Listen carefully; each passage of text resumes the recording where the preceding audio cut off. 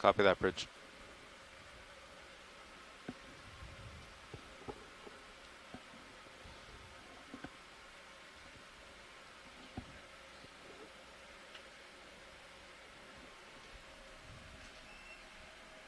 You guys hearing anything on OKEX? I don't think there's anyone No. talking right now. Okay. Come on, White. Gotcha. I can give you a test. Yeah, I heard that on OKX. All right, come on in video.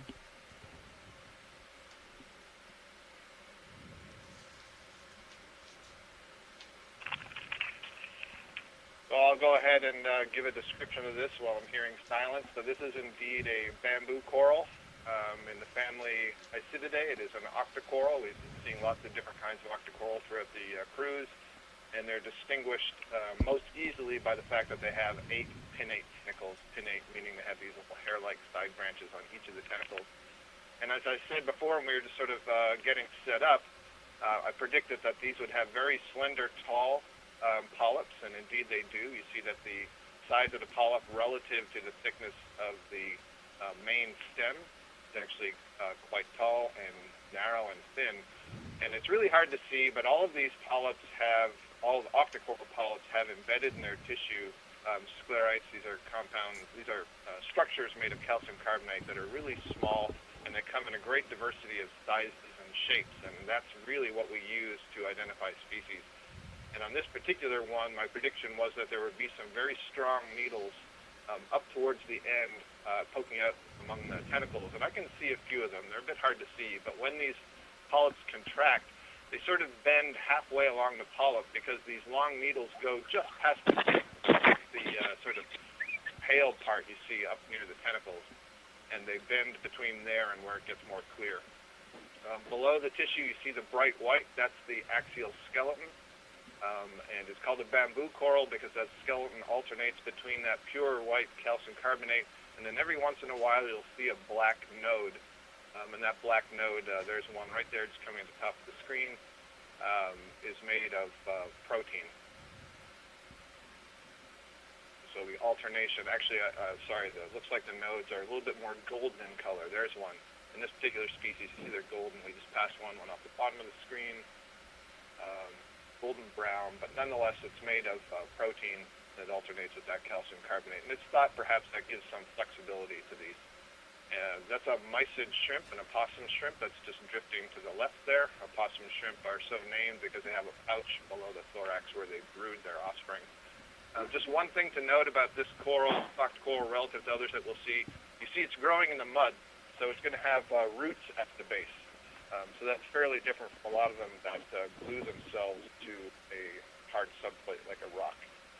Going down to the base here, and you see that it disappears into the mud. So this is a species that has found a way to grow into the mud. And what we suspect is that the larvae, when they're swimming, probably find some small hard structure. Maybe it's a shell, maybe it's a small pebble, start to grow, and then exceed the size of the pebble or whatever that hard substrate is, and then put roots down into the sediment to stabilize themselves. Nice view is a great way to start the dive. Okay, come on up video. Excellent. Thank you, Scott. So yeah, this is a bamboo coral, a very abundant and conspicuous component of the sessalbenthic fauna in deeper waters, and it's one group that we hadn't imaged on this expedition so far, and yeah, just where we landed here in 2,240 meters appears to be quite a few of them. There were 4 of them right next to the landing spot, and we can see that they continue here. Also take a moment to welcome all the folks that are joining from the Inner Space Center, Exploration Command Center. The students from Boston College, welcome, and thank you so much for joining us on today's dive.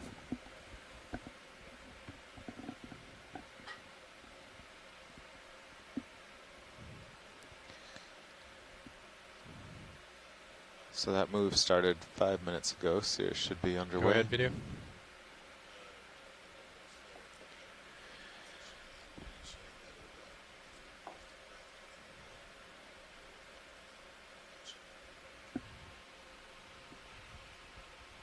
move the craft inboard. And there we see another Venus flytrap anemone. We saw one I right think next to the mostly that's landing because spot. the lower And swing arms there's are two forward. families of anemones that I have can bring that that. appearance. You can leave the hydraulics on. They can be I'll distinguished bring by the, whether they craft have outboard. bumps towards the stock or whether they're smooth. You can leave them where they are, Don.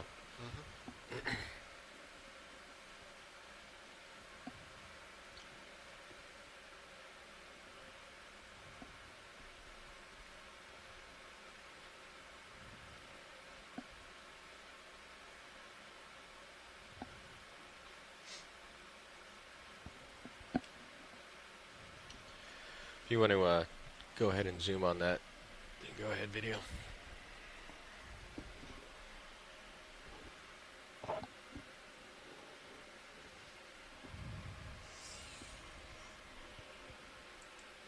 It said inboard. That's what he said, yeah.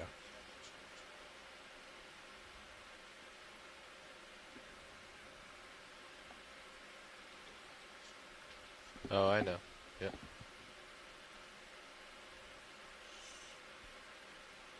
Yeah, so it's hard to see from this view, but I thought I saw it on the first anemone that was appeared to be the same species, that it had a smooth stalk, and that would put this into the family Actinoscyphidae.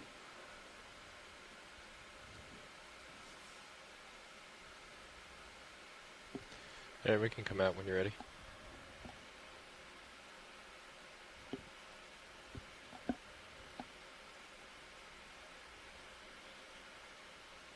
Right. Let's go full wide and see if we slowed that flare. Yeah. So, Don, if you want to bring my lower swing arms outboard, Sure. that should solve that problem. Okay. They were all the way outboard. I don't know if they moved, but we'll try Yeah, it looks again. like they are. Or We'll do it again. bring them. Up a little. Well, make sure they're outboard first. Yeah. I believe you, Copy but that. just Tilt down And here, so- Scott has just noted here in the chat room that this species of bamboo coral, Inside, lower Lepidisis swing arm, caryophylla, Outboard. was it's actually they're the already type out. Already Copy out. that, for Bridge. that So if you genus. stow it partially. So for those that Okay. are We're not getting a lot of biologists reflection or from the taxonomists, soil. So when a species bringing it up. or genus or new family, when a new taxa is created, that consists of designating a specimen or a group of specimens known as the types More. that are you can leave the that, examples and for then that group, try the other side. and then a Starboard, outboard, a description, so movement. a paper describing and stow. the type. And so if there's any question later on, I feel like some people days can with always refer bright to sediment, first the there's just nothing paper you and then can of do. course the samples, Yeah, and then I mean, compare we're just later trying on to if they But on have the any flip side, questions if it's about sediment, and whether there's a that flare, is the same species you're that just was videotaping originally sediment with a described, or flare. the same genus. Let's get the holothurian here. And we're seeing a holothurian sea cucumber coming up here on the seafloor.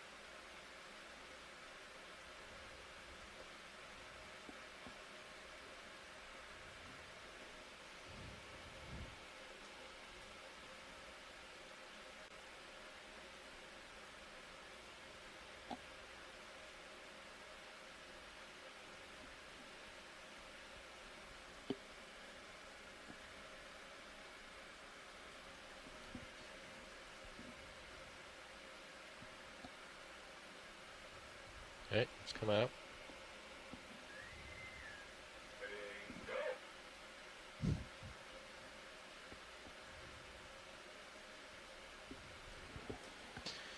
And Scott Francis noted in the chat room abundance of fecal casts on the seafloor here, likely from sea cucumbers like that holothurian we just imaged.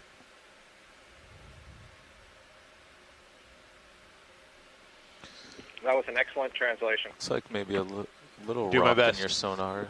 12 meters to port. Maybe it's gone. To port? Oh, there's something this way. Yeah, there was something similar off to port. So current depth here is 2,240 meters. And so we Oh, that's landed is that a just ridge? at the base of this yeah. volcano. I think it just drops off. We do see Something. quite a few this organisms little hole up here or characteristic for something. soft Yeah. sediment environments. There's lepidizis bamboo coral that is adapted to living in soft sediment, and sea cucumber. And our first Well, target Cirrus waypoint is going to Should be take us up finishing onto the the swing. top of this Another 30 meters this direction. of this Sure. volcano, and this was mapped last night, and the backscatters show some heavy returns all around the top portion of this volcano. So we'll see if that area includes different Bridge nav. communities. Could we have a ship move? 30 meters, bearing 080 degrees, speed 0.2 knots.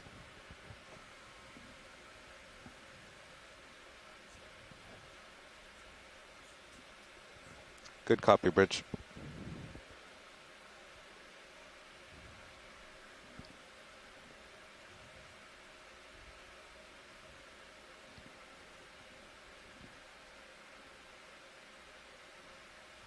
Something up here.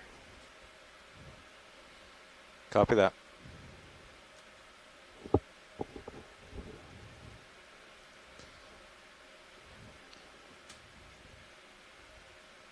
Zooming your sonar in one, pilot. Copy that.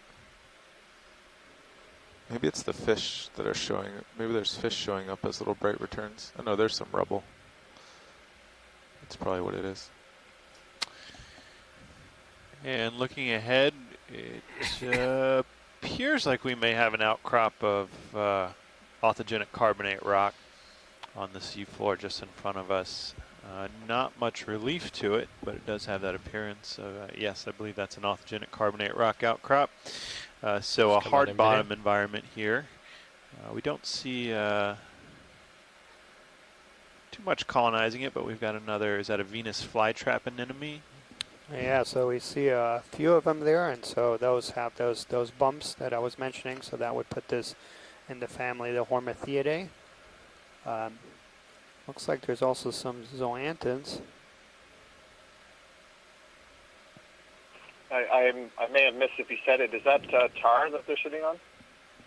I just noticed that we'll get a tight zoom on that black material at the base of those anemones. It sure looks like a tar.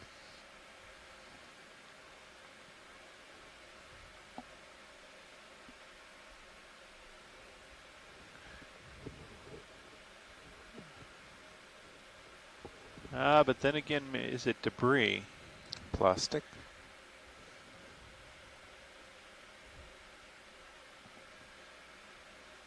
It's difficult to tell. Certainly a tar, an asphalt flow would be reasonable here, as we can have oil come up along with gas in these mud volcano type situations.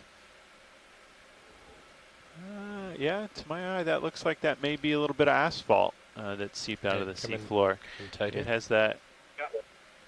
dark One of the black reasons appearance. I Yeah, did that whatever it is has to have been stable long enough for this sponge stock to grow on it, and then all these anemones and zoanthids on top as well. absolutely. With this tight zoom here, it certainly looks like a very small asphalt flow. So this would be a tar. So this would be a oil that has come up through the mud volcano from deeper layers up to the seafloor surface. It's oxidized. A lot of the volatile compounds in it have left, and it's left this sort of sticky black compound behind that's formed the substrate here. And it's kind of interesting. We appeared just below this to have some exposed rock, which wasn't particularly colonized at all. But these organisms, for some reason or another, seem to be mostly wanting to colonize, or mostly colonizing on this this black tar material rather than the nearby exposed rock. Could be just a coincidence. I don't know if there's anything behind that, but interesting to note.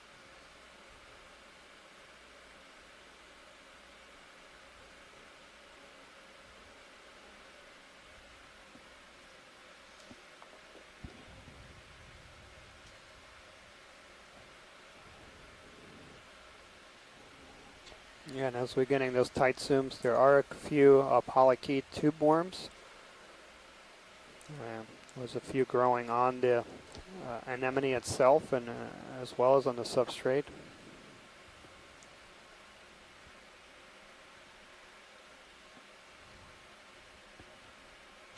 Copilot, I just zoomed in your sonar to 50 meters. Okay, copy that. Thank you. What's that in the background?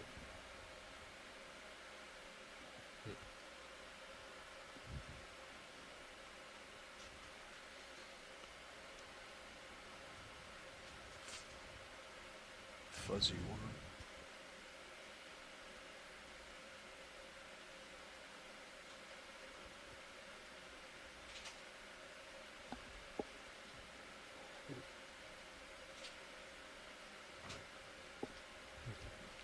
I don't know what. It's like a loop of something that all this is growing on. Oh yeah, look A little at that. strange. Huh. I think it's a stock. Comes up, goes Yeah. back down. It's not. All right. If you're good here, Daniel, we can move on. Let's come on out, video.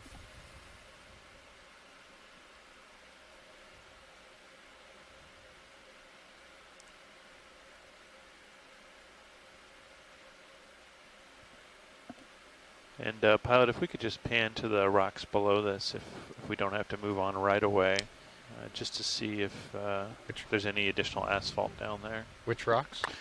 Just below frame. I think there's a few outcropping.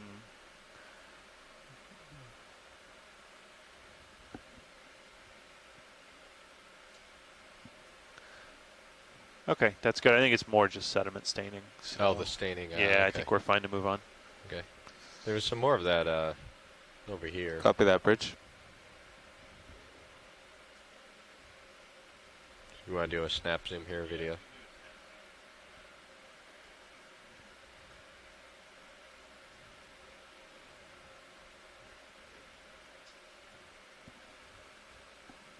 Yeah, so this appears to actually be a stained sediment rather than a rock outcrop here, these darker colored material. And we've been seeing these stained sediments. It could be indication of bacterial mats on the surface. Could also typically found in association with fluid flow out of the sediment. So certainly this area here where we see the asphalt and the sediment staining as an area where there was elevated movement of fluids out of the seafloor. Thank you, Pilot. All right, That's come on excellent out. zoom.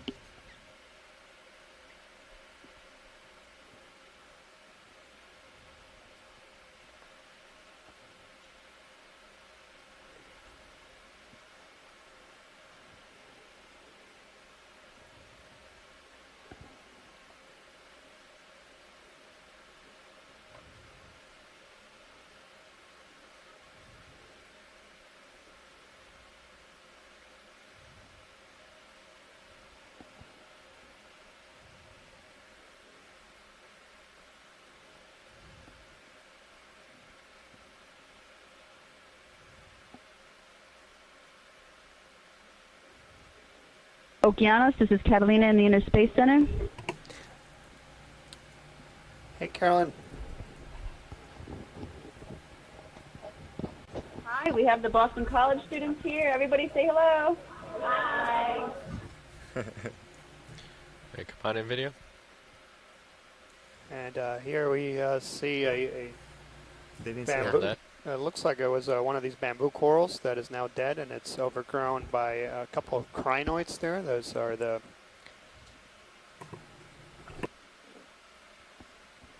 feather stars, commonly known, and a whole bunch of hydroids, anemones. I think, Dan, these muddy things may also be amphipod tubes. Yeah, now that I agree, now we get a better zoom. Looks like it. And this is just, again, we kept making this point on yesterday's dives and dives before, is that these these corals are really important in creating habitat, and it's not just when they're alive, but when they are dead, they become available substrate for a whole fleet of other things to grow on them. And some of these dead skeletons can persist for a really long time and provide habitat, and even way after they have perished. Hey, let's come on out. And we want to say hello to Heather Olens and her class from Boston College, the Interspace Center, and say thanks to Catalina Martinez for helping bring those guys in. And as we're moving along through the our exploration of this mud volcano today, we'd encourage if those students have any questions to feel free to present them in the chat room, or you can work with Catalina there if you want to ask some questions on the phone line. We'd be happy to take those as we continue on our exploration. Let's get this mound right here. Is that a sea star? Is that a shell? It's an urchin test. Yeah. Oh no. Or is it a buried? I think Maybe it's a buried yeah. echinoderm. Where's Chris Ma? Put up the sea star bat signal.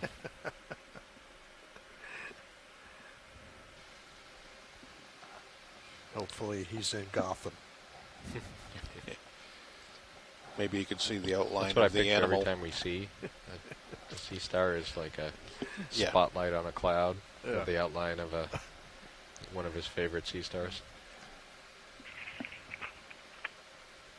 Looks like we have an asteroid sea star buried, unless that is a brittle star buried, but whatever it is, it's a central disk of either a brittle star or a sea star. You can see that yellow dot, I believe, is the madreporite, which is a pore that allows water exchange into the water vascular system.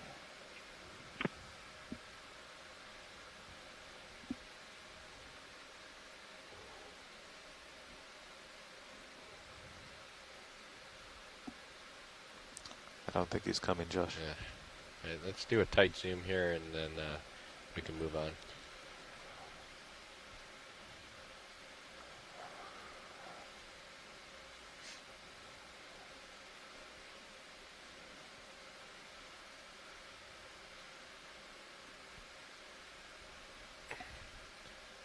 All right.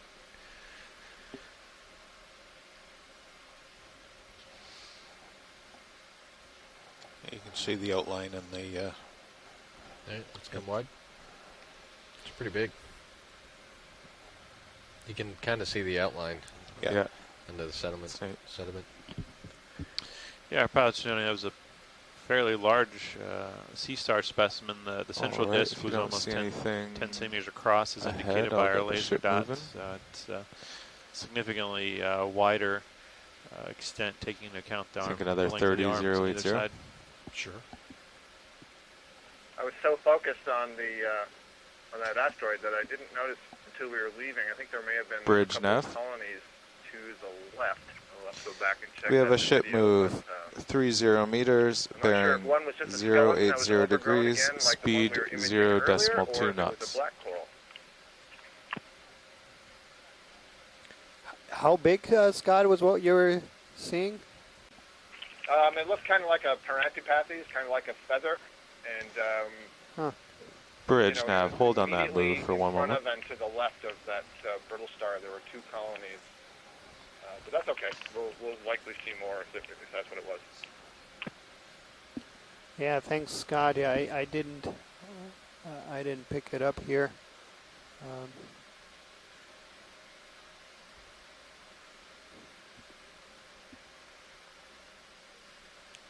So it should be, I think that's what we were imaging, so it should be right after to our left.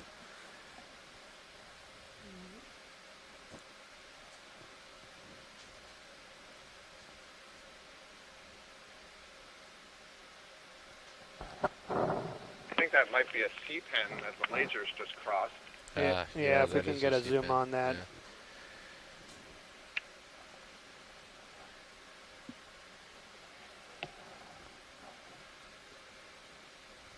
All right, come on in video. If that's the same asteroid, maybe this is what I saw. Yeah, so this is another octocoral that's specialized to live in the mud. And unlike the bamboo corals that we were describing earlier that I said had roots, this one actually has what's called a peduncle. And so you can imagine an inflated ball that would be at the bottom of this colony, and that inflated ball essentially stabilizes it in position. The interesting thing about the sea pens is what you're looking at here, the entire thing is one giant polyp that extends into the sediments, and then arising from the flesh of that polyp are all those other smaller polyps that are the actual feeding polyps. So this may be the genus Anthoptilum. It's don't hold coming me to tight. that.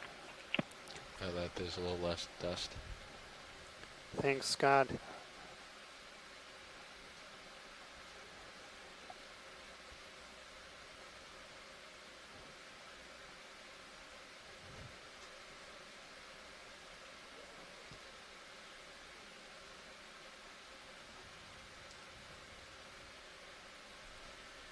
All right, we can come out.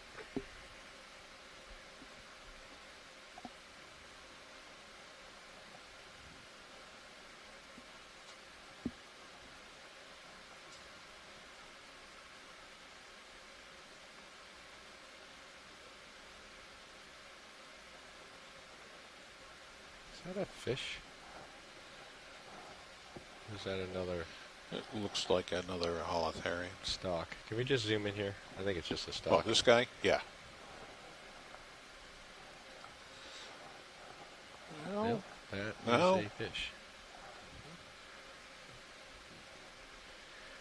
I'm gonna go get this fish here, Don. Kind of Okay. backtracking on you a little bit. It's all right. I never called it, or I called the move in, then stopped it. So Okay. Sirius is still. Yeah. I had a feeling this would happen. Premonition. Let's come in tighter if you have it. So we got a fish here that's impersonating a bamboo coral stock. Yeah, first in the distance I thought, well, this bamboo coral looks really different. It's really thick, and I started to wonder if it was a giant sea pen. And oh wait, it's swimming.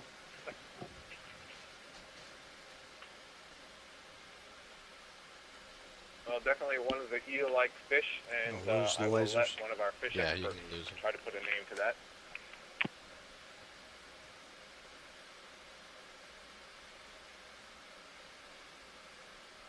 You have any more zooms? No. Maybe try to get the head. I'm bouncing around a lot, I know. Nope, that's it.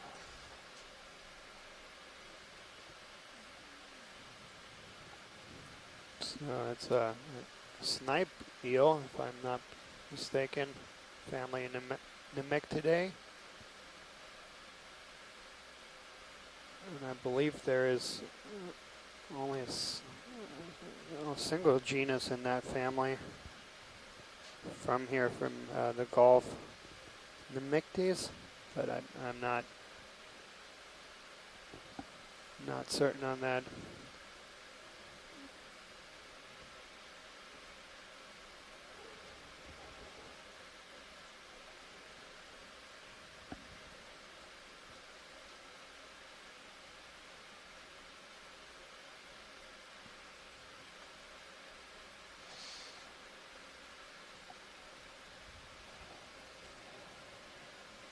And next to that eel is another one of these Bentodites sea cucumbers. Now, and Tracy has corrected me here. Thanks, Tracy.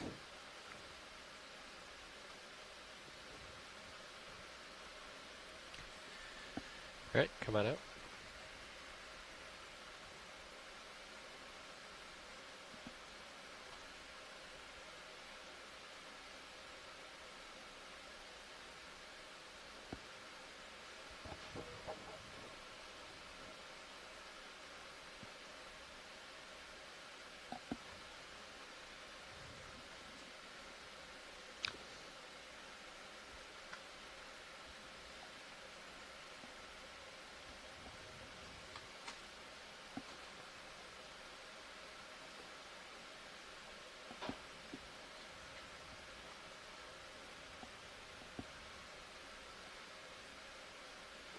Okay, I'll call that moving. Copy that. Bridge nav. Let's try that move again. 30 meters, bearing 080 degrees, speed 0.2 knots.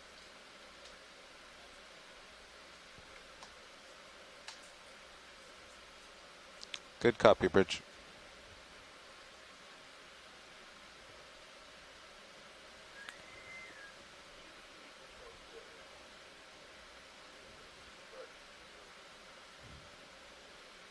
Copy that, bridge.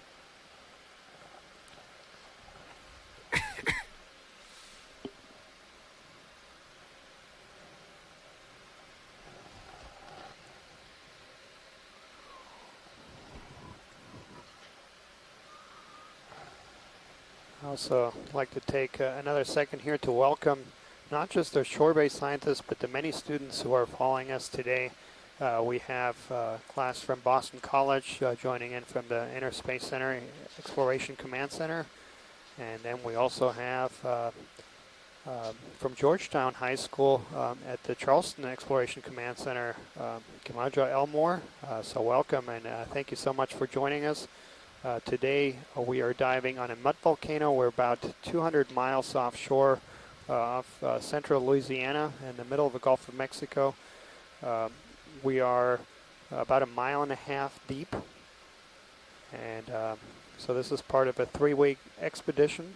We'll have weather permitting dives every day for the next 2 weeks, and you can see this live video footage not just at the Exploration Command Centers, but also being broadcast live over the internet. So if you don't happen to be at one of these Exploration Command Centers, you can just tune in. And the website is oceanexplorer.noaa.gov/Okeanos. There is a live video link there that should take you to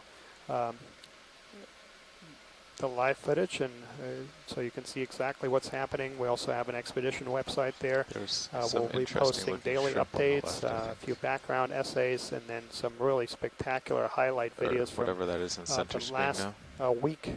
Sea spider? Some really remarkable Yeah, behavior I think we've that's a imaged. Oh, that's a shrimp. So I TV. invite Come on you in all video. to check that out.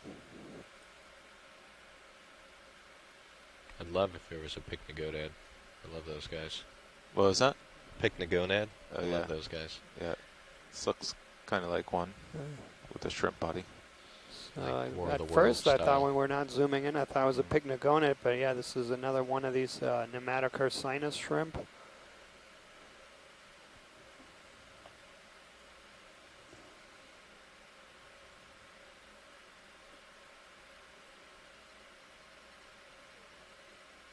Come out just a little bit on the video. Yeah, right there.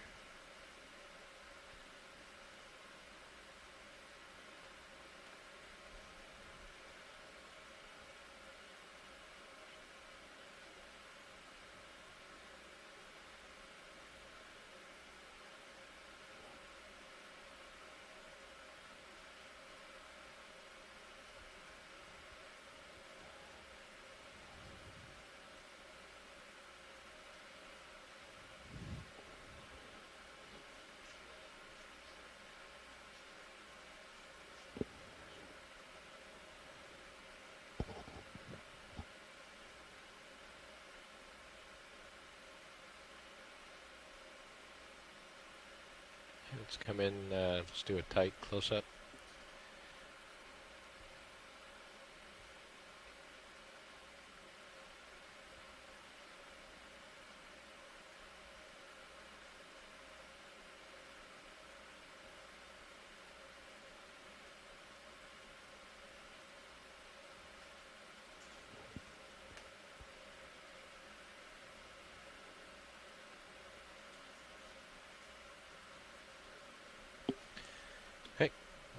Let him go out of the frame, and then let's come Yeah, wide. hard to see. There's something on those legs.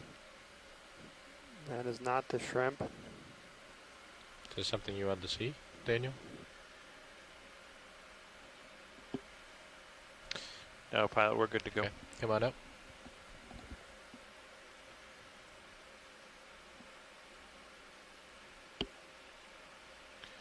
All right, Sirius should be moving, but you don't have a lot of tether yet. Our current depth here is 2,287 meters.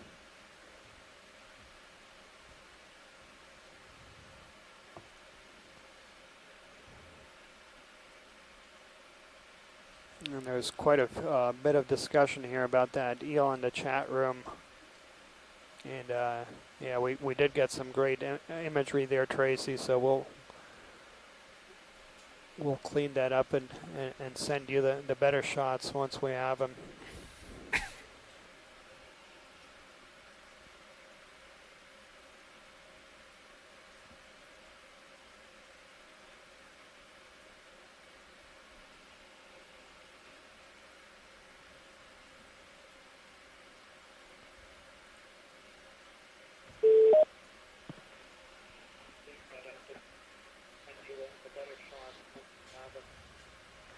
Hi guys, that was a lovely shot of a shrimp called Nematocarsus ensifer.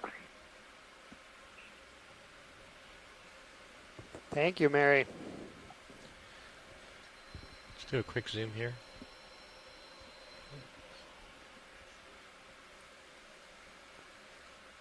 So yeah, that was Mary Wixton from Texas A&M University. Always appreciate your IDs. Mary works in a lot of these groups of arthropods, and yeah, we really appreciate your calling in. And so here's another one of these Lepidices bamboo corals, and this shows what Scott was mentioning early. So the common name of bamboo corals comes from the coloration of these of the skeleton. It has the white pieces that are then every so often you see the notes, these darker colored. Looks very much like a bamboo, and so in a lot of these deep sea corals, the common names we have refer to things that about the skeleton. So when you see these things alive and there's tissue overgrowing the skeleton, they might look very different. In the bamboo corals, you can see the notes typically through the translucent tissues. But there is other groups like the pink corals or black corals. Those, when they're alive, sometimes have a completely different color, and it's just from the color of the skeleton. And that just comes from the fact that a lot of these organisms were first collected via trawls, several hundred years ago. And at that point, these specimens, when they brought back on deck, sometimes hours or days after they were collected, they were highly degraded, and all that was remaining is the skeleton, and this just speaks to the value of these really high quality images we have of these organisms. So by imaging them in their natural environment, it's a lot of times the first times we're seeing these organisms in their natural environment and getting an appreciation for what they look like. And so even though in some cases they are well-described species or well-known species, we're adding a lot of information to them and amending the species descriptions in some cases. There's not much going on. I was thinking of calling another. That was also a good example of a colony that had been can always back up if there's suddenly something really exciting. Likely by something like a sea star. We see that quite often. Sea stars feeding on the bridge nav. These octocorals. So where there was no tissue on Could the we have lower a half, ship move 30 meters, bearing 080 degrees, speed 0.2 knots? That will be in the long term, because now that lower part of the colony doesn't have the tissue of the bamboo coral to continue to deposit Good copy, bridge. Calcium carbonate on the, kind of like a tree. As a tree grows, that trunk gets thicker. It would be the same thing with that stem. And so after some period of time, it's going to be too weak for everything that's growing on the top, and it'll probably collapse.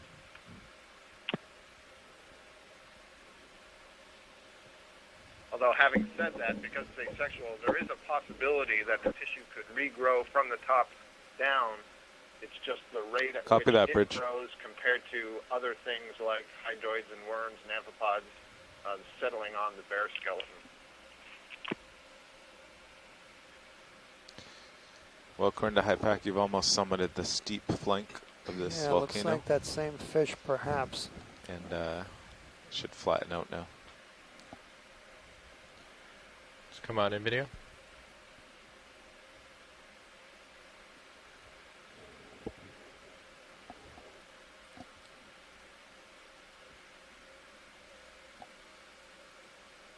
No, and that's not. And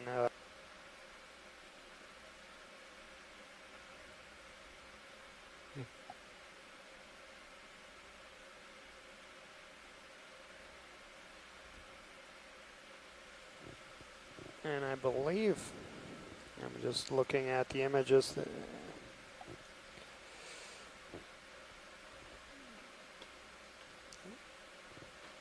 looks like perhaps Polycanthinomus.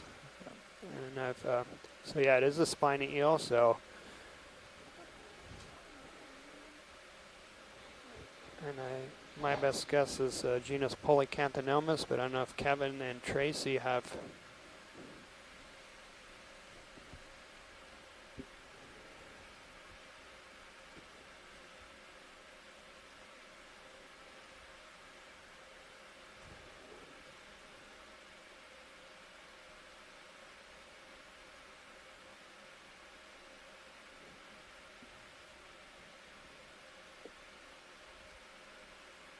Yep, and Tracy has confirmed it, so thank you, Tracy.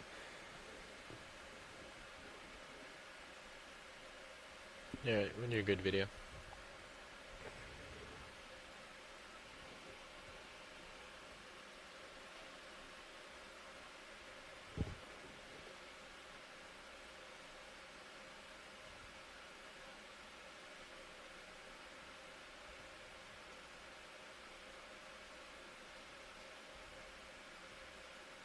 Yeah, and Kevin noted that there was imaged in the last expedition, and yeah, there were several really high quality images we got in back in December.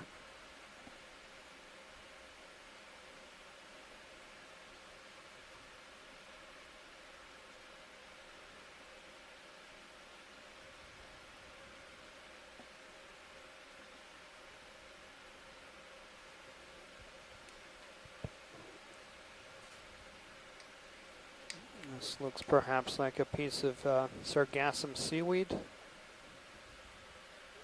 Another one of these Nematocarcinus ensifer shrimp. Let's get this floater right here.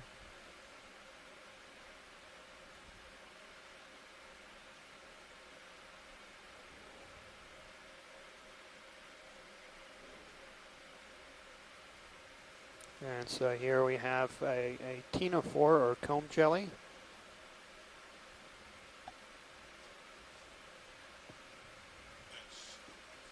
And so these are Trying to back up. really common in the pelagic zone and just above the benthos. And then for those folks that are interested in the midwater, tomorrow's dive will focus exclusively on that environment.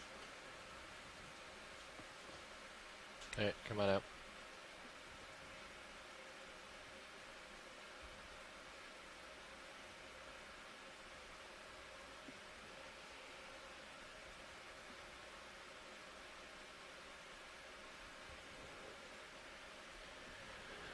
Do a snap on this white thing right here.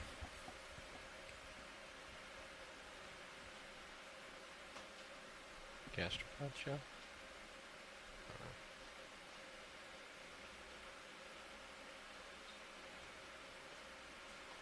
Looks like we got a gastropod shell there.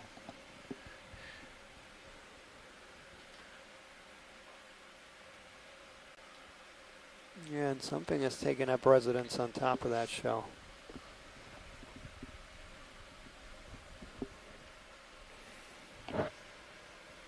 Alright, come out.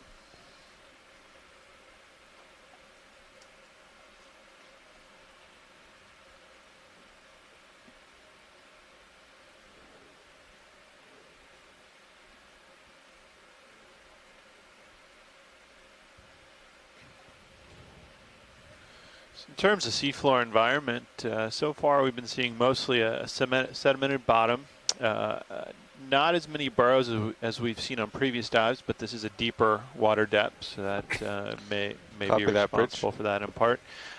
Quite a few corals. We're seeing these bamboo corals and some flytrap anemones along the bottom here. And in terms of bathymetry, we're seeing undulating sedimented bottom yet, and with the exception of one small asphalt or tar seep that we saw, We haven't seen any exposed hard substrate or other geology yet underneath the sediment, but we're expecting as we move towards the peak of this mud volcano and around the front of it, the northern side of it, we may see some exposed hard bottom based on our overnight mapping of the acoustic backscatter.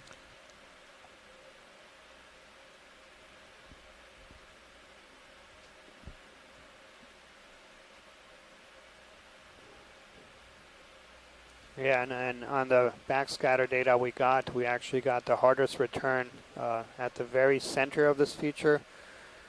It actually looks, in the backscatter maps we had, it almost looked like a bullseye there. And then there were also some hard returns towards the northern perimeter of this volcano. Also from the bathy, there are 3 high points on this volcano, and high points here, just by do you? about a meter or 2. But we will be, those are our target waypoints for the dive. Co-pilot, keep an eye on the winch power. The ship's doing some loops. Copy that. Which we've seen before when the winch kicks off. Okay. Might just be the GPS. Yeah, not drifting. really sure what that is at all. Not clearly any specific organism. Become tight. Is that it? Perhaps could be Bridge debris. nav. Hard to say. Yeah, on the high-pack screen we see maybe a 10-meter loop in the ship position. Do you think that's just our GPS drifting around, or do you see anything up there that indicates that?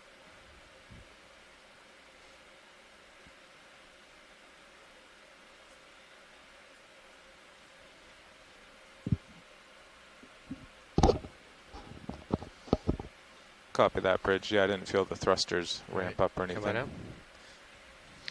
Yeah, Bob Carney's suggesting it may be a really degraded exoskeleton. Copy. Certainly could be a hard part of a large organism that's highly degraded. And there we have our first tripod fish right in front of us. You can see those really dark eyes. Sorry, really bright eyes. Come on in video. And so this is going to be in the genus Hypnops.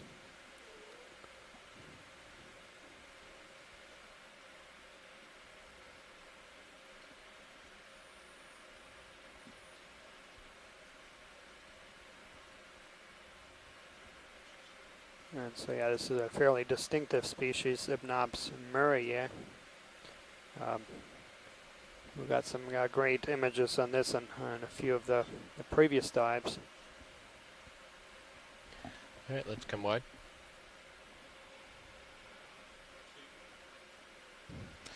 Okay, Cirrus should still be swinging, but I'll get in the next move so we don't stop. The peak is bearing 075, so if you guys don't mind, we'll switch to that direction. Sounds good. Sounds all right.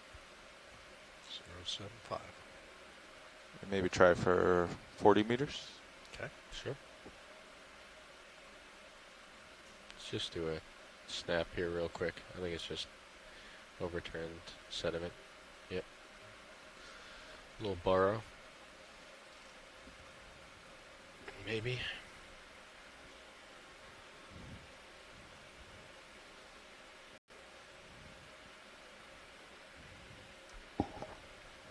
Bridge nav.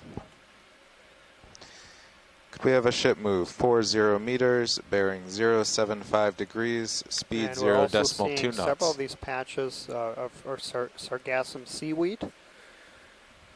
And this is something that we've seen on almost every Good copy, dive. Bridge. So those are, of course, this is not their environment. These are, they live at the sea surface, but they will fall to the bottom. And so we see this even at great depths. And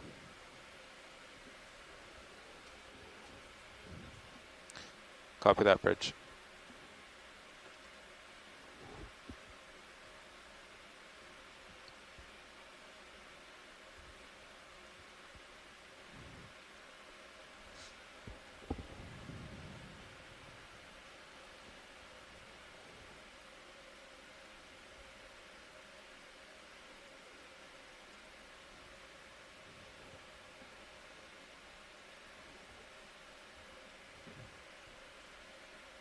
there we Is have that the another hole in your sonar? holothurian or sea cucumber. What's down there? I think Depression. that's this It's a depression. Yeah. And this is Yeah, edge right here. a species we have I'm ready to we stop mentioned a depending number on what of you find. times. This is going to be in the, It's gonna be in the amazing. genus Bentodictes. Let's get this And, floater real quick.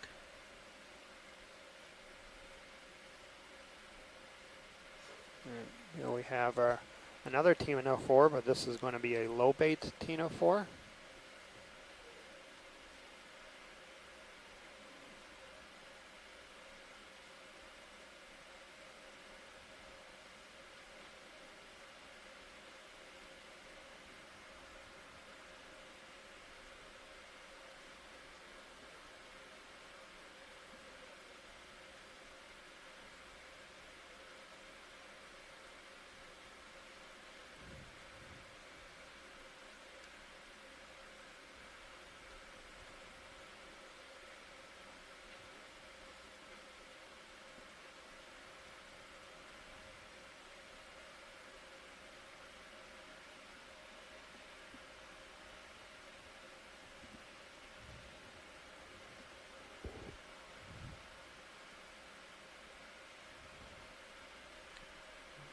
You can come in real tight on these right here if you have it.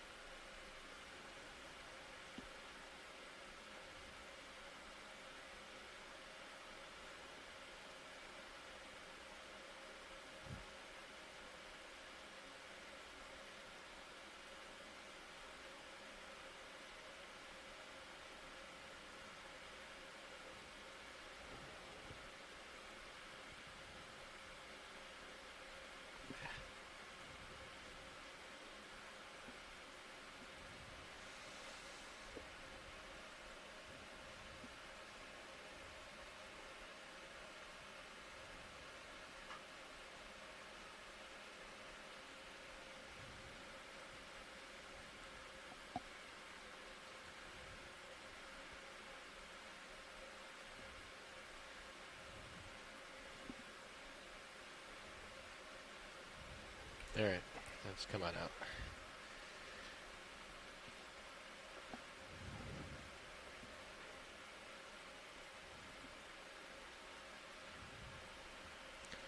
Now let's see what's in the hole. There we have a holothurian, then what looks to be a bit more seafloor staining. Here, just moving to the center of the screen, which in other locations has indicated areas of focused fluid flow.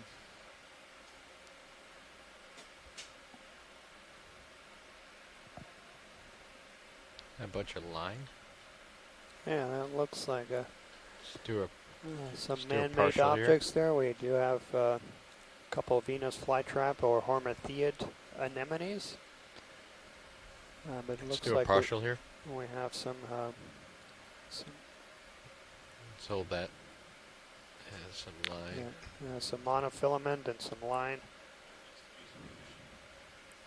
Looks to be some fishing gear here on the bottom and debris from the surface. Doesn't look like anything's floating. That's good.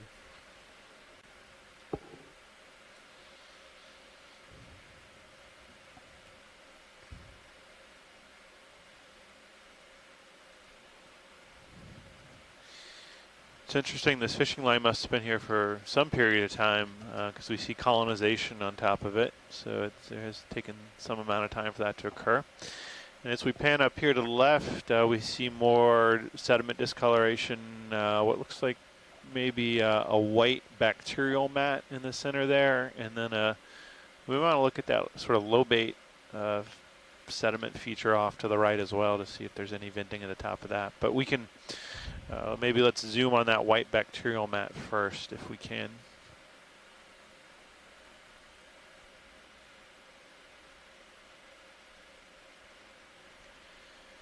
All right, come on in.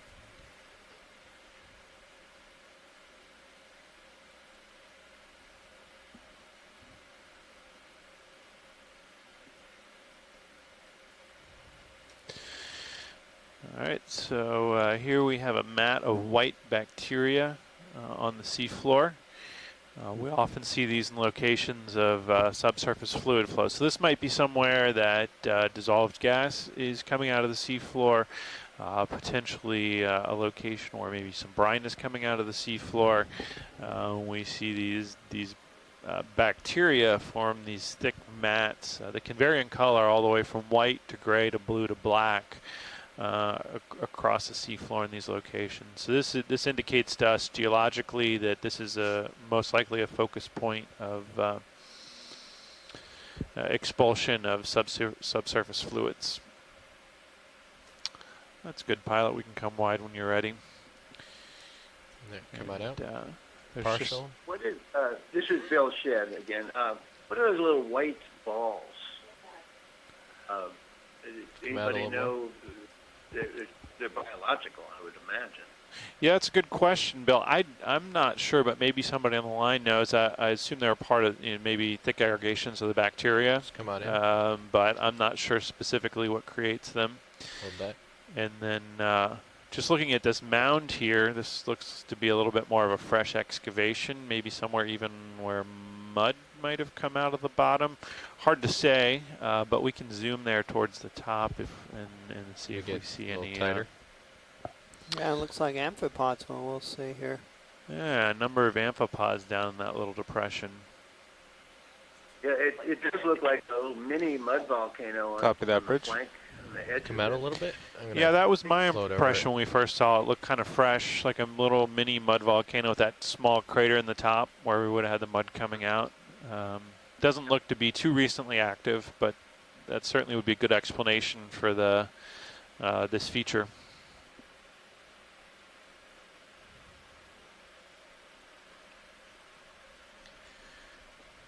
There's one of those fishing worms. Oop. And he's gone.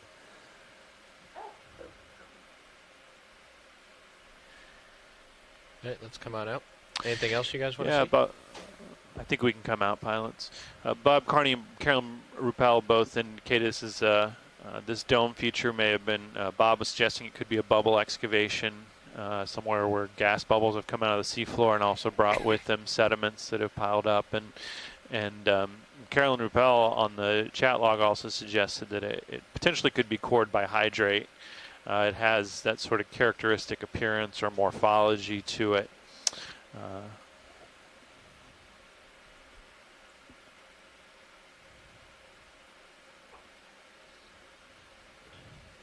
Well, if you stuck your claw down into it, into that sediment, if there is hydrate underneath it, it'd come out.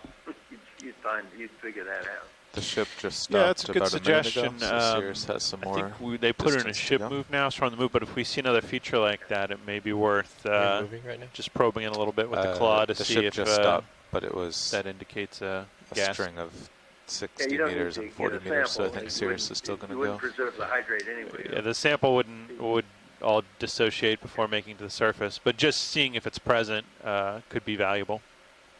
Yes. The hydrate would come out and go up. It would float. Let's come in on the fish.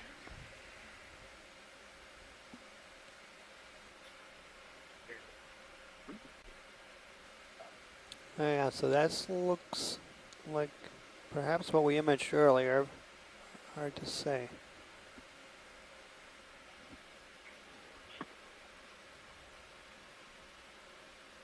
Yeah, it certainly looks like that. And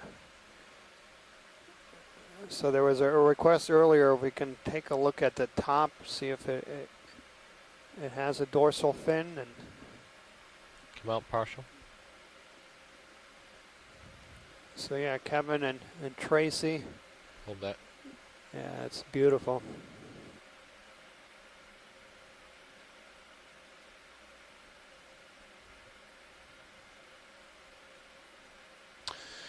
Yeah, if we can get just a tight zoom right on the very tail, I think that's what they were looking at as one of the points of identification for this species. End of the tail? Yeah, the very end of the tail. Let's get the end of the tail. Go ahead.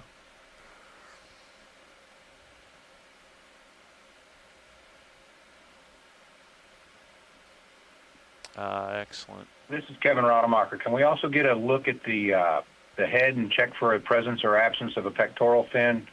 Metastomatids are divided whether based upon presence or absence of pectoral fins. Thanks. Sure, pilot. We can move to the head and look for a pectoral fin here as well. Go ahead in. You can go tight. All right.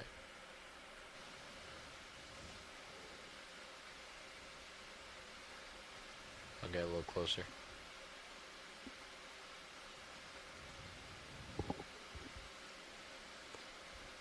Yeah, Kevin, I'm not seeing it.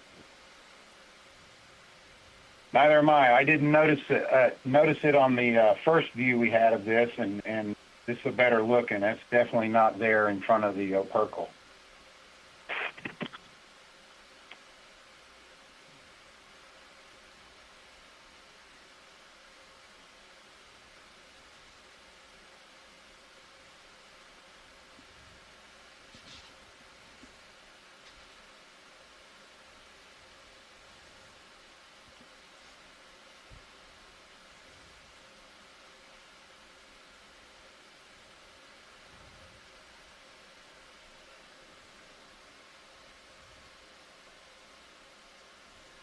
Go ahead in again.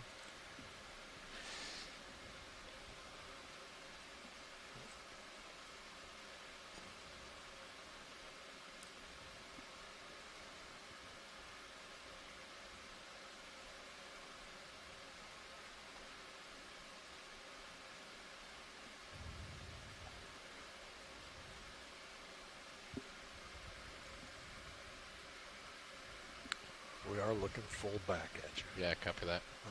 Just gonna let him swim out of the shot. And then Okay.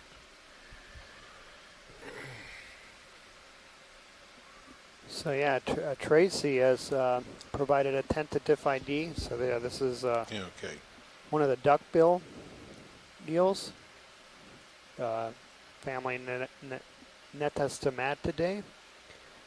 He's providing Venefica procera. So thanks, Tracy.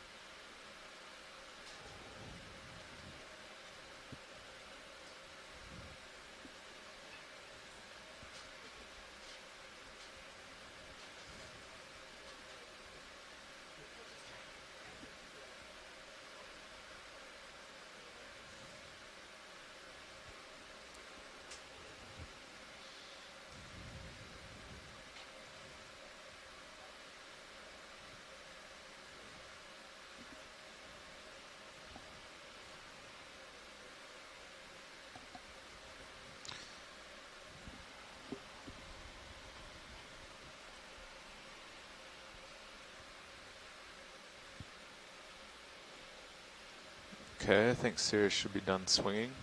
Ready for another move. Another 4-0. sounds good. Bridge nav. Can we get a ship move? 40 meters, bearing Current depth here is 075 degrees, speed 0.2. 4 meters.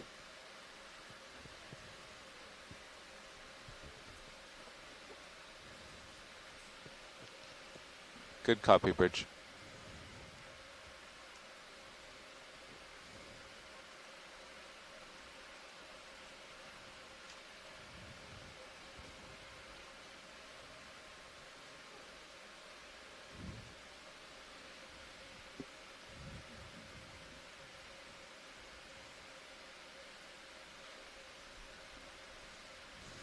Yeah. Just gonna snap zoom here. Copy that, Bridge.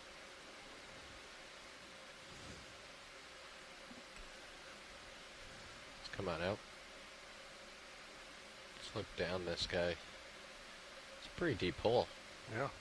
Yeah. Is this where the giant lobsters live? Oh yeah. Yeah. Is there a The exit blind, hole? the blind lobsters. Yeah. There's Yeah. the exit hole over there. Huh? Another one?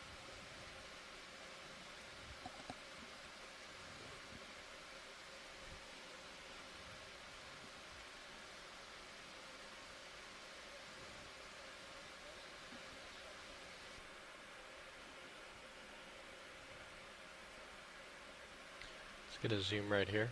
Video.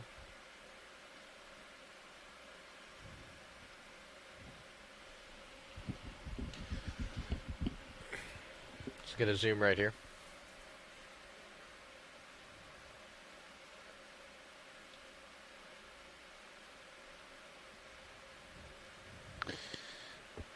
Well, some more dark material there. Hard to tell again. Could be a little bit of asphalt or tar. Also has the look of debris to it. So a little hard to tell from this angle. I don't know. I'm leaning a bit towards black plastic bag, but we have seen some asphalt flows on this mud volcano, so that's certainly a possibility as well. But it looks kind of like thin sheets to me that are degraded, so I'd lean towards a piece of plastic debris that's fallen to the seafloor and has. Is that a small coral or was that an anemone that was? Yeah, that was an anemone, and I agree. It looks so thin.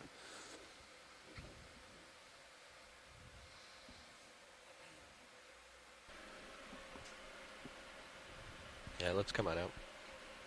Hi, this is Kara. I'm with Boston College for the Interspace Center. We were wondering what data made you think you'd find mud volcanoes at this site? So hi, Kara. This is Adam Skarkey, one of the co-science leads on the ship. The information we had that made us think there would be a mud volcano was provided by the Bureau of Ocean Energy Management. That's a federal agency, and they have created high-resolution maps of the seafloor here, and they also have mapping data from beneath the seafloor called seismic data. And together, they could see the expression of a mound-like feature on the sea surface that made them think it might be a mud volcano. And then the subsurface seismic data showed them that there were what we would call a chimney or a pathway for movement of deep gases and fluids, and it looks like potentially oil as well from deep in the Gulf of Mexico up to the surface at this location. So those things taken together led the experts at BOEM to conclude that this was likely a mud volcano and therefore a good site for exploration today. That's an excellent question. Thanks for asking. Yeah, one thing that this is Bill Shedd. We not only did we see the mounding on the sea surface, and the chimney and the subsurface, but we also saw a hard return on the sea floor on this mound that seemed to suggest that there might be some authogenic carbonate rock that had formed. As these mud volcanoes get a little older, they slow down a little bit and they start to get crusty and hard on the surface. And that rock, which is formed by chemosynthetic bacteria in the sediment, bacteria that consume hydrocarbon, gas, oil, convert it to calcium carbonate rock, limestone, and that rock becomes a good substrate for organisms, corals. Certain kinds of corals require hard rock, hard substrate. And chemosynthetic megafauna that have bacteria in their bodies that consume the hydrocarbon, break it down, and convert it back to carbohydrate. And the megafauna, the tube worms, the mussels, the clams, the sea urchins, use that to live on. The one thing that my data does not show is whether or not that rock is exposed at the surface. I could have, my vertical sample is about 30 feet, and if it's it could have 28 feet of real good hard rock down below, 2 feet of mud.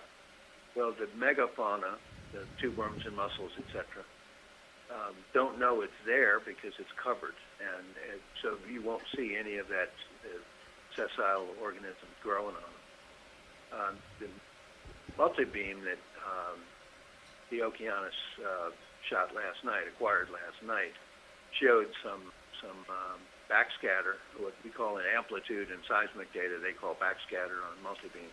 Just going to zoom on so this guy while we're coincident, waiting. fairly coincident with the data that we had, indicating that there's some exposed rock, and therefore there could be sessile, chemosynthetic, and coral communities. Thanks, Bill. That's an excellent explanation. And as we look here on screen one, we've got, I believe, a holothurian that was just a sea cucumber that was just up off the seafloor. That's now coming back down to the seafloor, and Bill makes some excellent points there about how we detect features on the seafloor and determine potential exploration targets. Certainly, as he noted, the multi-beam sonar on the Okeanos Explorer has a higher frequency, and therefore we have, when we see high-intensity returns, so stronger reflections from the seafloor, we have a higher confidence that those are coming from the surface or very close to the surface than the lower frequency seismic data, which is a bit of a trade-off. The lower frequency seismic data can see much deeper into the Earth, whereas our sonars are designed just to map the surface.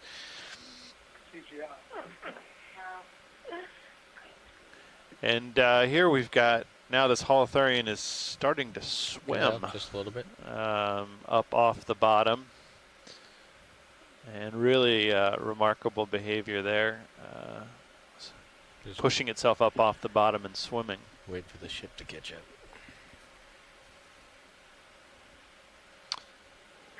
Looks like he's doing a ballet dance. Yep. Very graceful. There's some sort of depression in the sonar 12 meters ahead of you. Yep, I think so far in this expedition, holothurians have been one of the most commonly observed species we've seen. Or no, I should say commonly observed organisms. There's a wide number of species of holothurian or cucumber. Last ship move's done. They are common here in the deep sea in the Gulf of Mexico, and we've seen a wide variety all the way from translucent, fully pelagic swimming ones to ones like this that are we have a ship move. Opaque in color and 40 meters, bearing 075 degrees. Live both in the water column and on the seafloor.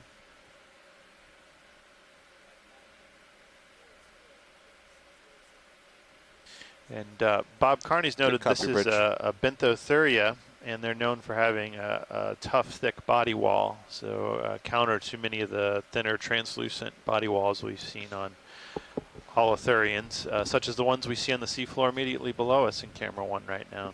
Come on in, also note earlier we saw some black material on the seafloor that we thought was a plastic bag or debris, and Bob Carney's noted that sometimes asphalt can come out in very thin layers called tar skins, which take on the appearance of a black plastic bag. So that could have been a tar deposit as well as possibly just a piece of debris. And we see here in camera one, two holothurians, different species on the seafloor there, one very translucent and one sort of that darker purple color. And these squiggly mounds we're seeing on the seafloor are fecal casts left behind as those holothurians use their tube feet to take in sediment, push it through their body to extract nutrients from the sediment, and then leave behind those casts on the seafloor as they move across the bottom.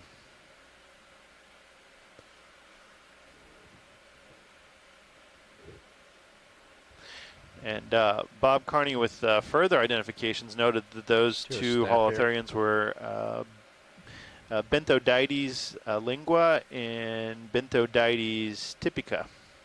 So thank you very much for those observations, Bob Carney. Very helpful as a geologist here.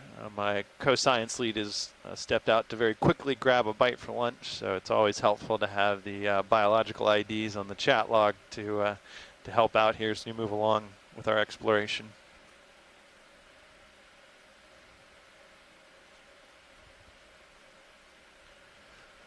Let's look at the base of this one real quick. And we continue to see these bamboo corals. Come on out. Really remarkable. So far in the expedition, we had not seen any bamboo corals, as I recall, in any of our dives to this point. And today we've seen numerous examples of these specimens on the seafloor. And really remarkable how tall they get. We don't seem to have too much current here today. Just a little bit of current, but remarkable that those organisms can stick up. It appears to be over a meter tall up into the current.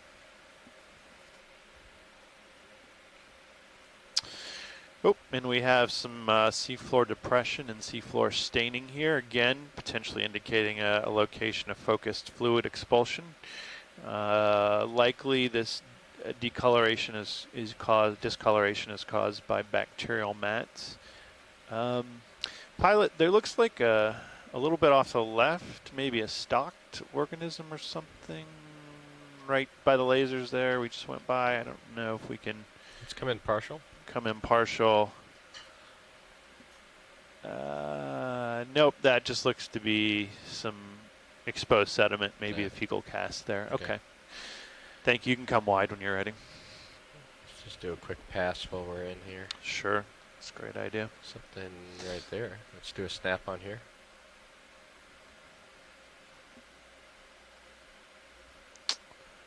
Ooh.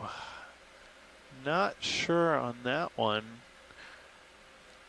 Looks like possibly a sponge or potentially the hard parts of a dead urchin, but that's just a wild guess by a geologist. I'll see if anyone on the chat log has a thoughts on what that might be.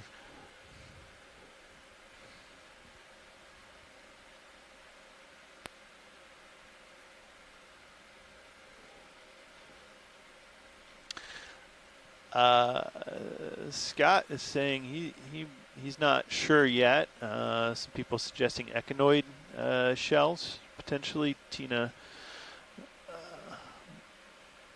was suggesting an echinoid shell. Hard to tell.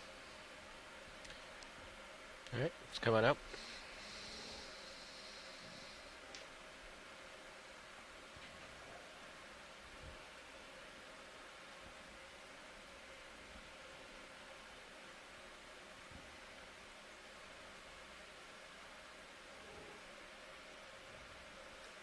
As we're moving do a snap up right here. slope. Hold that. We're seeing more of these points of sediment discoloration, and we are seeing a lot more holothurian activity, suggesting that we may be moving towards the more active portion of the mud volcano as we continue to see these bacterial mats on the seafloor. Let's do a snap right here.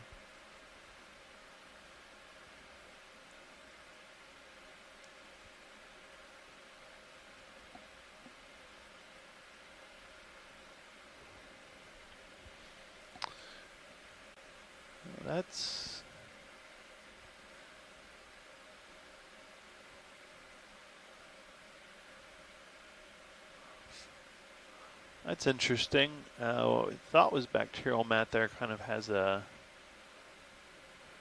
just a net-like appearance on the seafloor. I think that may still be bacterial mat, but it does have a little bit different appearance to it.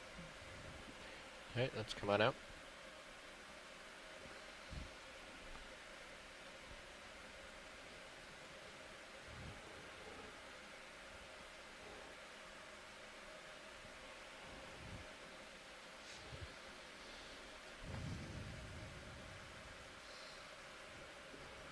Seeing a lot more holothurians now too. Yeah, our pilots are noting the abundance of holothurians we're starting to see up here. Much more common as we move up this feature. as we move past a couple of individuals here. And we see some mounded sediment up here just to our right.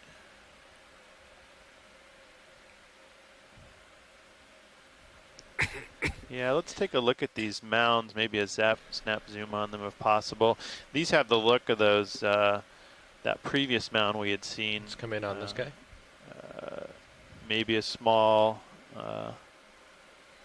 discharge feature where we've had gas recently coming out of the seafloor. Also, they have the look of these mounds that potentially could be hydrate cord.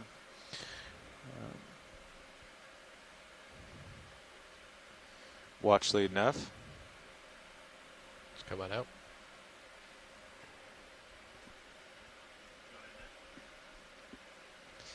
Yeah, just wanted to let you know we've come 225 meters from waypoint 1 and we have 275 to waypoint 2. Let's do a partial here. That's good. All right, so we're getting a zoom on this feature here. Looks like, again, a small mound, and we may have some burrowing taking place in the backside there of the mound as well.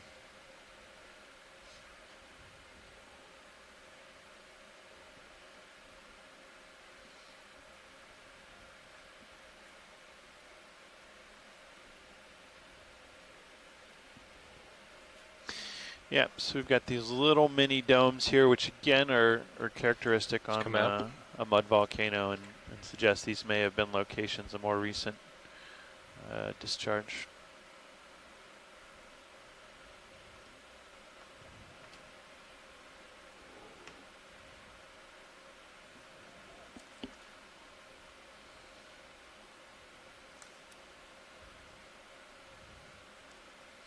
Yeah, it looks to be some sargassum there on the seafloor.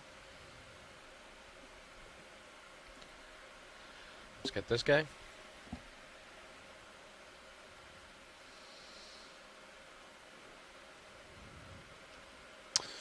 And we've got another small fish here, one of the eel-like fishes.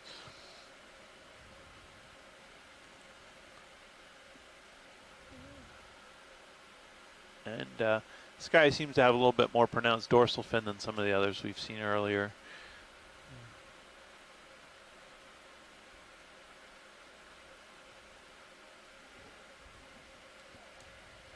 And Scott is suggesting it might be a halosaur. We've seen quite a few of those on previous dives, and it does look like that. But I am certainly no fish expert.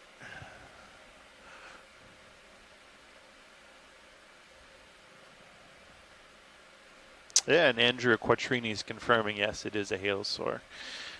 So that's a good idea on that fish. And we're getting some great imagery here as that fish moves up off the bed.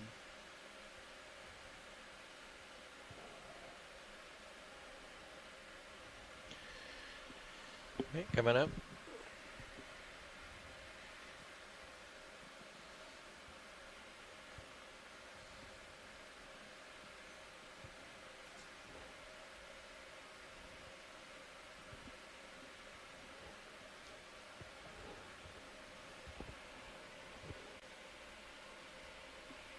How's the tether looking, Don? Good. Good? Yep. Nice. Something off to port in your sonar, probably another depression. Let's check it out.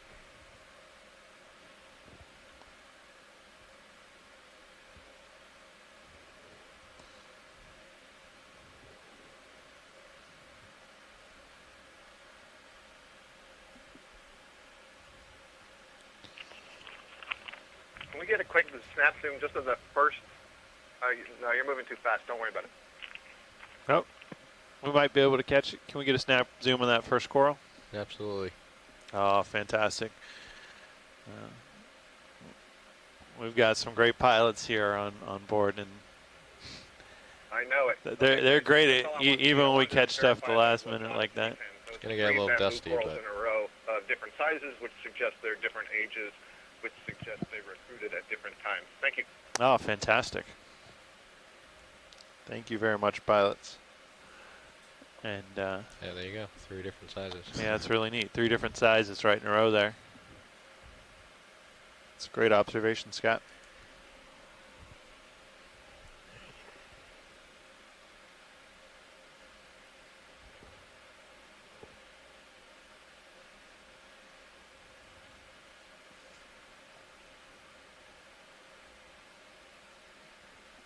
Okay, your ship stopped a few minutes ago. You're out in front. Call the next move. Yeah, let's Earlier see on, what we this had a look compression at is one really of these quick, and then- stalks in the mud, and it turned out to be a sea pen. So I've been just kind of looking around to see if there's more of those. But interestingly enough, it looks like it's really dominated by the bamboo corals, and we only saw that one colony of sea pen. Not sure why that's the case, but that's the observation so far. Very good. Pilot, would it be possible to set down by that large mound? Well, not large mound, but that The mound one directly in front of us. Up here? No, Or the one below closer? us. The little small one? Yeah, that guy. Yeah, sure. The ship is stopped at this point. Okay, perfect. Yeah, so if we could just drop down in front of this, I might like to see if we can just probe it a little bit with the manipulator. Sure, we can do see that. if it is cored with anything. Not suspecting it is, but give it a shot. I'm going to change my heading just to keep you on the screen. Sure. Okay. Sounds good. Yeah, or Cirrus should be pretty much Ship- stopped. yeah. You're spun up. All right. So you just want me to... Yeah, just give it a little tap. I don't think we're going to see anything, but if it's cored with methane hydrate, we might see little bits of white hydrate escape and move up. Have video zoom in on it. it's going to get pretty dusty here. Okay. See what we can see.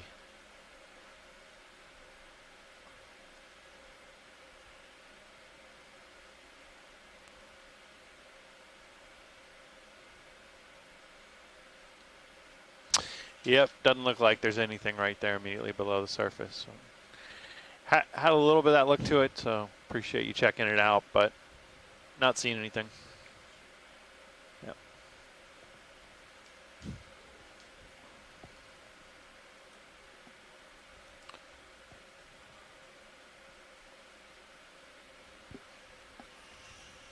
Is that good? You want me to poke more, or are you okay with No, that? I think that's good. I think if there was hydrate there, it would have been pretty shallow into the surface. Okay. Copy that.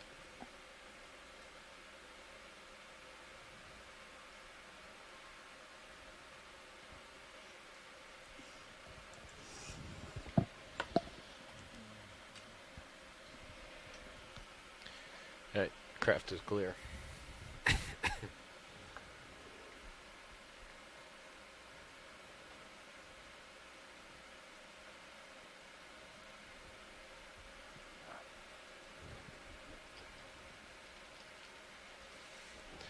Let's get the fish first. I think Here seen again. this. We're just wondering, our class touched briefly on marine viruses.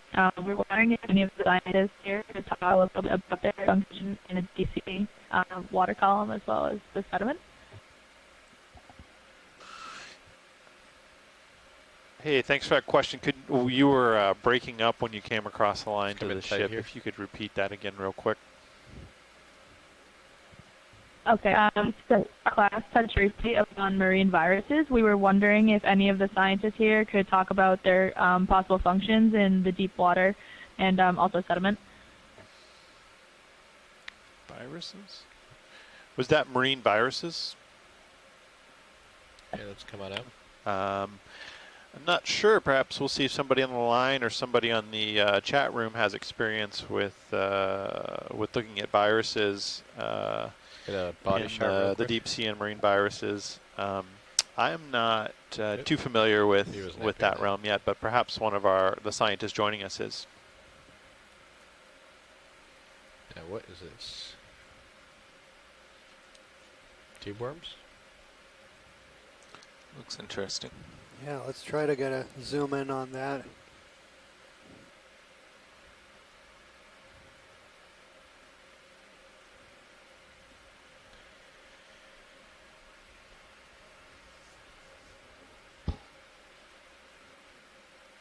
Alright, come on in.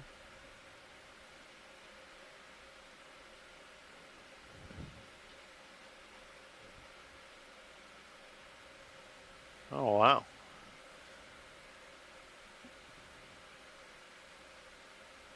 Oh, don't scare them all.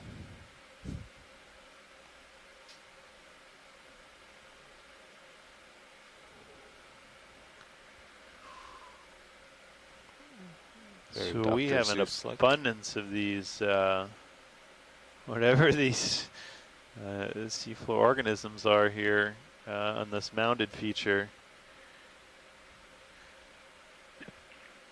Yeah, I had just stepped out there for a moment. I think we're looking at the colonies or the stuff that's growing from the bottom, I think is hydrozoan.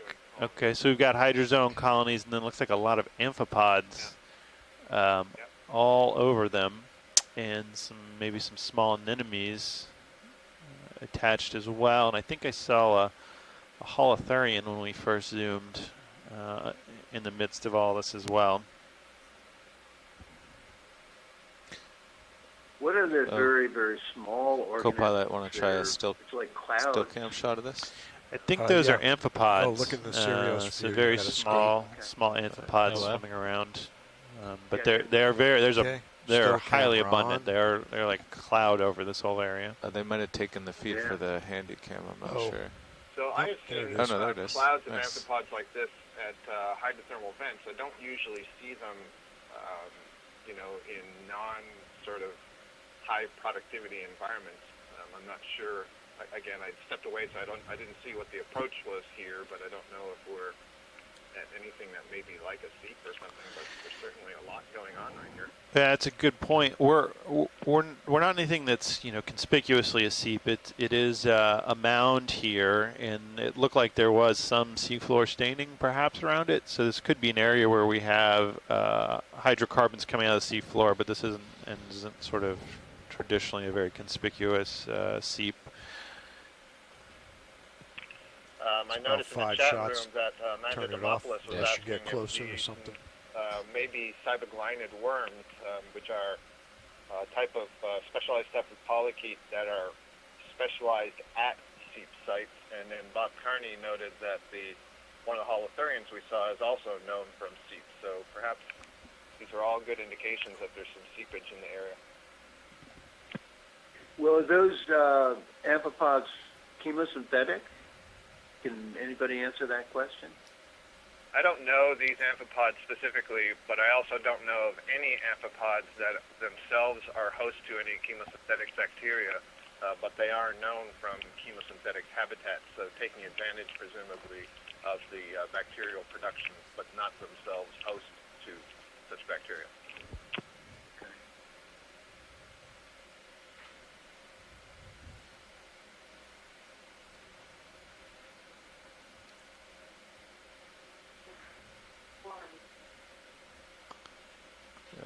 Those two worms right there. Let's see, an Immunodopsis squat lobster. Tube worm. And we've got a tube worm here in the foreground as well. So quite an abundance of and a diversity of species here in this small spot.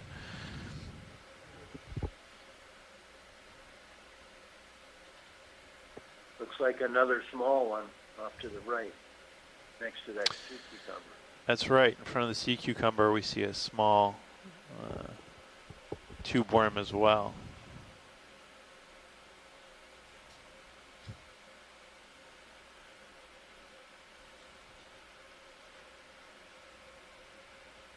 There might be some rock underneath, though, that's just being covered by all the biology. Can't see anything underneath it. So productive. That's a long sea cucumber, isn't it? Sure is. Yeah, we certainly seem to have found a hot spot of productivity on this mud volcano feature, which certainly suggests this may be a hot spot of discharge of fluids from the subsurface. One Watch thing lead I've nav. always wondered about, and I'll see if coming Bob out Carney can answer partial. this question, is, until we get there with our lights, these things don't look like anything. Everything's black. Why do they go to the trouble of being so pretty? Told that. I didn't hear that last question. Why do they go to the trouble of what? Being so pretty. There's a video on the Okeanos Explorer website that we created last year that talks about color in the deep sea. Okay. And that partially answers some of your questions. But in general, as you say, there's typically no light here except whatever is being generated by organisms themselves, which would be a very low level of light, bioluminescence.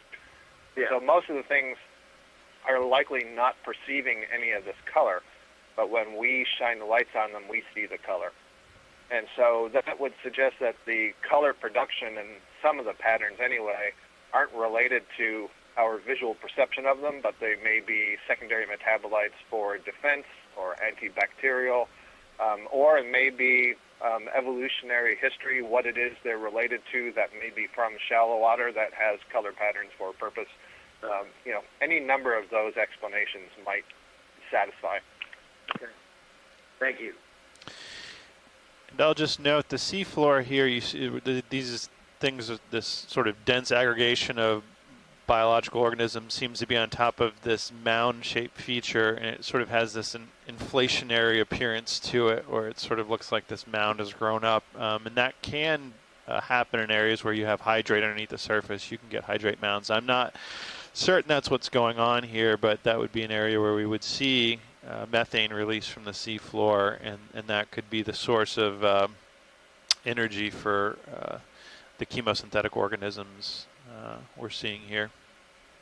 Is there anything else you want to see there before we move on? Well, you did excavate the side of that mound pretty well.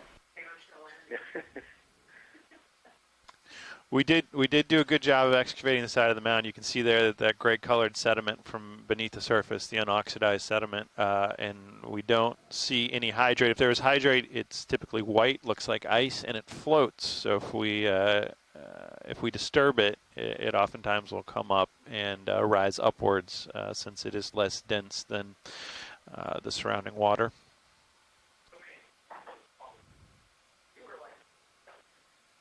Hey, what was that bearing before? One thing we've done 075. on cruises is when we get hydrate up, we'll put it in pressure I'll vessels go back on that heading. are Probably sealed. get a ship move in. Get it up and Carl. stick it in the freezer and analyze the hydrate for what kind of gas it is and all. Bridge nav. Whatever we have left over, we'll get some iced tea and make some flaming iced tea. We have a ship move, 40 We meters, can, bearing as associations 075 light it, degrees, and, speed 0.2 you knots. literally have a flaming drink. Good copy, Bridge. And yeah, Bill's noting one of the common aspects of methane hydrate is that, as I explained, I think it was yesterday, it is free methane gas in its gaseous state locked into a lattice of water ice, so H2O ice. So the solid water ice acts as a jail to hold on to a single molecule of methane gas. And so when you start to melt the Copy ice, that, it Bridge. releases that methane. And you can light it on fire if you have it in a lab setting. That methane obviously is flammable, and so as that melting occurs, you can ignite it and have burning ice for a little bit until it's all gone. It's also important to note that Bill mentioned bringing it to the surface, that it can be a challenge. The methane gas expands about 164 times in volume as you bring it up from the deep sea to the water surface. So it increases in volume and therefore pressure if it's in a contained vessel significantly as you move up from the seafloor.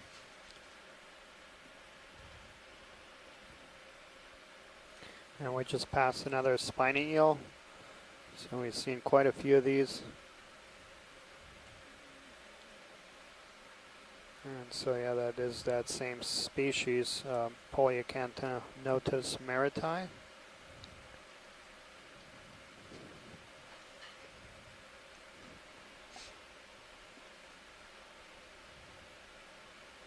Current depth here is 2,186 meters. It looks like we have now a little over halfway between where we started and waypoint 2. Got something interesting, but it's 25 meters out. Straight ahead.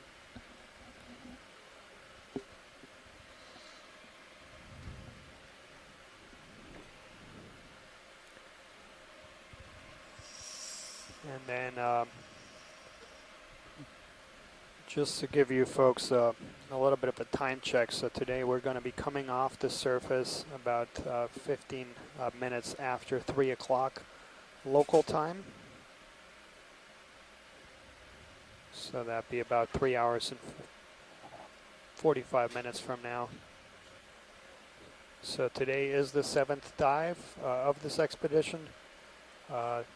Tomorrow, for those folks that are interested in the midwater, there'll be a dive exclusively focusing on midwater ecosystems. For those that are interested in participating, I hope you can join us for the planning call this afternoon at 3:30 local time here, Central Time. So tomorrow we're going to shift focus.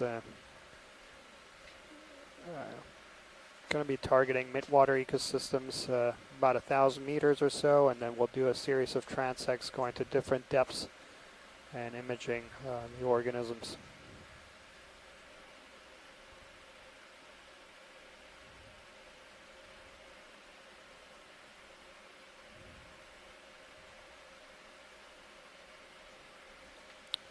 I also like to welcome the general public that might be watching this at Moody Gardens Aquarium in Galveston, Texas. Welcome. You're watching live video footage brought to you from NOAA ship Okeanos Explorer. And this is a 3-week expedition that will be exploring deep water ecosystems in the Gulf of Mexico. And you can tune in every day for the next couple weeks.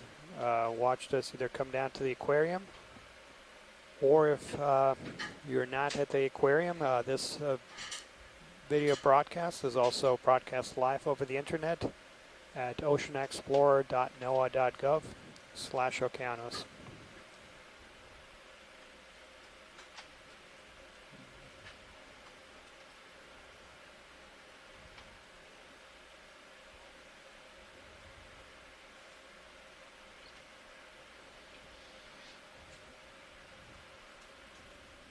Go ahead, Watchley.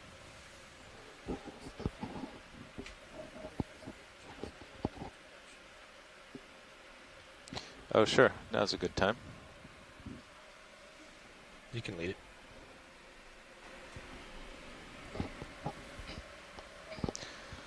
Thank you, everyone, for watching the live feed from the Okeanos Explorer. In the front row, we have a team of engineers from the Global Foundation for Ocean Exploration. I'm Carl McCletchy, currently in the navigator seat. And I'm Joshua Carlson, currently piloting D2. I'm Don Liberatore, sitting in the co-pilot seat. Bob Nutt, sitting over in video. And Annie White in the back row doing clipping.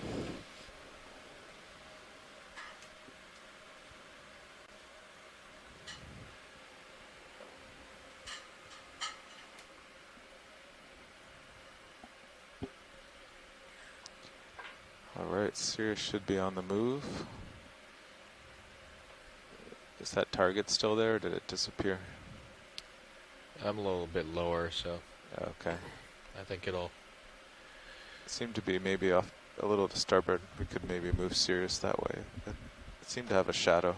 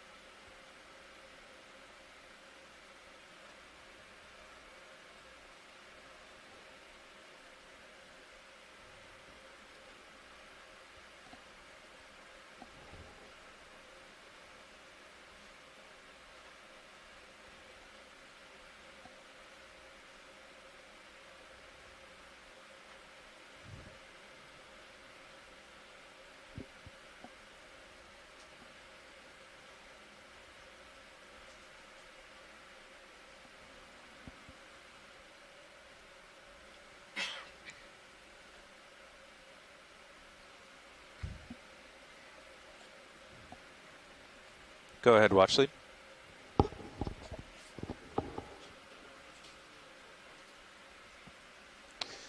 Yeah, we're about 230 meters from waypoint 2, and we've come 270 since we started. But waypoint 2 is on the far side of the peak, so we're only about 130 from this near side of the mound contour.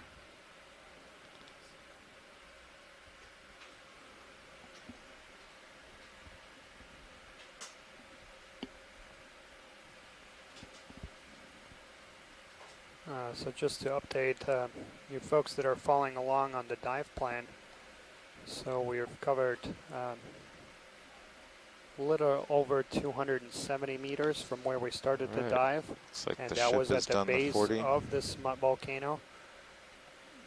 We have another 270 meters or so to go, so we're right to waypoint 2, and that's going to take us to Is that the target still there, topographic pilot, or should we just point continue of on at this 075? volcano. Let's continue at 075 And once we reach that, we will change direction and head I mean, there's something north. to starboard, but And so Copy there's, that, bridge. based on the bathymetry, there's 3 kind of You don't want to cheat topographic off that one. highs along the Could be the Joshua volcano, Carlson and we'll be going first over head. all 3 of them. First vent found. And from the backscatter data, it Oh. also looks like the hardest returns are at the very, very top we can in the shoot that middle way. of I mean, the this volcano, and so we'll be going over that as well. there's something over here. Yeah. Yeah, what do you think? That's like 090? Yeah, something like that, 100.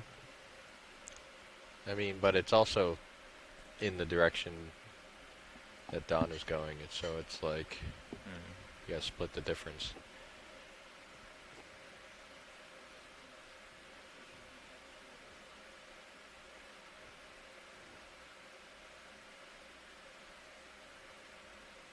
I'll try 30 at 090. See if we can see it. Sure. If not, we'll just proceed. Bridge nav. Can we have a ship move 30 meters, bearing 090 degrees, speed 0.2 knots?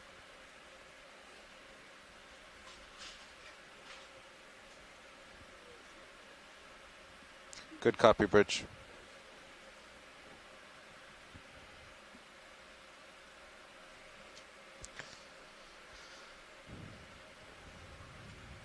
I'll zoom in your sonar.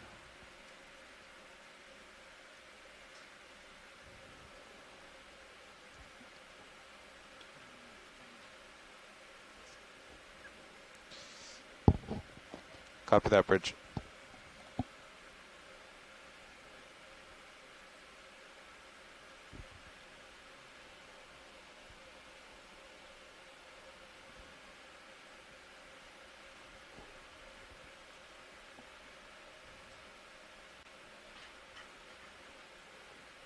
As we get closer, it gets less interesting in sonar. Let's do a quick zoom here.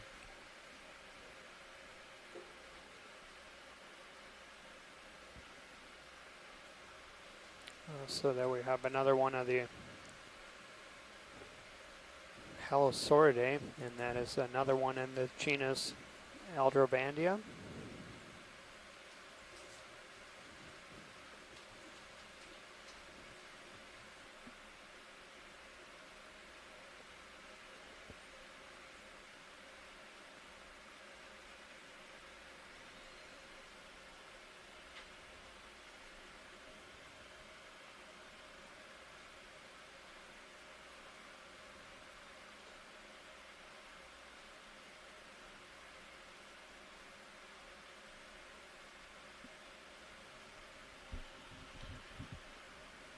All right, come on out.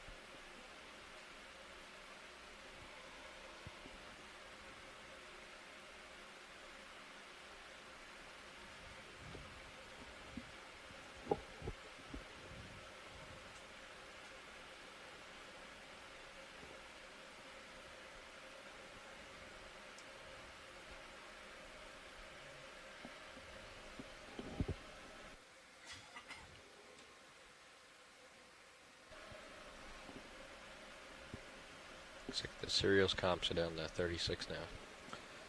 So yeah, we passed there another. They were at 38 when I Hello, sat down. Day, and there's They only dropped that. that shrimp we should that's going to be in a half genus add another comp Ceratospis. to Sirius. I feel like, you know, D2 has separate transformer, separate high voltage and J-box, but Sirius just has everything covered by 2. Well, it has the motors on a separate one. Yeah. Right, yes. And then all the other ones on single. Yeah. Or double.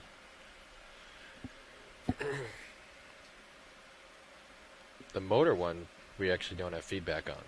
Yeah, we're actually just, Bobby just ordered parts for a kit to try to make our own level sensor for that today. Oh, okay. We had talked about it Yeah. last year. Let's do a snap right here real quick. I think it's just sargassum, but...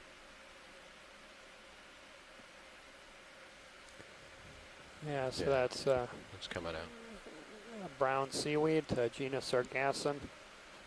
And Ken Sulak from the USGS chimed in here on the chat room about that spiny eel that we imaged several individuals of, actually, I think 3 or 4. And he's noting that those images represent currently what he believes the deepest records for that species. So we are close to 2,200 meters, and it was only known to about 2,000 meters. So yeah, thanks Ken for providing that.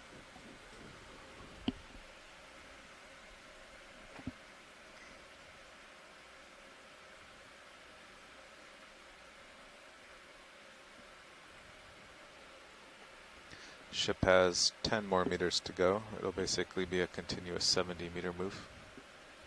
Okay.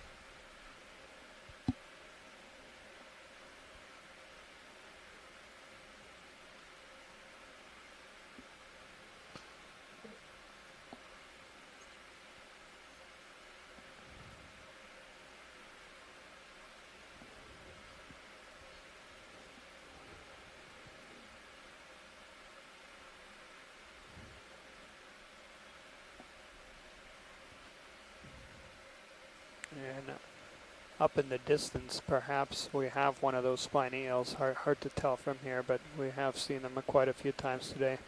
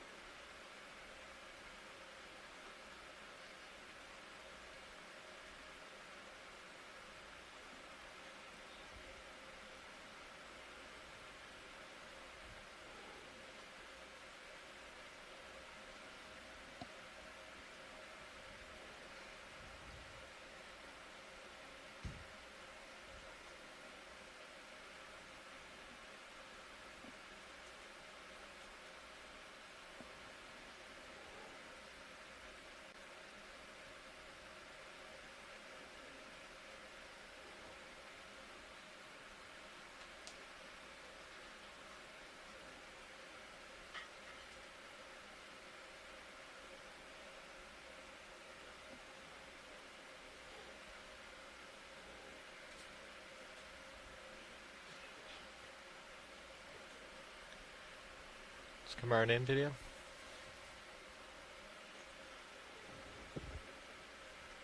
Copy that, Bridge. No, and it was not what I was thinking, so this looks like...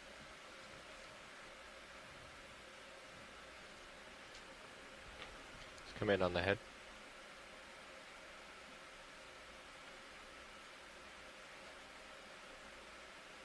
So this is going to be a Synapobranchid eel.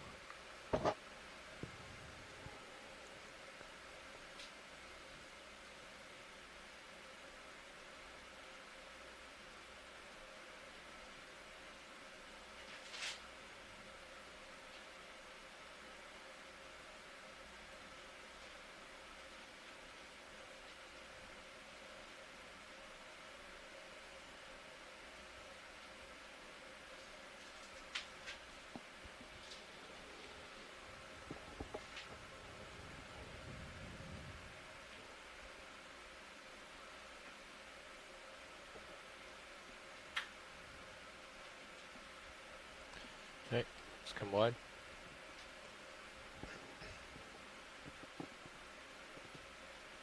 I've changed my heading quite a bit to keep you in view. So Copy. come back to starboard.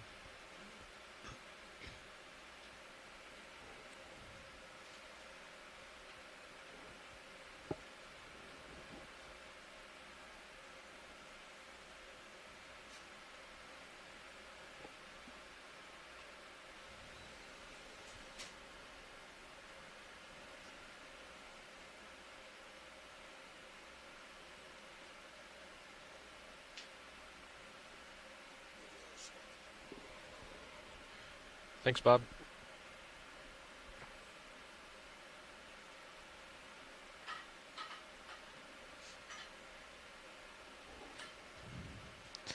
Okay, the ship just stopped. I was thinking another 40 at 075. Sounds good.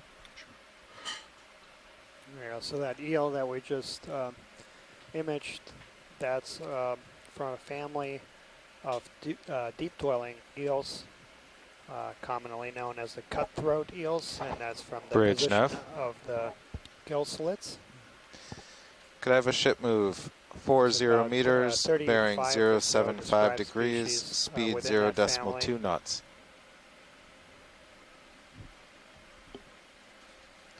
Good copy, Bridge.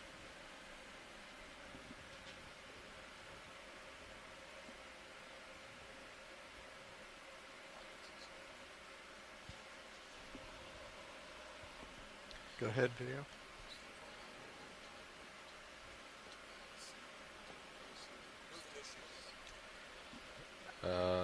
Okay, we're going to be rotating out of these seats in about 10 minutes.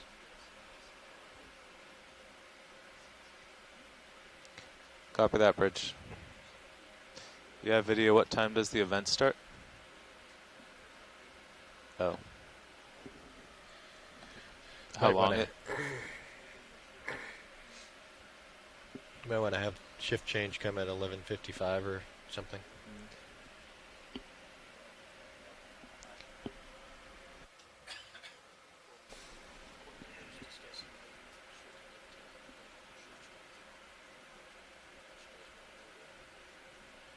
Well, it's not up to us. Let's come on in video.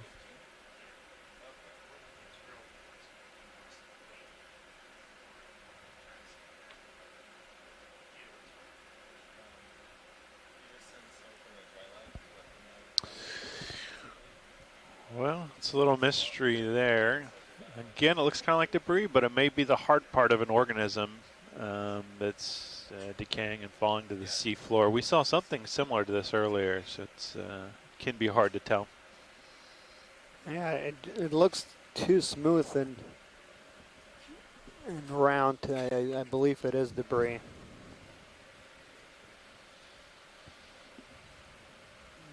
You can see a whole bunch of anemones taken up. So Nick's just letting the next crew, letting them know to come a couple minutes early, and then we'll swap out and they'll start the event at 12:02 or once we're clear. All right, come wide.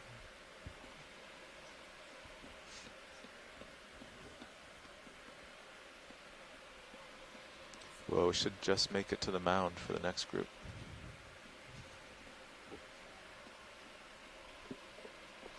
We can come wide, roll. Thanks.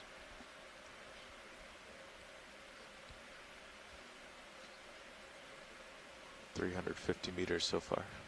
Nice.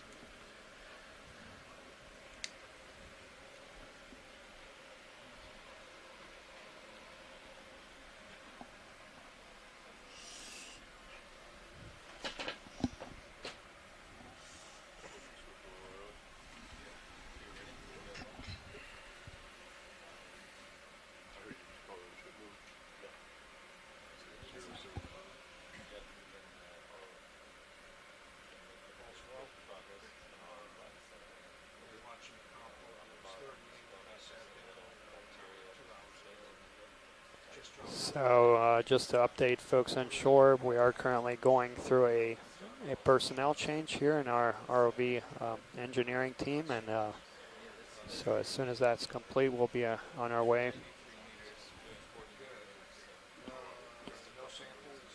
Current depth here is 2,184 meters. And we're diving on a mud volcano in a very poorly studied area of the Gulf of Mexico, only known by the lease block name, Walker Ridge 488.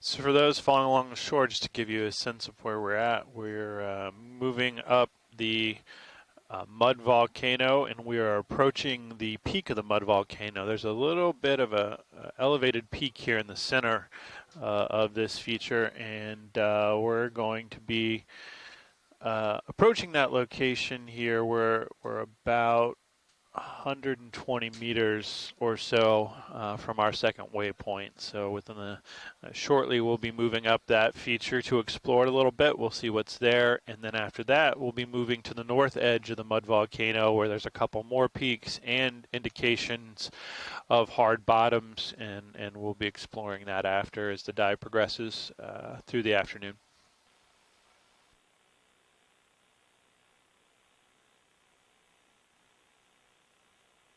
You hear me?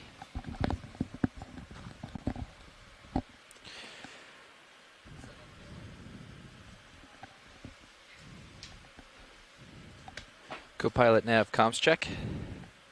Loud and clear, pilot. Sorry. Co-pilot and nav comms check, I should say. Okay, I don't have you. Oh, there you are. Great. Coming out autos. All right. What's the direction of move? Copy that, bridge. Thank you. 7.5 is what I'm pointing. So Okay. It's around there. Ship still moving, or is it stationary? Just stopped. So the ship just stopped. We had just completed a 40-meter move at 050. It was 075, excuse me, degrees. That's 50 on my camera. Thank you. Just adjusting my Z-bias slightly. So once we get As set soon as up I came here, I off, it can started sinking pretty quickly. explain what was just explained to me from Carl. Currently, we are sitting about 80 meters away, or excuse me, 40 meters away from where the waypoint 2 mound begins to go up. Okay.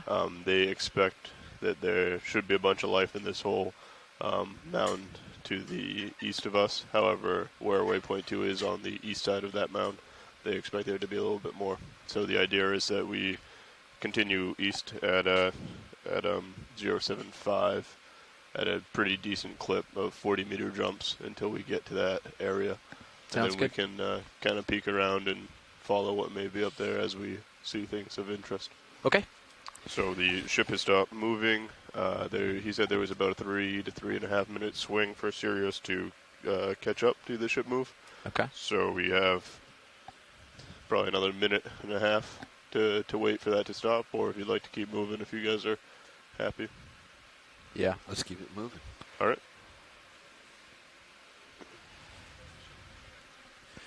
Yeah. Yeah, Right, I'll Copilot call can in hear another video. move. We're going to go another 40 meters at 075 degrees. Copilot can hear video. Bridge, this is ROV nav. We'd like to call in a move of 40 meters at 075 degrees, a speed of 0.2 knots, please. I said Copilot hears video. You're asking for the talent to do a Good com copy, check. Bridge. Thank you. Bobby.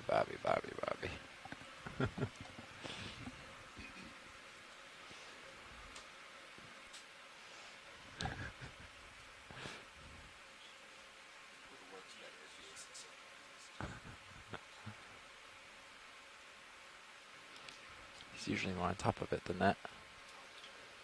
Copy that, Bridge. Thank you.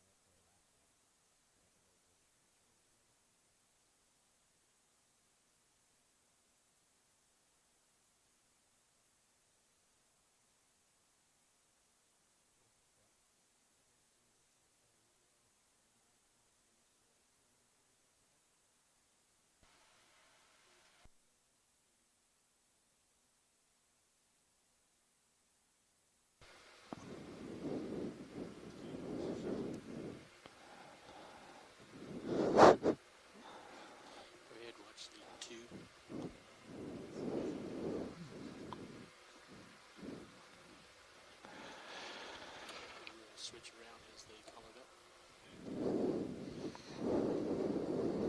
You can listen to ED and TD what's going on. Make sure you're not talking about KEX.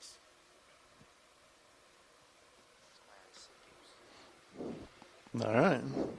No, he's...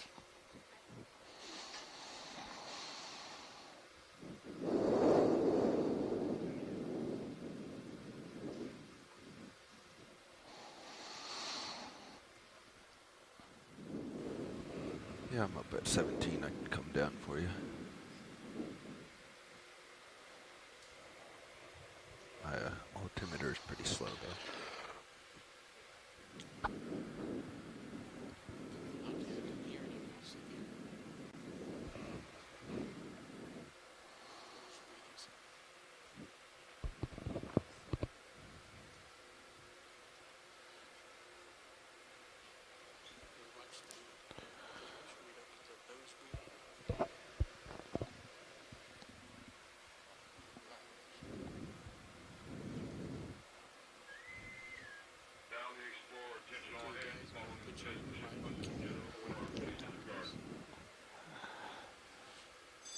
Want me to follow?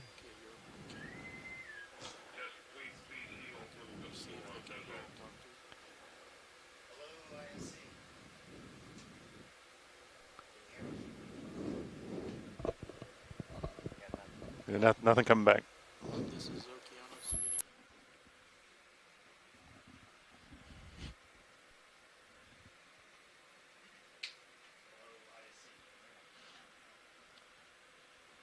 Yeah, I can give you a little more.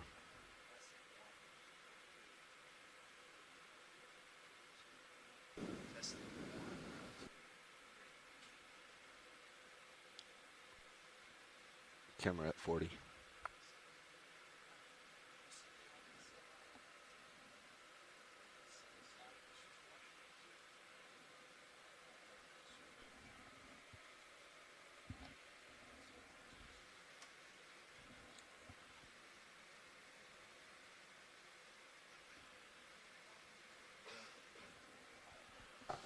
Yeah, we have seen this. Go ahead, pilot.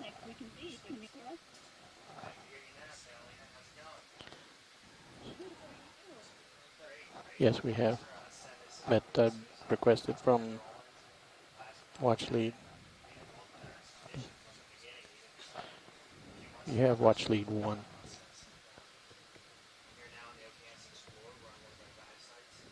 Yeah, so that's that bamboo coral, Lepidisis caryophylla, and we've imaged quite a few. So these are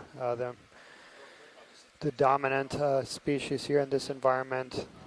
So far we have most of what we've seen are these bamboo corals, also those purple sea cucumbers. Those are in the genus Pentadhitis.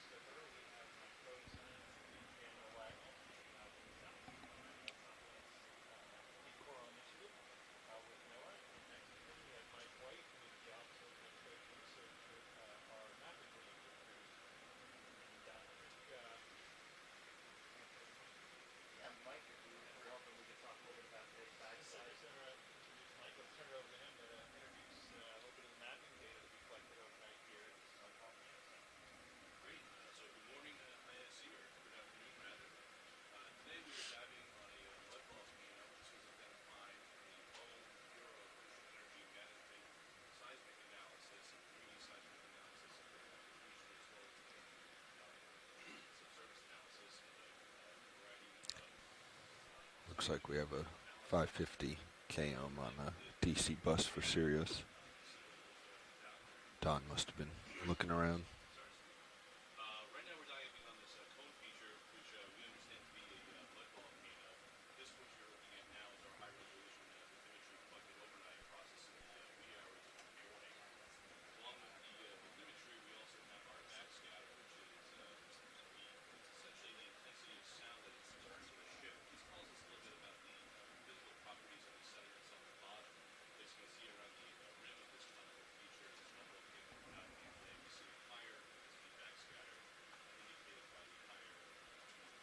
Tether looks great. No kinks, no loose lines. Yeah, so that looks like a rat tail, so it'll be a little interest to get a close up there. Yeah, if that's indeed what it is.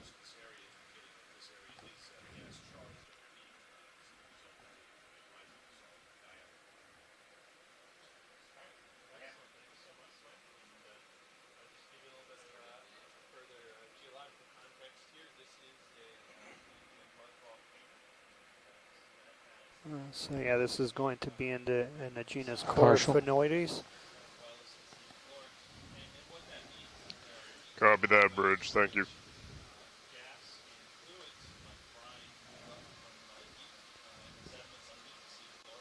And I believe this is the species Coryphaenoides rudis. Center up, pushing in. You want me to turn on you? Don't need to. It's all up to you. That move is just complete. If we are all happy, I'm going to call another one to get us closer to that mount. The next one should bring D2 right to the base of that, where it starts to come up a little bit more. Sounds good. Bridge, this is ROV nav.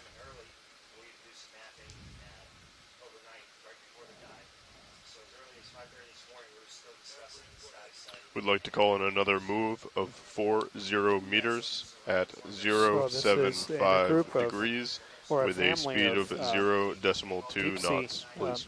Fishes, so they're typically found 200 meters and deeper. Good Some copy, of the Bridge. most Thank you. abundant deep sea fishes have come from this family, commonly known as the grenadiers. They include some commercially valuable species like the giant grenadier.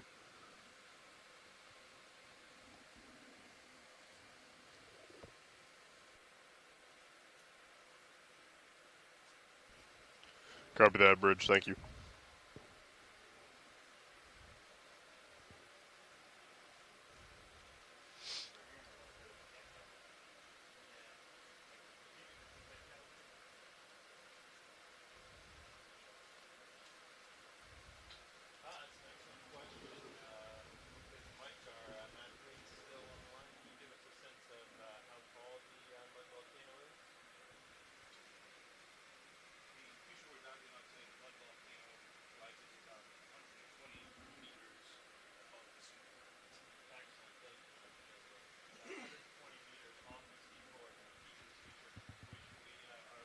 things also noteworthy about that family of the rat tails or macrurids. They are primarily associated with the bottom. There are a couple of species that are truly pelagic, but the vast majority of these rat tails are associated with the bottom. Something floating upper right.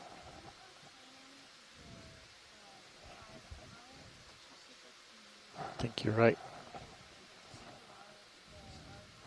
Copy.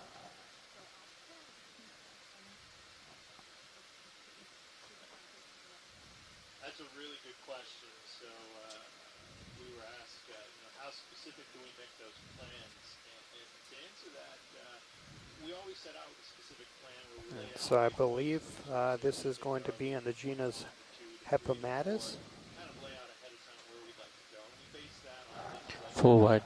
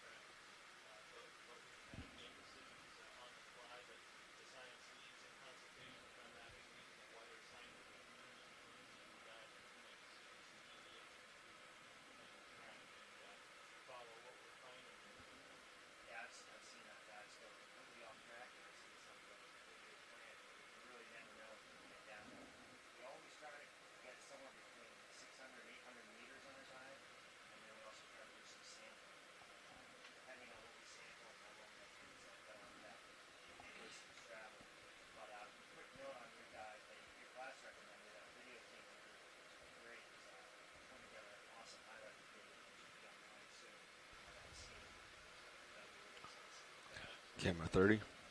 Watch leader, this is Nav. Just wanted to let you know I wasn't quite sure where the last navigator left off as far as the 100-meter distances, but we are about 100 meters away from waypoint 2.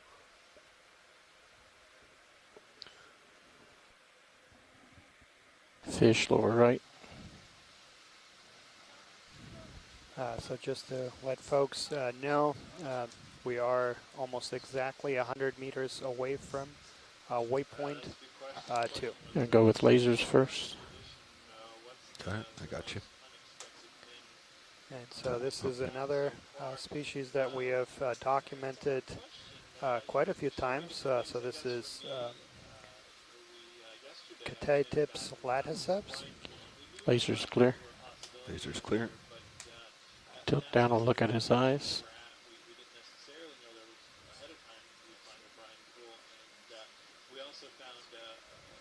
Tracking along with you.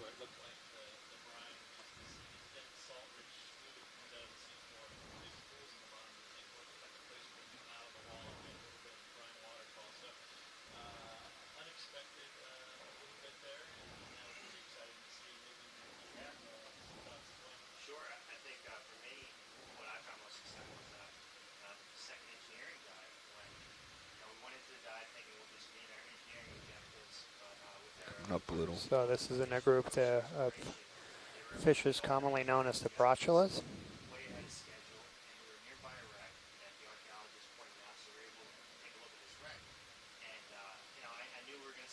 Okay, video's clear.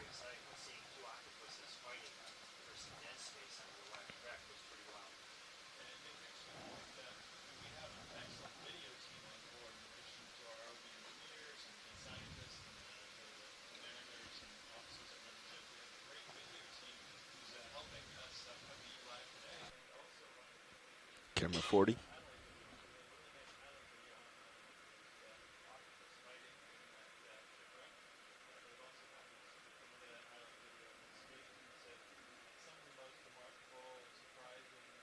We've got quite a bit of glare on the camera today.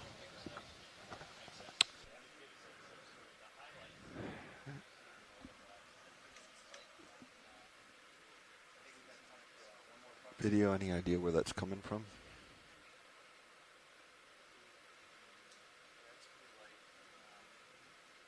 Okay.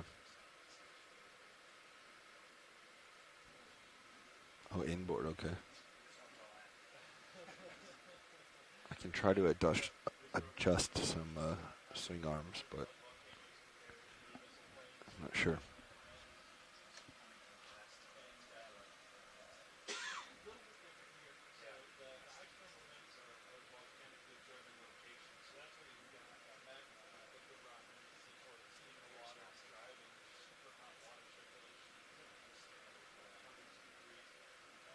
You're off to my right Thanks, side. pilot.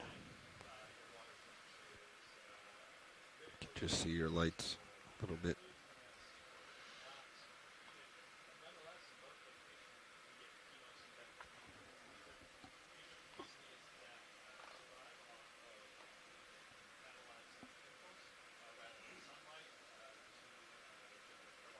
Current depth is 2,182 meters.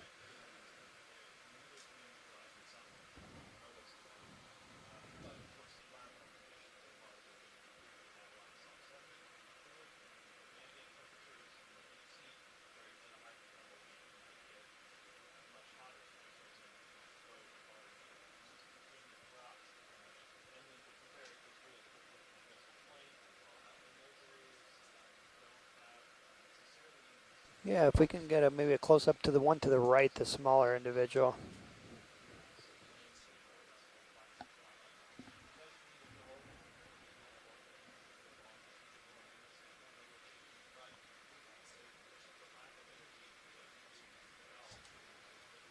Copy that, Bridge. Thank you.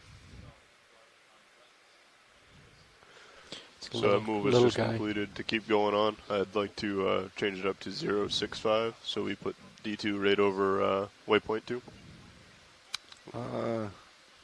Again, I would probably aim to put Sirius over. Excuse me, I would put Sirius over waypoint 2.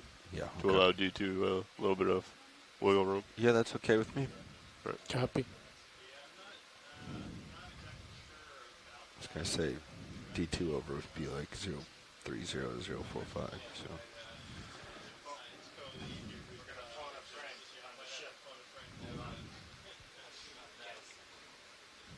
Bridge, this is our VNAV.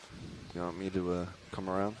Would like to call on another move, if you don't mind, of 40 meters, 065 degrees, at a speed of 0.2 knots, please.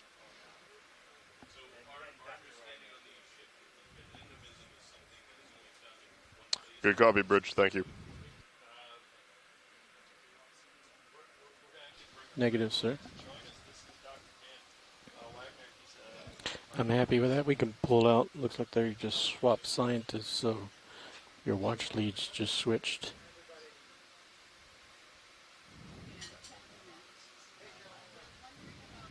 Copy that, Bridge. Thank you. Yeah, they can only hear us if we're on EVNT. Camera 70.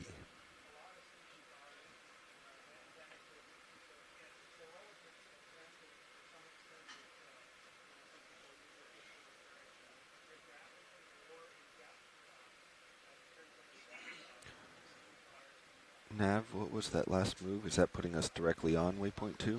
So the last move was 40 meters at 065. We have 80 meters to go before we hit waypoint 2, so we'll be about halfway from where we are now to where we're going. Yeah, we'll probably want to stop a little short of the mark because we got some catenary in the cable now at this point. Okay. Stringing together all these different moves, so I would expect that we move another 5 to 10 meters after the ship stops. So if you measure our current location, I'm guessing that we will pass it by 5 to 10 meters, right? Yeah, so we actually have 86 meters from when I called in that last move. Stuff there so we have 6 meters to straight ahead. Play with afterwards.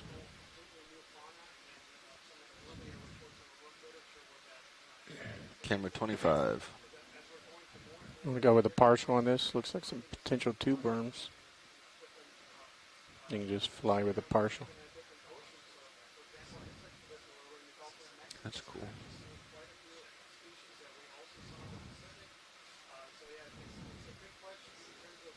Those holothurian looking things are different. As we look over this little patch here, I would be interested to know what the tube is that's sticking up just Let's off get the those left. tubes on the right. Upper right. Yeah, you have OEKX, so you heard Scott, right? Okay.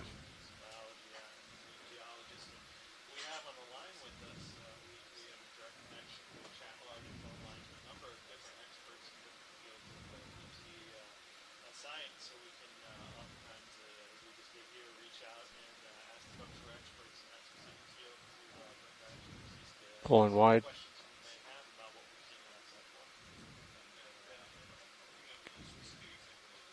Full wide.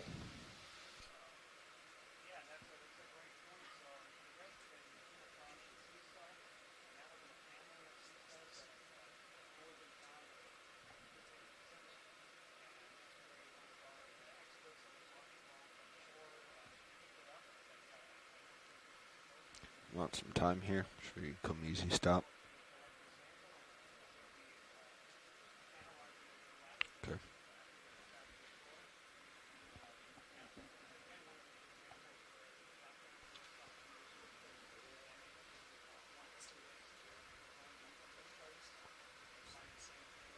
Would we like an easy stop?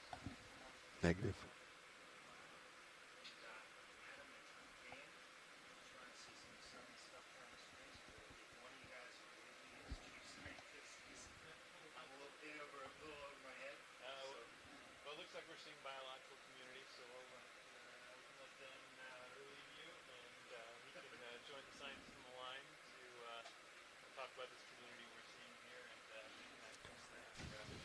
Yeah, I pulled you full wide again.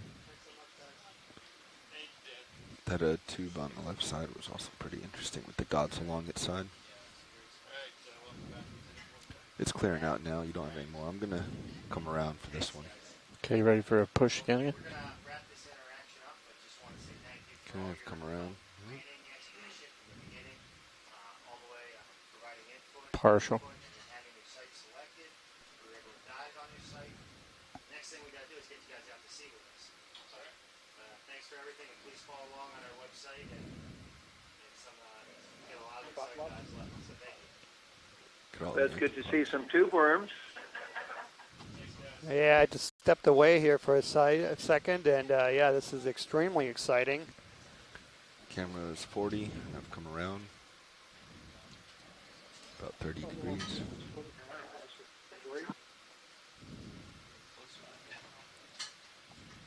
Coming up some more.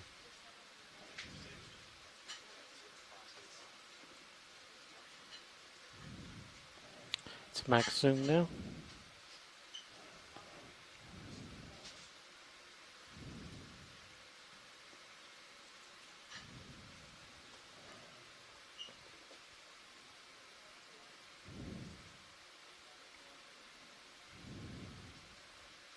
Camera's at 60. There's a shrimp in your center view. So yeah, now we have a really good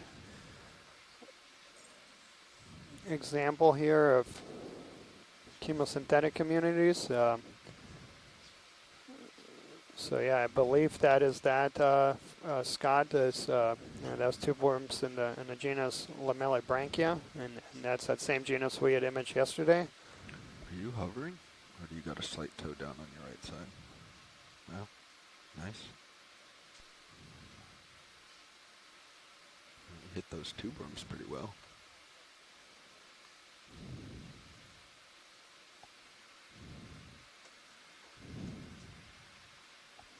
I got the blacks bottomed out. Yeah, and if we can get a tight zoom just to the left of the screen, just on the ground to the bottom left corner. Just left of center now. Keep going.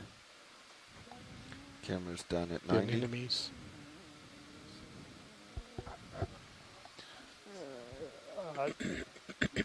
Yeah, it's just coming into the middle of the screen, that white object, yep. And then the tentacles. The ship move should almost Center be screen completed. now.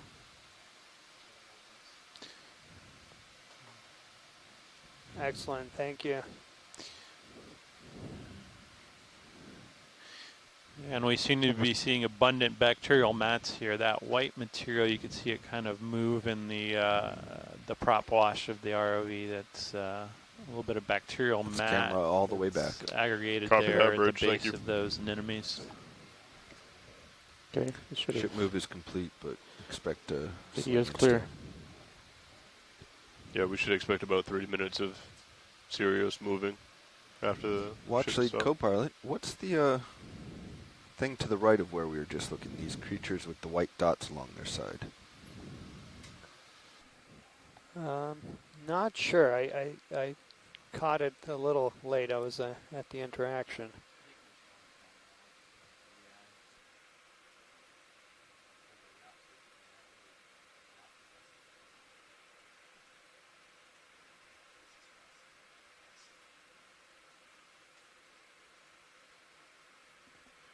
Okay, I'm coming back around to 7.5. That last move was 065, just so you know. 6.5, that's right.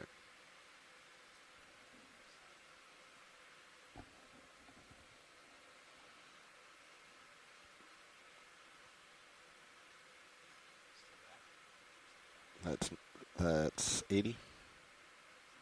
Yeah. Got a creature over on the right. Yep. You got time.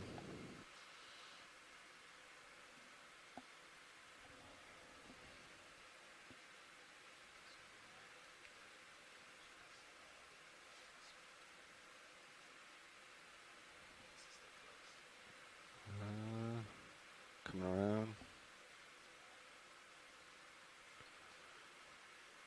Coming up as well. Yeah, I don't see him. So yeah, it looks like we're just a few meters away from this topographic high, and this is the shallowest point here on this volcano that we're approaching.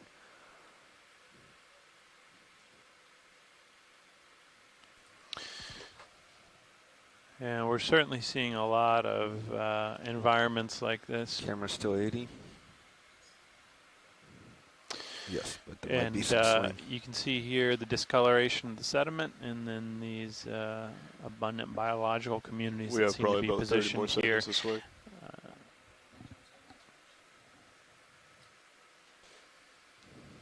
Yeah, not really.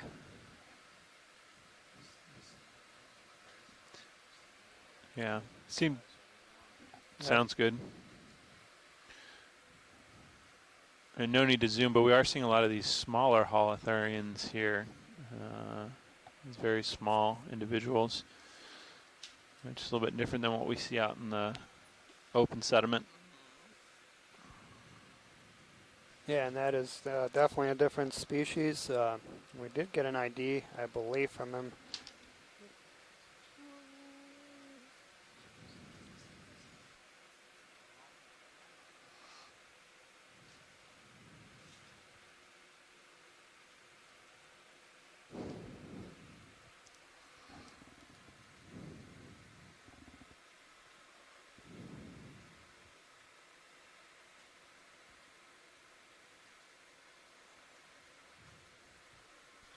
If you guys are ready, I'll call in one more 40-meter move.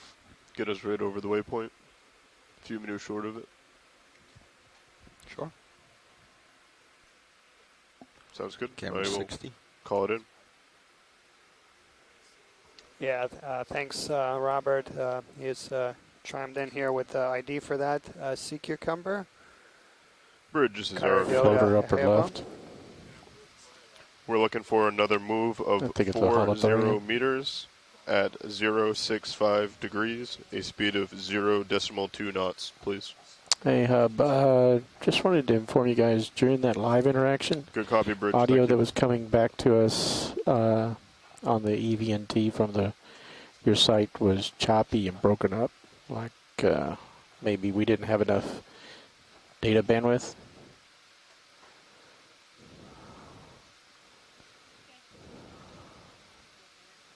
Okay.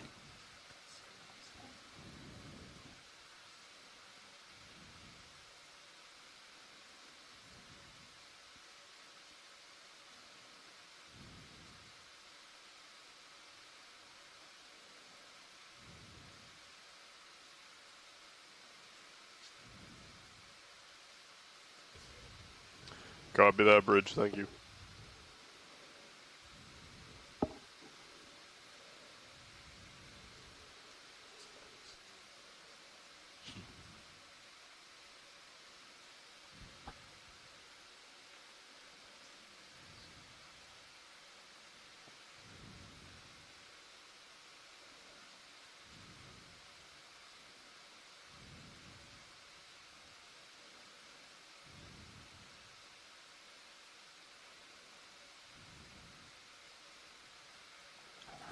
Seems like he's lost too much ballast.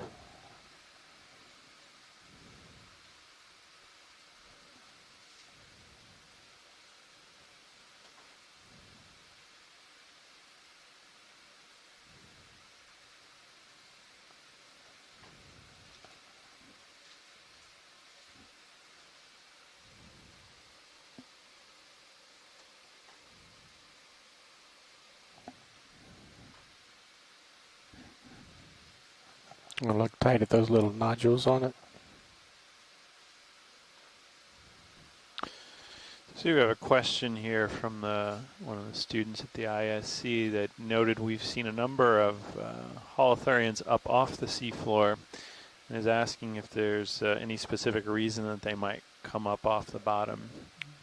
I know there are holothurians that are benthic that live most of their life on the bottom and can come up off the bottom temporarily, and there are also pelagic holothurians that spend their whole life swimming.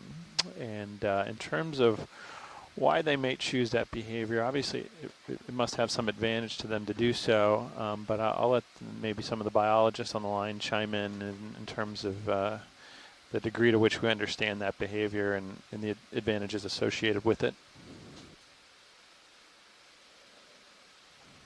Yeah, so Adam, you were talking about this. Video's So clear. yeah, this is not a true pelagic sea cucumber. So this is, there are benthic species that can move. There are, as you mentioned, a few that are true pelagic that spend their entire life in the water column. In terms of movement, just in general, it can be to escape predation, to find a new place to feed on.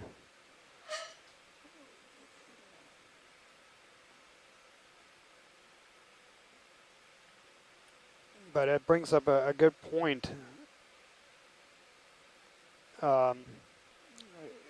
When we think about the deep sea, and it's a very low energy environment in general.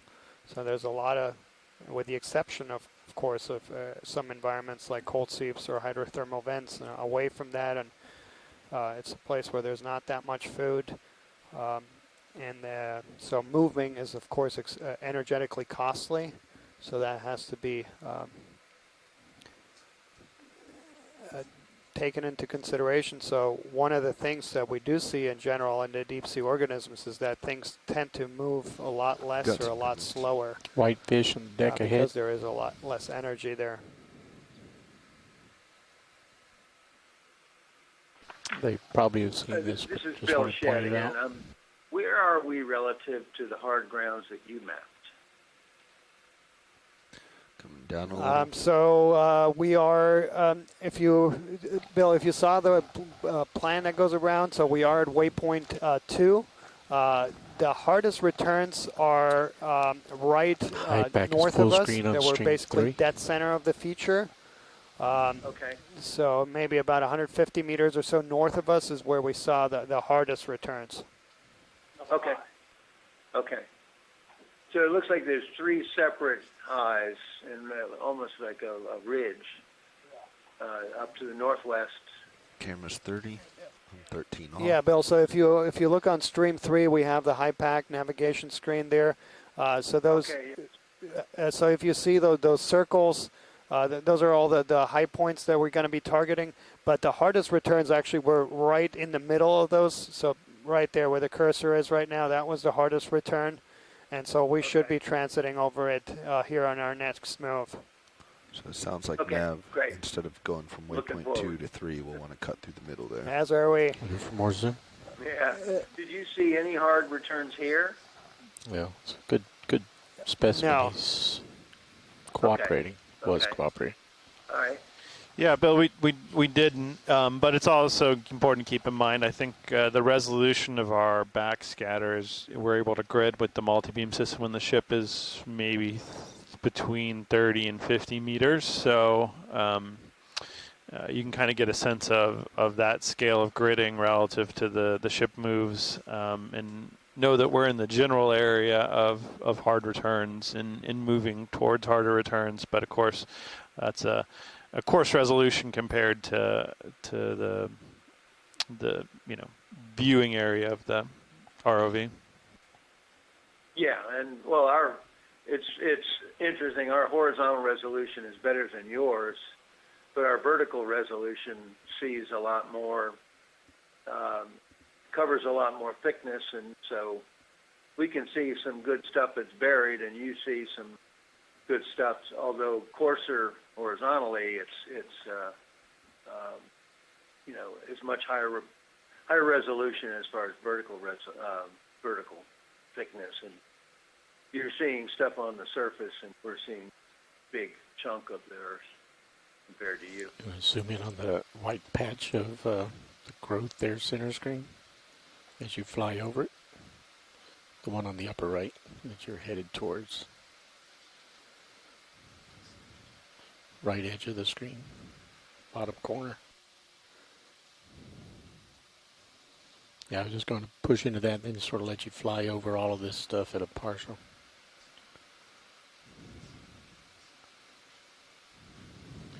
Copy that, Bridge. Thank you. Coming up. So that move was just completed. We'll give it a couple minutes for Sirius to swing in and smooth out.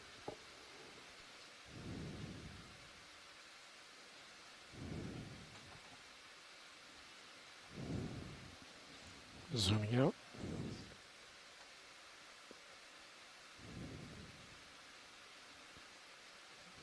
Sort of feels like our sea state is picking up. I've had some bad up and downs here in the last half hour.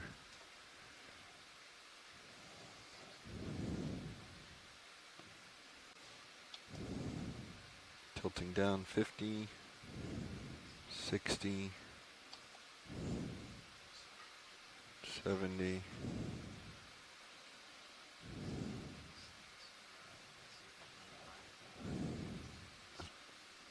That's down 80.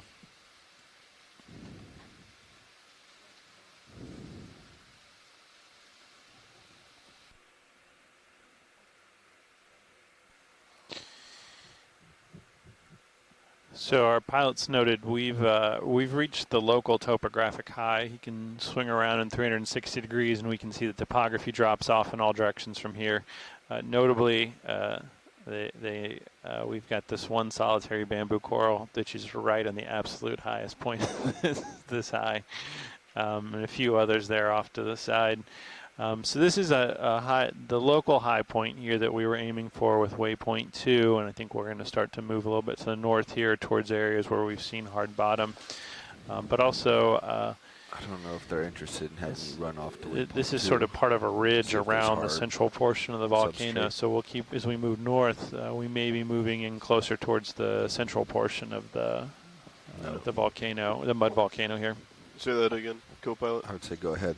When Carl was leaving, he said they kind of wanted us to come up and over and see if there was any hard substrate on that side of the mound. Okay, so continue over the mound a little bit. Just with D2. He's just going to race out there and see how close he can get to waypoint 2. So just kind of to orient your folks, as we were looking down from this mound, or this topographic height, there's basically 3 of these exact, I mean, they look the same way on the Matthew. and so basically going to be jumping from in between us, and, So I'm and then the thinking hardest returns were right in between 30 those meter three move, features, and so No, we'll he's just go going to across stretch that out. hard We're going to stay return right where we are. feature here a couple He's just going times. to stretch out, see what's And there. as a time check, And then we'll turn north. we have about 2 hours and Now looking at 40 that, minutes I had remaining of popped bottom a time, point so we'll be where coming off they the were bottom saying at that there's around a harder return, which is a little bit 3:15 northeast. Central Time. Head up towards that before and then kind of bounce back to 3. Beautiful. Sounds good. And I'll drop it down to 30 meter moves just in case we start seeing stuff that sounds good. we want to stop for. Let's go ahead and zoom back in so pilot can see when he gets to, more easily see when he gets to waypoint 2.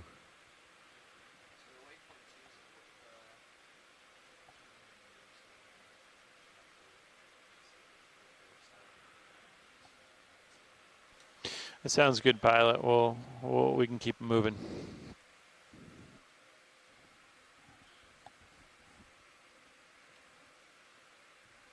Okay, you're past me, so I'm coming down, tilting up.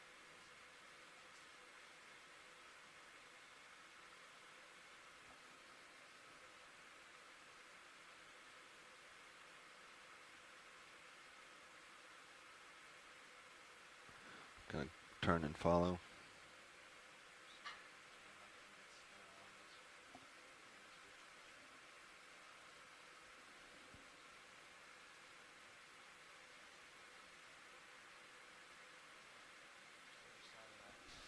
Look like you found a mound of tube worms.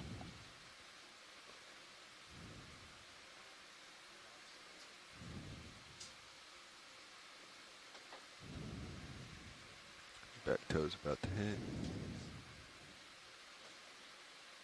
Yeah, so a few more of these patches of tube worms, so evidence of past chemosynthetic environments. Watch lead co-pilot. Go ahead, Pat. Is there any desire to continue down this slope towards these patches, or are we going to want to turn north? The reason I ask is we need to get a ship move if we're going to go down slope here and look at these patches. Looks like a lot of mussels upper. Yeah, so I think let's go towards the next waypoint. Okay.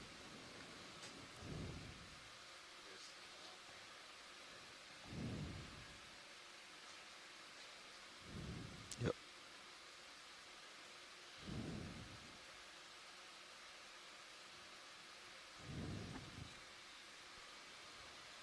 Watch lead, this is Nav. We overheard you saying that there was a hard surface return on the high pack, which I dropped a point here in the middle between waypoint 2 and 3.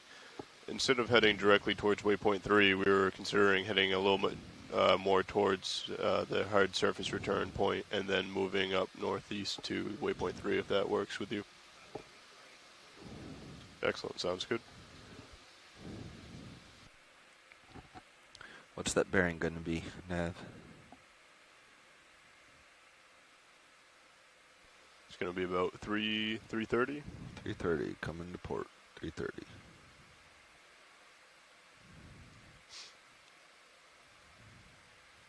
That's 4-5.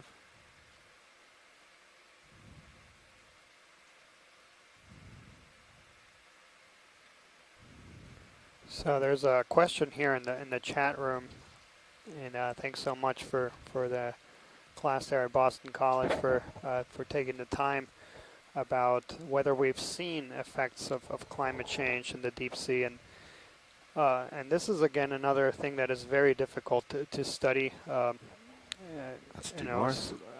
In most of the cases, deep sea research is it's exploratory like this. It's very rare to actually be able to go back to the same environment and over time or the exact same spot and be able to notice changes. 3, 5, yeah, maybe better.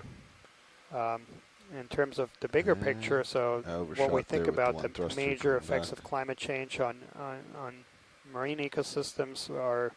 One is warmer temperatures, which, of course, in the deep sea, being permanently cold is going to be less of an impact. But the other one is ocean acidification. Let's get a move on. And that is going so if to be ready, a major, 30-meter move major at issue. 3, 3, 5. So for corals that build calcium carried calcium carbonate skeletons.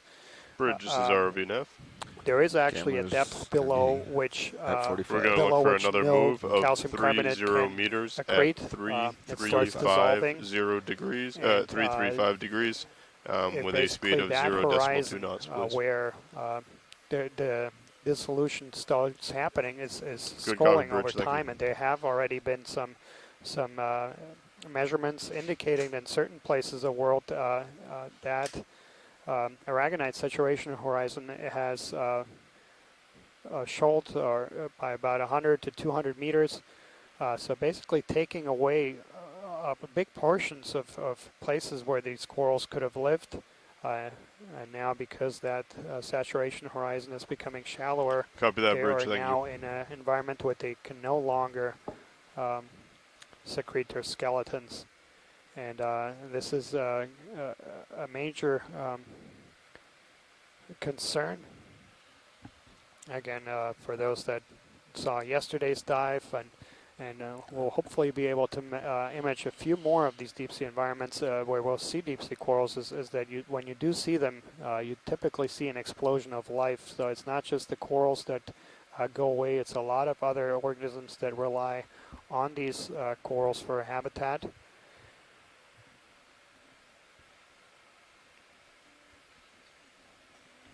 This is Carolyn Rupel.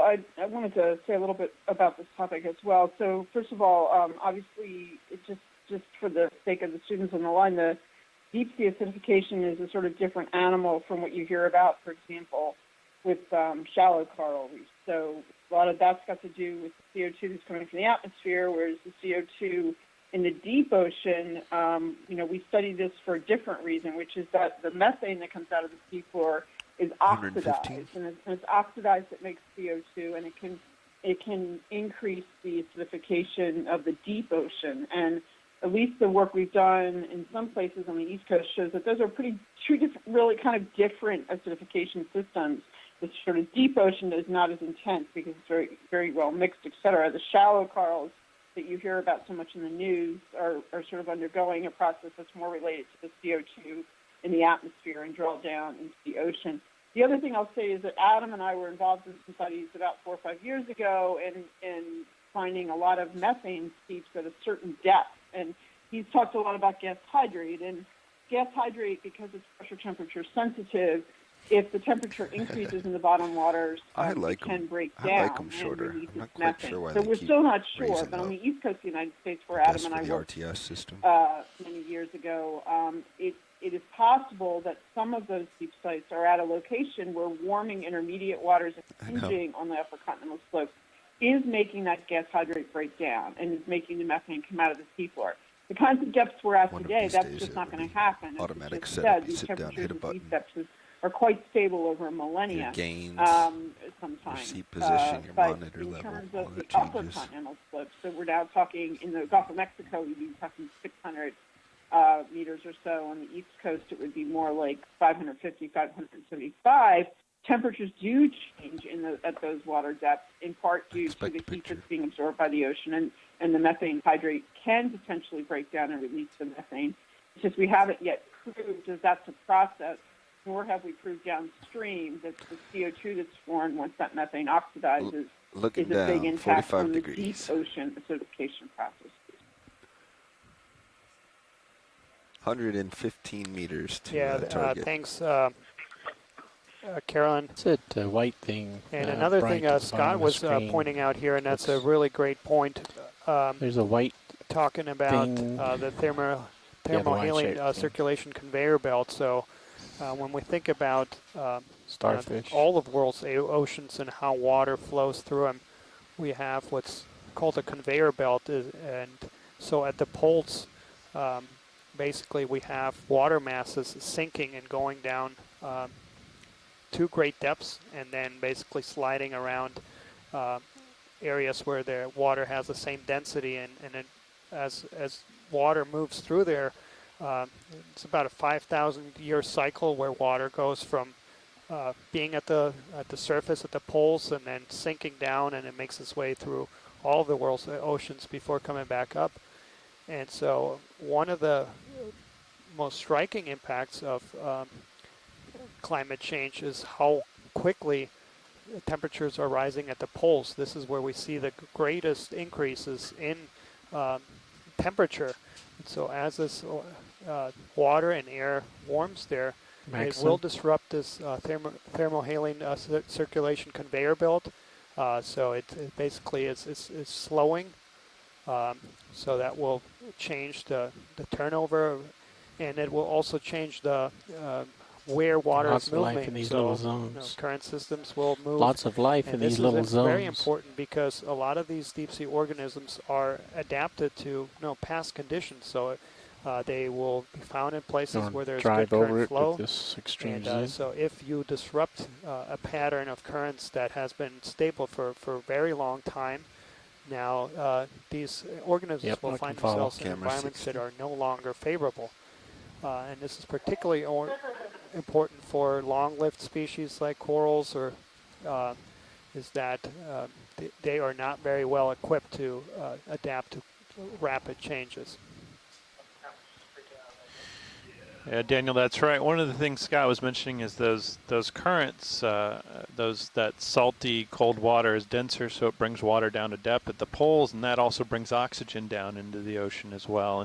And dissolved O2 is important in the deep sea, and so that connects to what Karen was talking about, because the oxidation of methane, that reaction that creates CO2, also consumes oxygen and contributes to removing dissolved oxygen from the deep ocean water. So it's a number of complex interconnected processes, obviously, 30 meters at all with potential 335 impacts. degrees, a speed of 0.2 knots, please.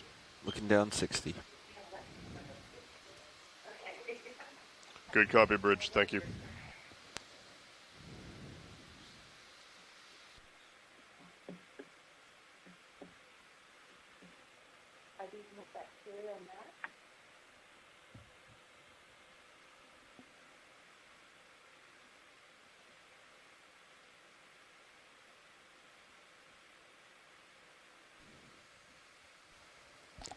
Copy that, Bridge. There's a Thank request you. if we could turn the lasers back on.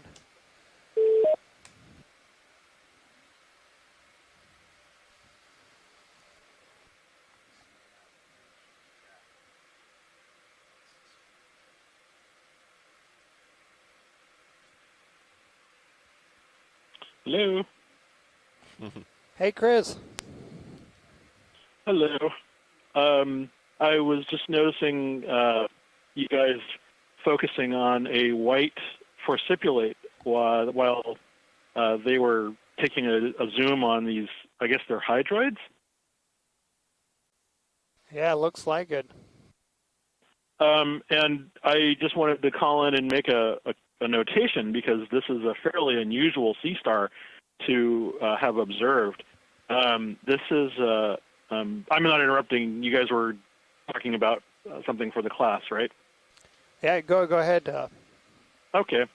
So this is what's called a pedicelasterid. This is if you guys think of the asteroid sea stars that you see at the ocean front, something like an Asterias or a Pisaster, these are kind of the very simple, primitive sort of forms relative to that. They're deep sea. They occur, as we are seeing right here, in very deep water. Instead of 4 rows of tube feet, they have only 2. They have a very reduced skeleton.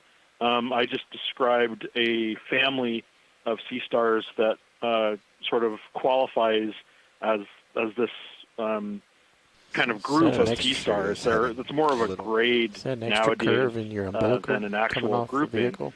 But 10 feet. There's very little known about them, and we were just watching them feeding on these animals, and so that's a very unusual occurrence. That's probably the first time they've ever been seen feeding on them. I'm still trying to figure out exactly which one. Looks like something like Amphoraster or Pedicelaster, but definitely kind of an oddball to see.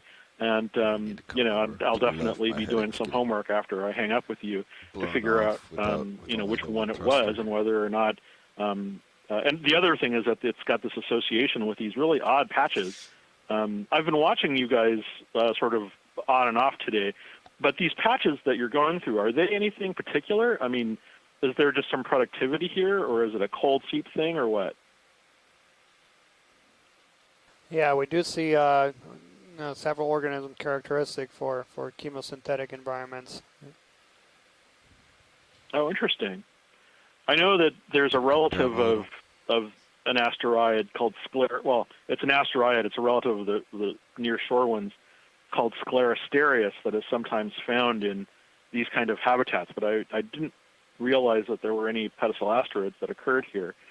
So this, in conjunction with that that weird sea cucumber that you're seeing, might be indicative of an odd echinoderm fauna present in this kind of setting. The family of sea stars that I described, the Polystereidae, were vent faunas. I mean, they were the only sea stars known to have occurred, to have been discovered living in and around a hydrothermal vent. And so if this is some kind of strange cold seep, sea star, that would really be unusual. So, I hope if you see any more of these funny little white sea stars, that we take further observations of them, or maybe even grab up a whole sort of root of these hydroids, and it looks like there's some brittle stars in there, and sample more of them to see what's going on with these funny little productive areas that you've got going on in the seep region. Yeah, copy that, Chris. I know I already have like a shopping list, but you know how it is. Thanks, you guys are doing a great job. I'm enjoying your expository on the dives that we've had so far. Thanks, Chris, and we always appreciate you calling in. Pilot, we got a request, if possible, Sorry, if we can pan down to zoom on the crab. There was a crab. It looked like it was holding an empty tube worm. I don't. Thank you. Thanks, Chris. Yeah, thanks so much, Chris. Really appreciate. Right there to the left of lasers. Yeah, if we just do a quick snap zoom on that guy.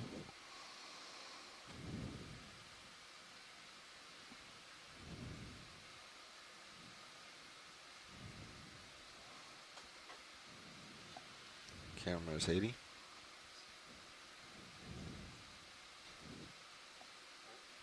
Yeah, he's definitely carrying it around. Is it a decorator crab, or is it? It's not holding it with the claw. It doesn't look like.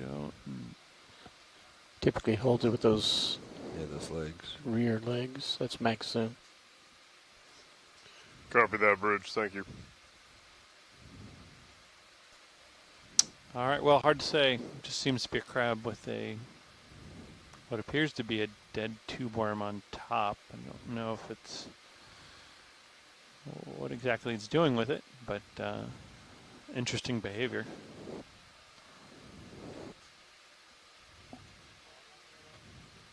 I don't think so. Let me check.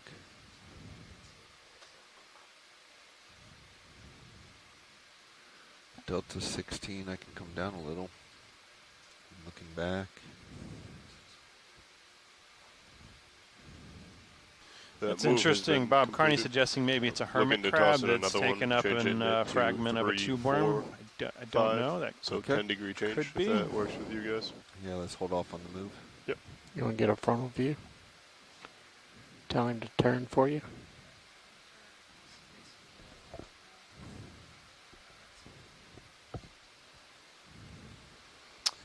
Camera's looking back.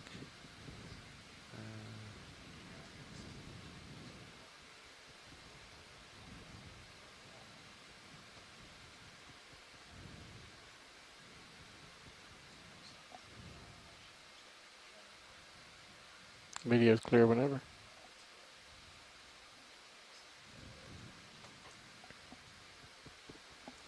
All right, thanks for that zoom, pilots.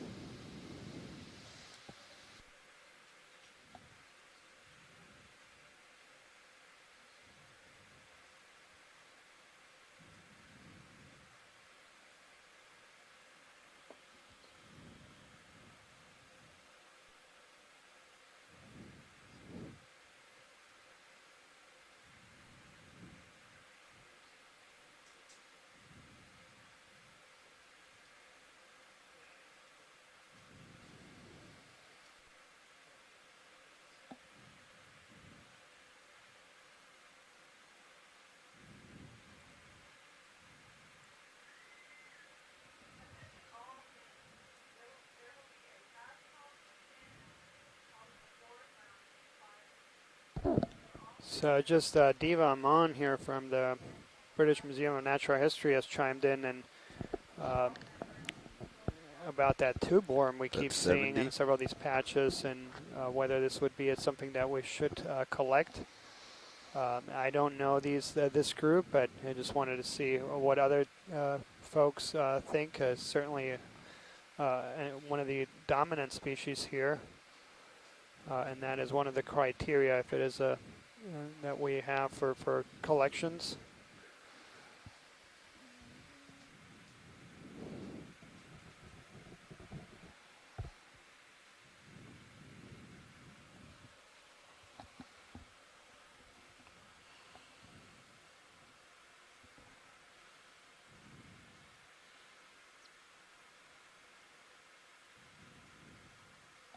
Coming down.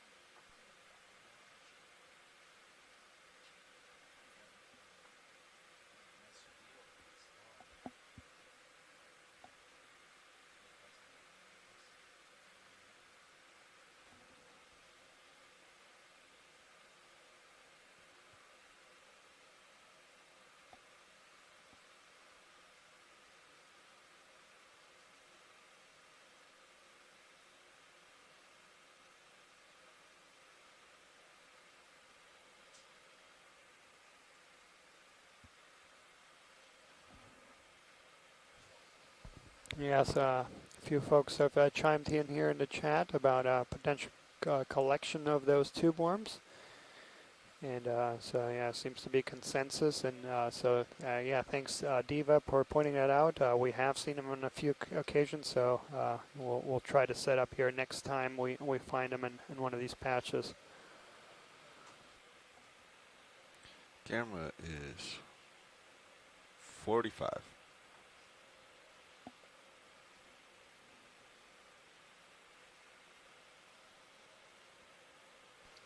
We're ready to keep rolling? Yeah, I think let's get that moving. All right, we're going to change it by 10 degrees to 345. The original one was 335. So if you want to line up with 345. Let's go. All right, I will call it in. Bridge, this is ROV nav.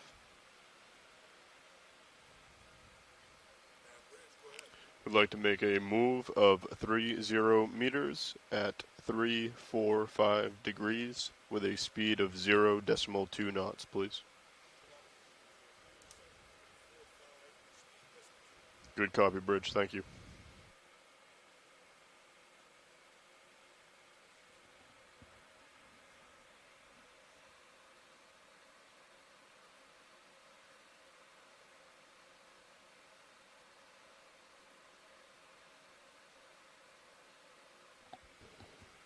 Copy that, Bridge.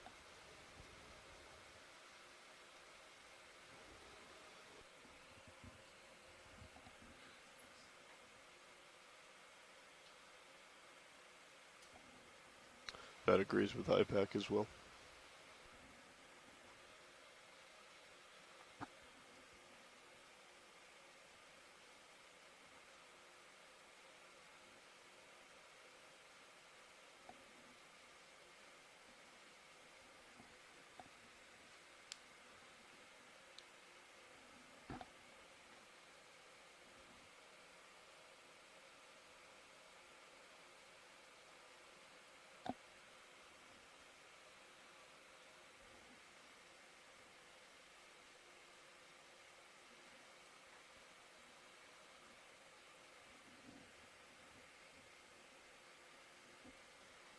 Current depth here is 2,180 meters. We are very close to the point, maybe about 50 or so meters, where we did see the hardest returns, right in the bottom of that valley.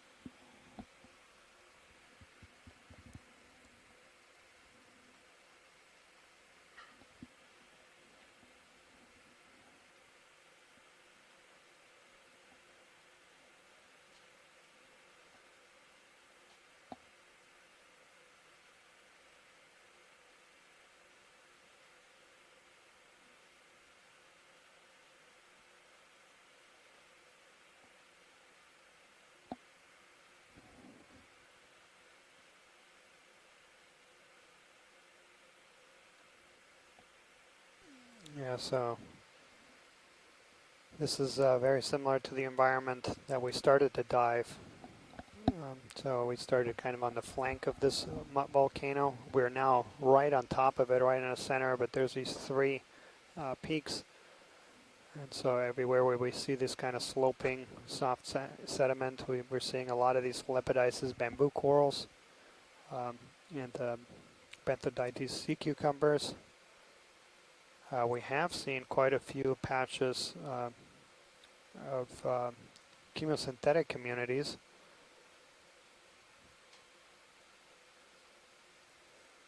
And we have about 2 hours remaining, a little over 2 hours remaining of bottom time. We'll be coming up around 3:15 local time.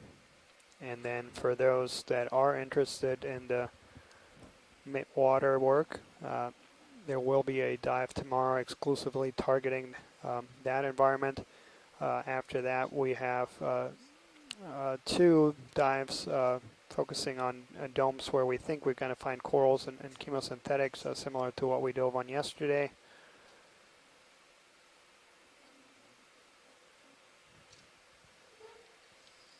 So there we have another bamboo coral, and with something growing on it. I'm gonna maybe a Venus flytrap anemone.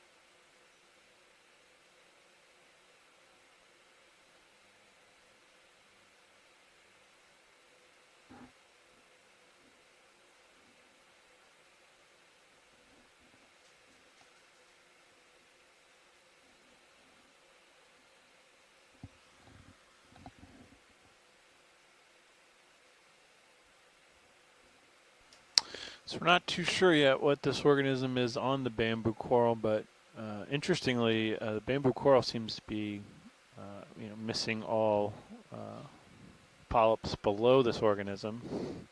Seems to be almost dead below the organism, but of course you see the bamboo coral is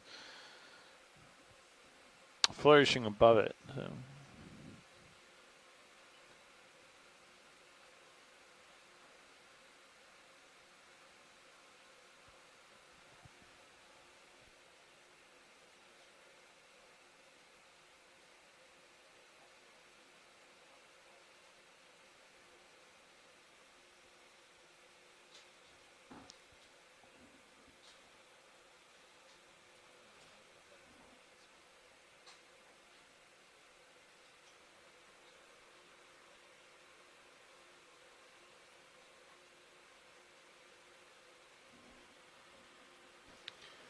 Copy that, Bridge. Thank you.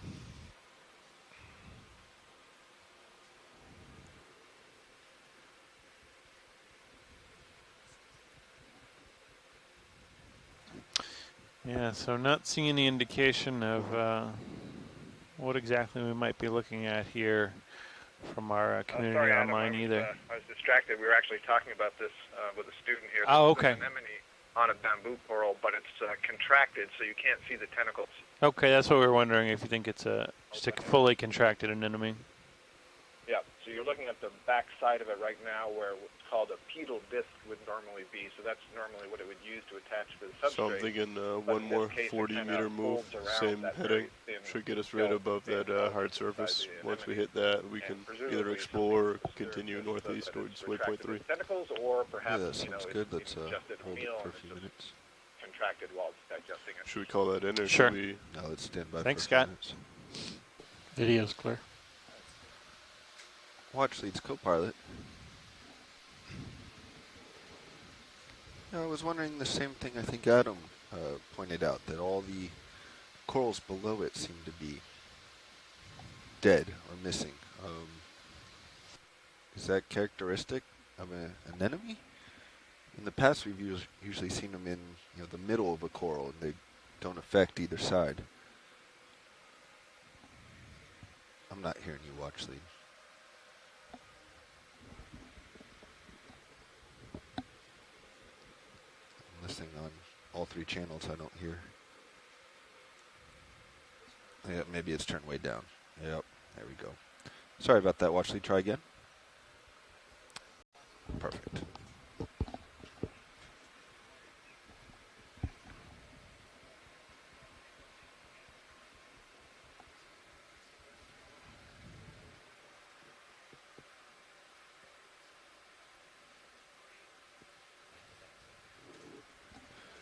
Ready for it?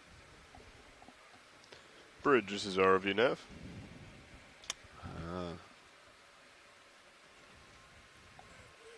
So in this I'd like case, to go ahead and make another move unrelated. of 40 meters at 345 degrees, a speed of 0.2 knots. Great, thank please.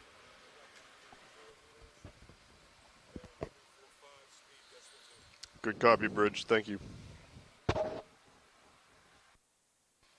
There we have another halosaur.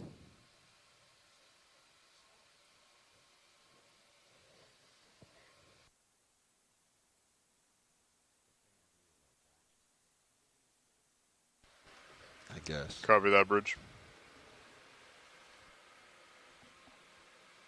No, it was the other one. Oh, yeah, that's right, yeah. That's twice now that that's happened to me.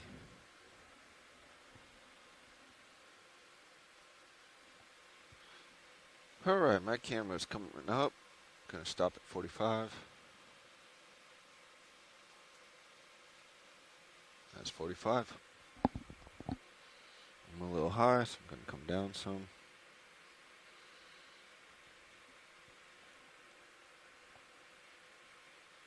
That's about 13.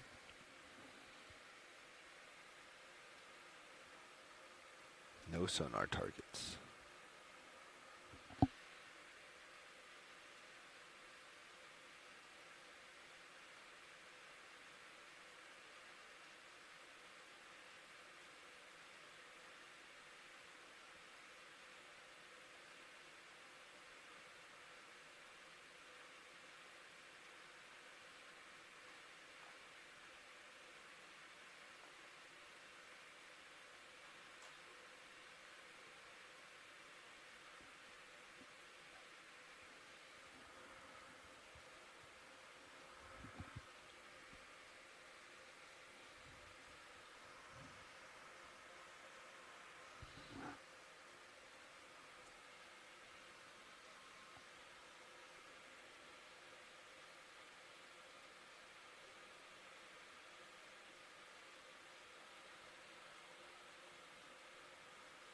I don't have it.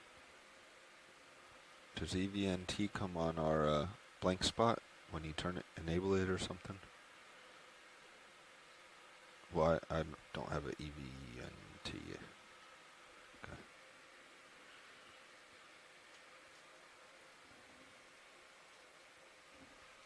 Oh, you do? Oh, I guess I don't. I can confirm that I do not have it either. Only pilot has it. My bottom right, is that an option? No, that's the, oh, that should be an option, or is that only for calling? The blue one?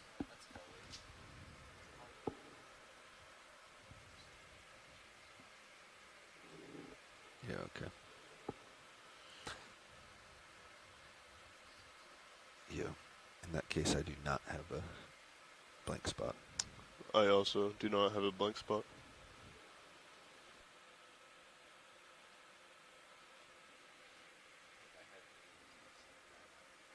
Yep.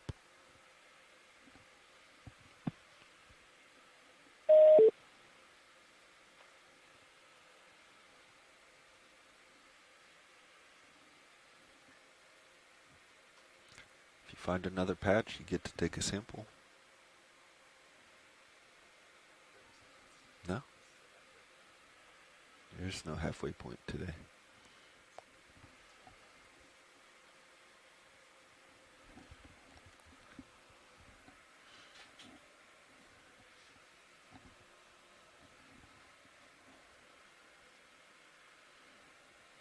So there was a question earlier about where we had seen the hardest return, so we are very close to that spot.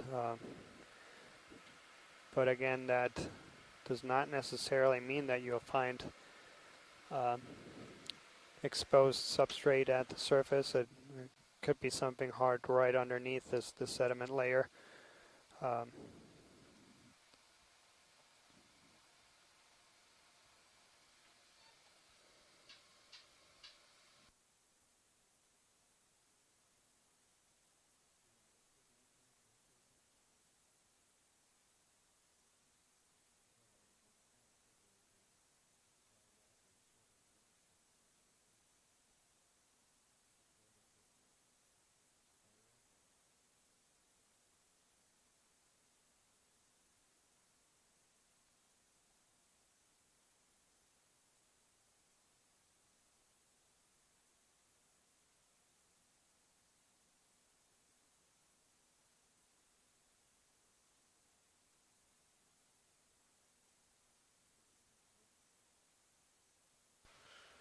Change is good on mine. Also, we have another 12 meters in this move. We should be directly above where that hard surface return was, or is.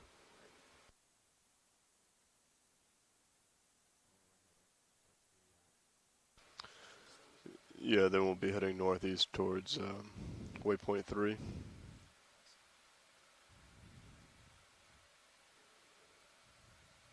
Yeah, like 40, 42 is the heading.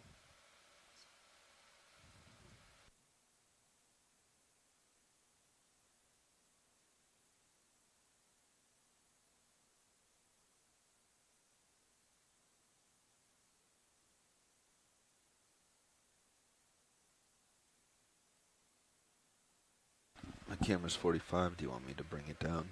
Follow you? Yeah, but in closer. It's not. Okay. Yeah, it's not so much your left, right, as more you were just creeping in towards me. That's what I figured. That's why I was gonna leave it there for you.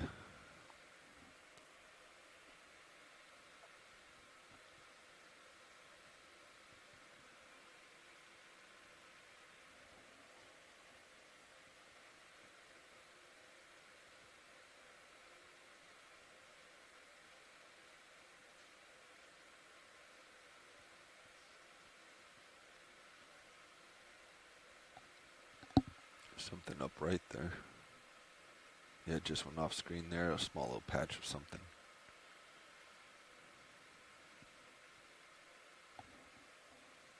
It's more to your right now. It may be nothing. Yeah. Is that the same anemone but open? Yeah, Different. I think He looks that's purple. exactly what it is. It's a little more pinkish. Yeah.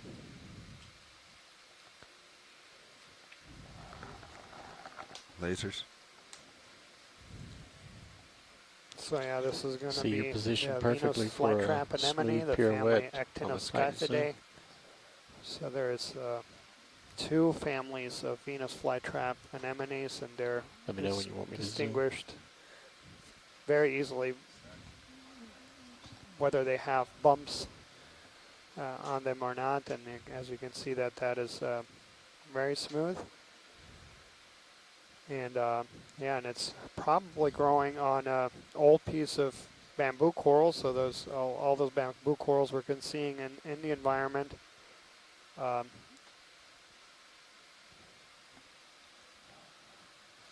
so it's not that the anemone is attacking the bamboo coral. It's probably something killed the bamboo coral, and then the anemone just uses that exposed substrate to settle on.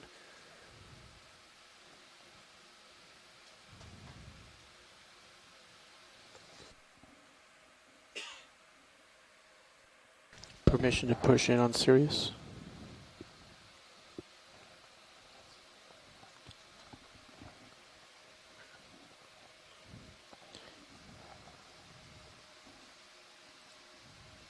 But I guess yeah, we can Oh, use this as an example to talk about the some importance assistance of with the getting routing? up from the substrate. So you can see a lot of things that live on the ground, like tube worms, like corals.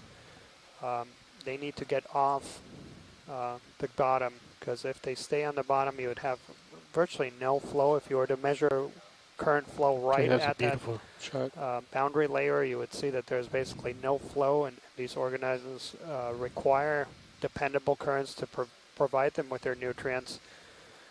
So there's this need to get off the bottom into environments where they can feed more effectively.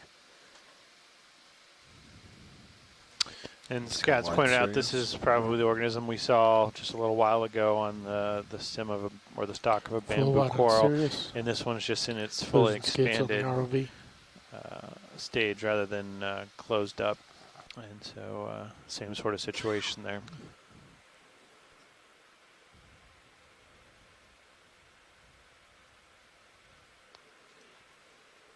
It looks just like that last. Oop.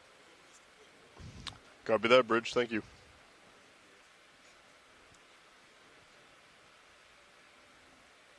Okay, camera off. So currently we're right above the hard surface return. Heading towards waypoint 3 would want to be making a like a 035 bearing. Okay, 035. So if you are ready to move on and would like to get lined up, we can Wait go ahead for and him to get untwisted. call I'll that come in. around to 35. I thought I switched that one to be your still cam, but it didn't really work. Yeah, Nev, keep the blank one. It's no longer still cam. That was the problem. I thought it was wired the same up top too. Okay, I am 035. No, not that Watch I know lead, it's this fine. is Nav. So just to let you know, we are over the hard surface return at the moment, and we are looking to head up towards waypoint 3, going at a 035 degree bearing. Does that work with you? Excellent. All set? All set. I will call it in. Bridge, this is ROV Nav. Looking for another move of 30 meters at 035 degrees, a Is what? speed of 0.2 knots, please. Yep. Good copy, Bridge. Thank you. Nev, can you read that monitor number right in front of you, that lower bottom one? Is it 12? Yeah. I couldn't remember if it was 8 or 12. Looks like 12. Yeah. Sorry, I was just hitting the wrong camera button. Yeah, it's 12.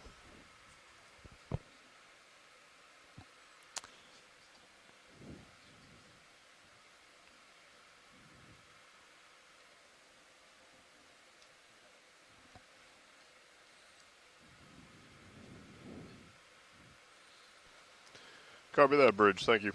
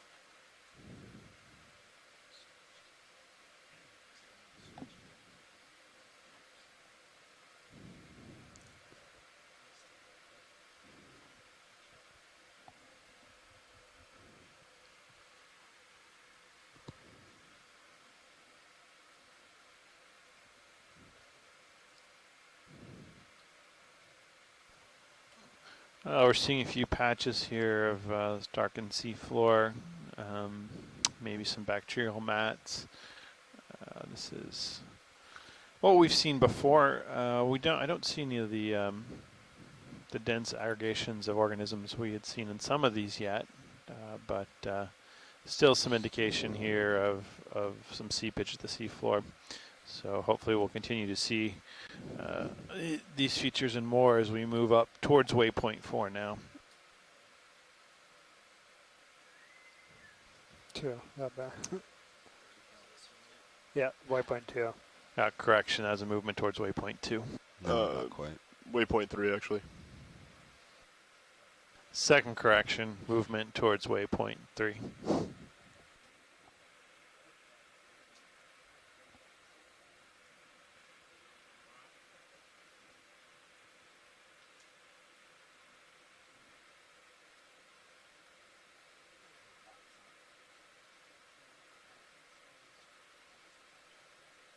Dots.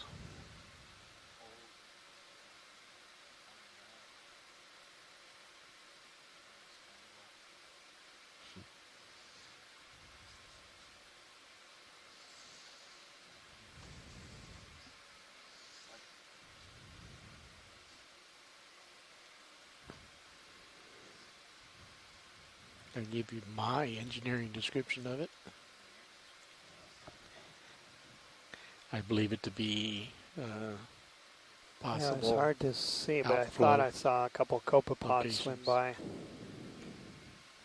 from a video standpoint.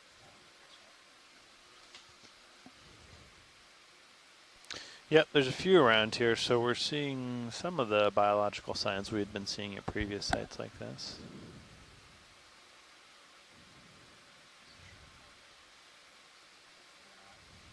Yep, shrimp, confirmed.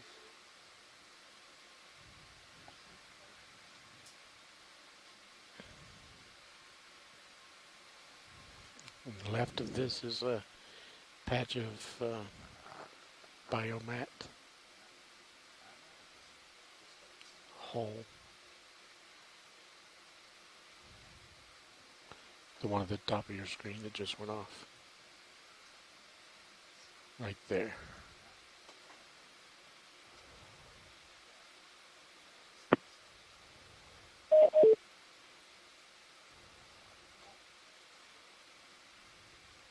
Maxim. Drifting away.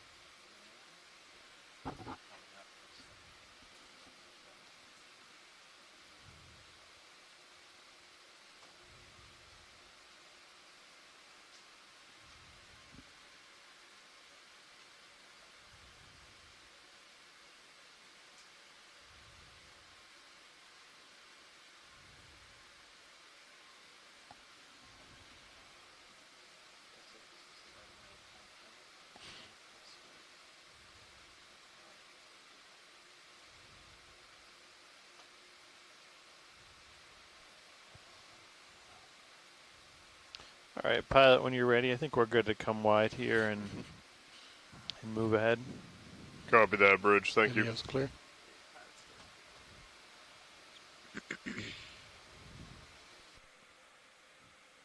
Actually, let's, no, let's keep moving. Can you get that white mound?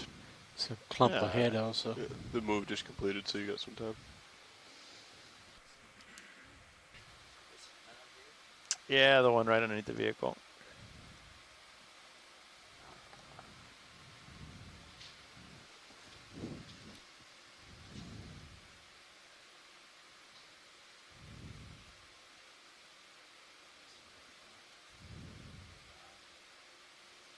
Okay.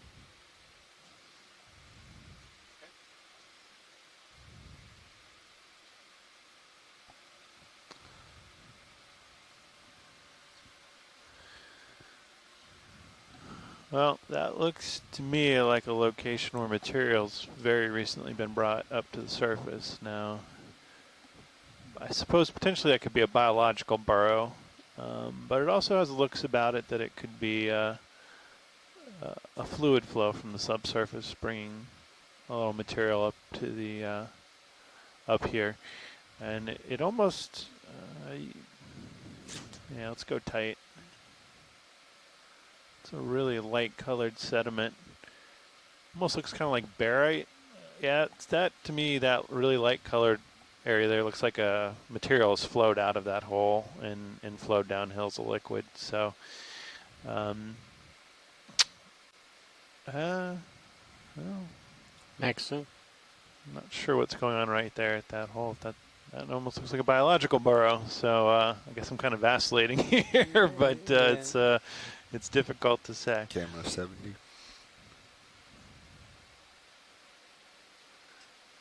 Regardless of whether it was a physical phenomenon or a biological one, looks like a relatively recent excavation here where subsurface material has been brought up from below and deposited in this mound. Thanks for that zoom pilot video.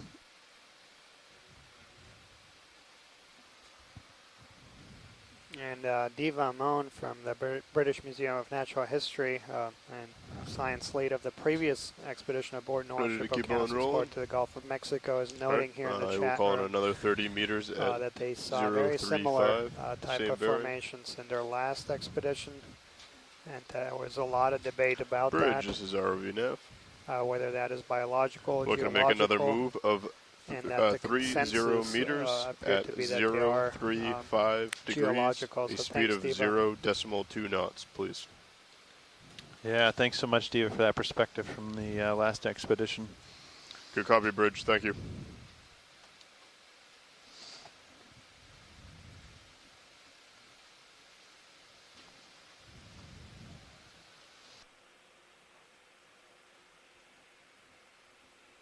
Yeah, and if we can get the lasers on.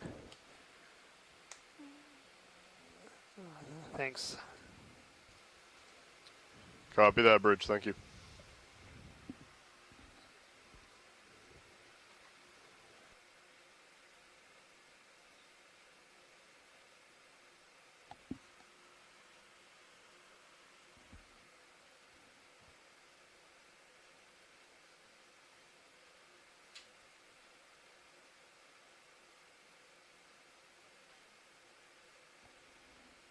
Just leave it how it is.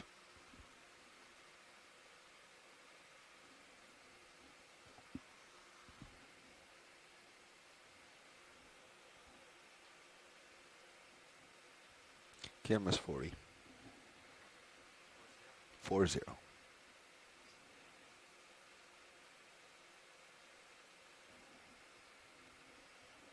So we should be able to begin seeing a small incline again.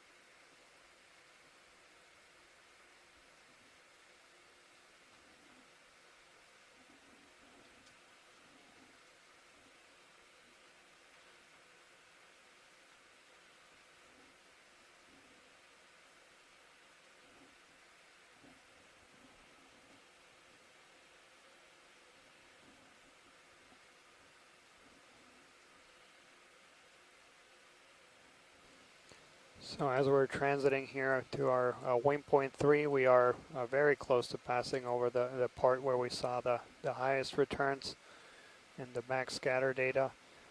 We are keeping our eyes open for, we've seen these couple of these patches where we saw chemosynthetic organisms, including tube worms, and there was a request to collect the sample, so we'll keep our eye open for that.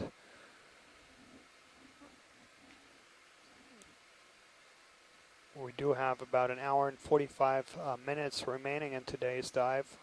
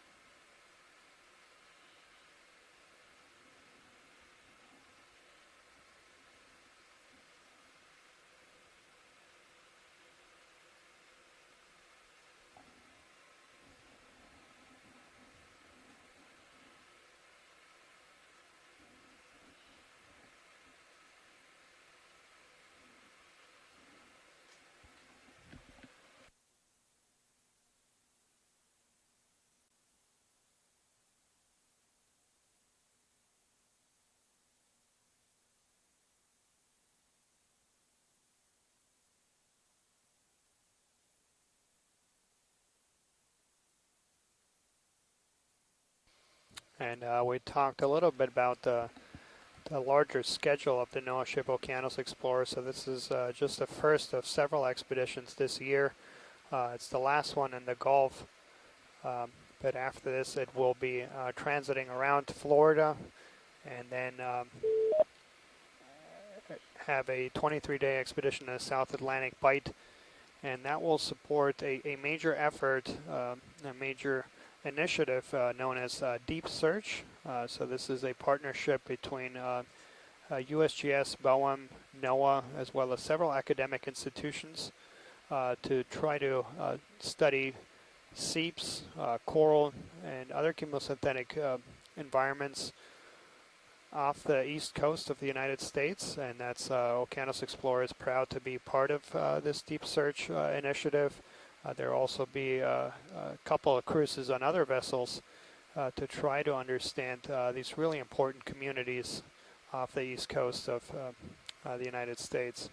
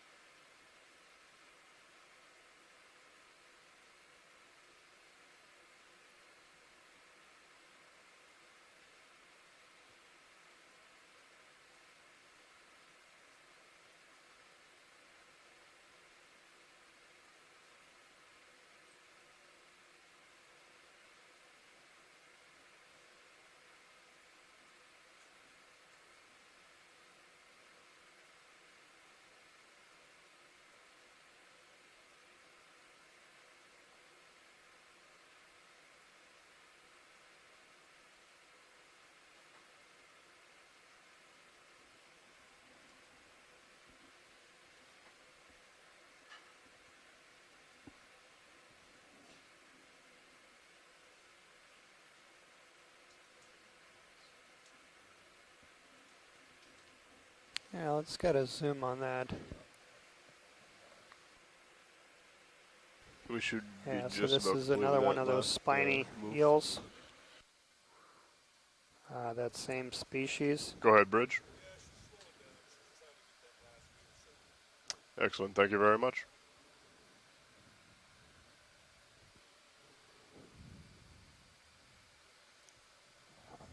So Poliocontinotus meriti, and Ken Sulak had noted earlier that actually the images from today's dive are the deepest record of this species that he's aware of. So this species is was I've got known lots of zoom from left. depths shallower than 2,000 meters. We're just at around 2,200 meters.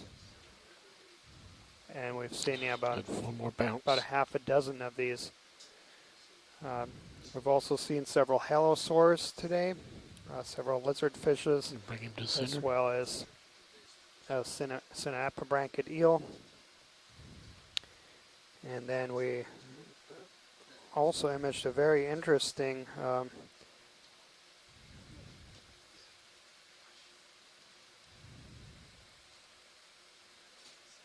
natastomatid fish. We got some really great images.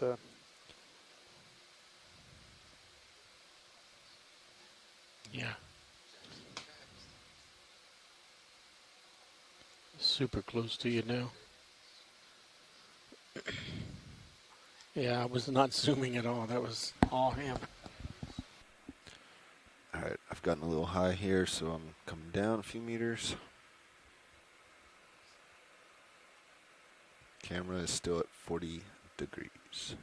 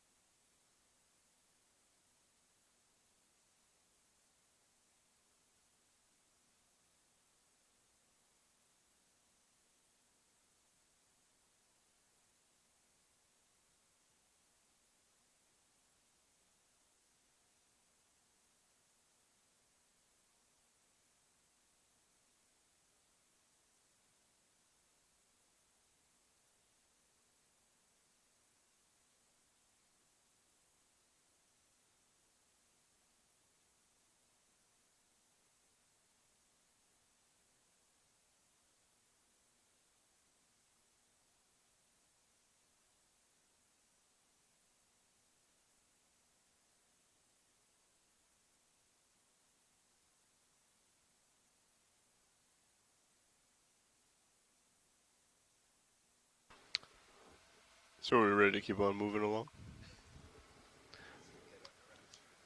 Yeah, I'm looking for another 30-meter move at 035 to head up to waypoint 3. Sound good? I will call it in. Yep, let's keep it. Nope, let's keep it moving. Yep. Bridge, this is ROV nav.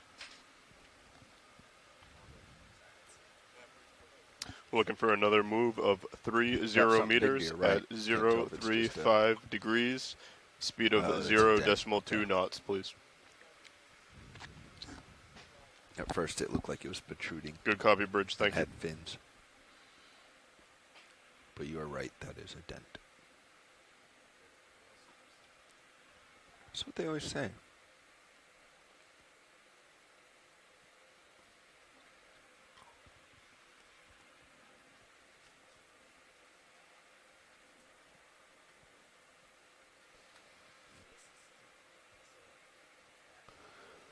Copy that, Bridge. Thank you.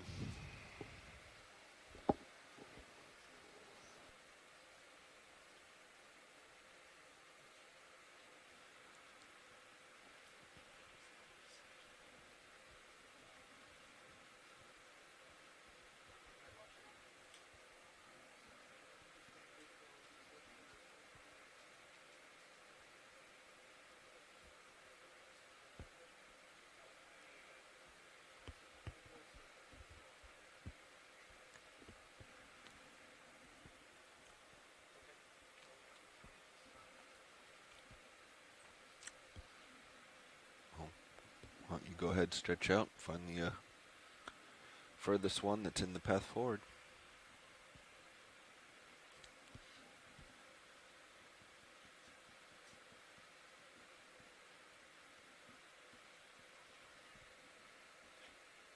Of course, now that we say that, there's not going to be any.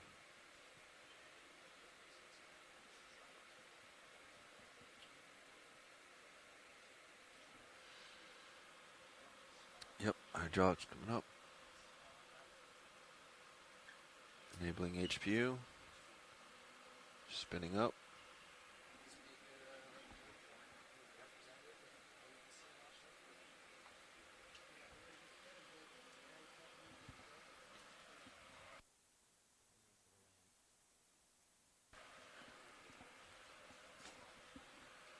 Just needed you here because we're not stopping the ship for this sample, and we need to do some quick views. So I just want to make sure you're with us still.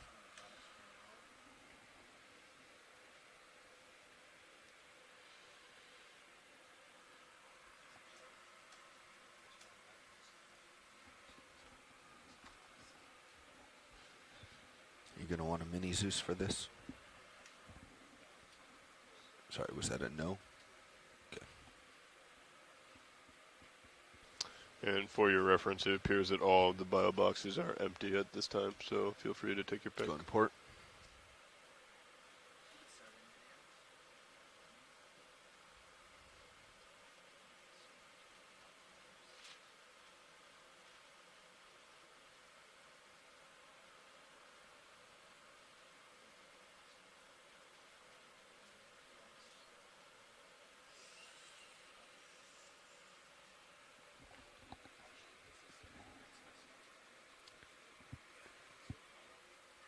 And that arm is out of the way. Okay.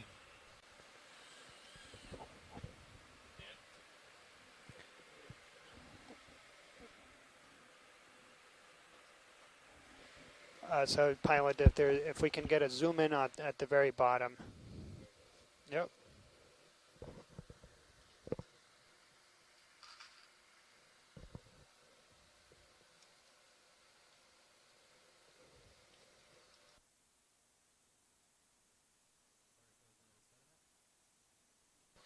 Yep, that's.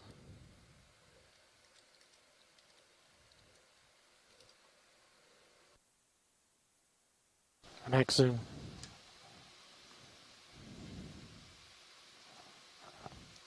All right, pull out for a full shot. We get the okay for sample. Okay.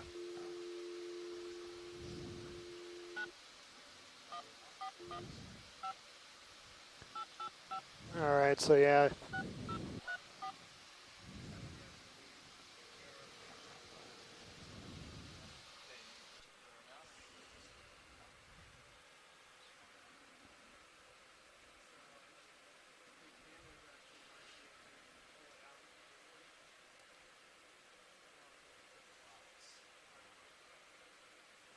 Could we do a couple snips, maybe?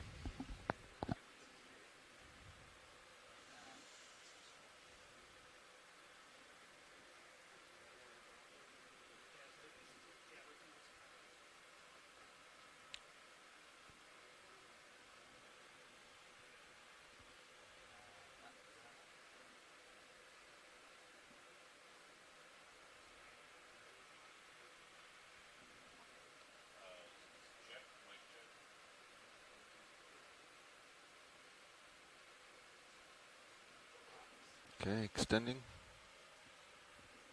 You clear? Yep, you're clear. Extending.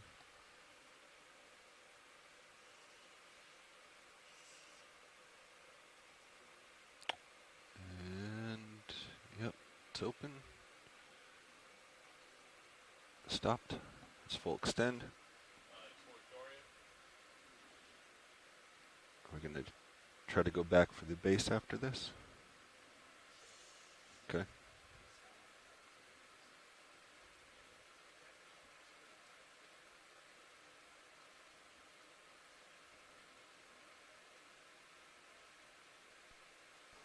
So yeah, we just collected our first biological sample, a bamboo coral lepidisis. So this is going to be dive 07 Okay. specimen I have a bamboo 01 bio, coral specimen in the lepidisis, port outer box. bamboo outer. coral, 2100, Retracting. 88 meters. And again, absolutely beautiful collection event. Thank you very much, And pilot. retracting both pins. All right, valve pack.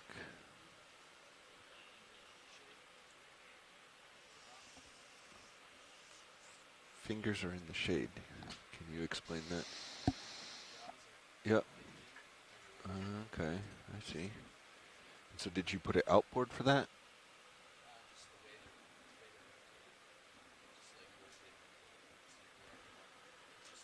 The wrist? Yeah, okay. Good to know. All right, ramping down. I'm looking down 60 degrees. Yes, I do. Hydraulics off.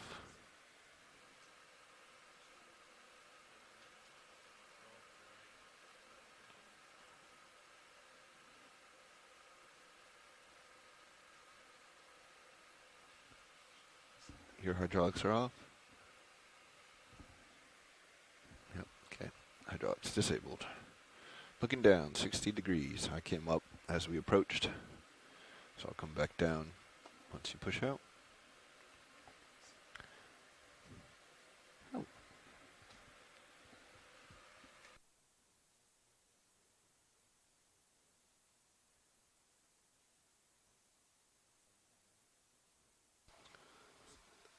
It appears as though that move has just wrapped up.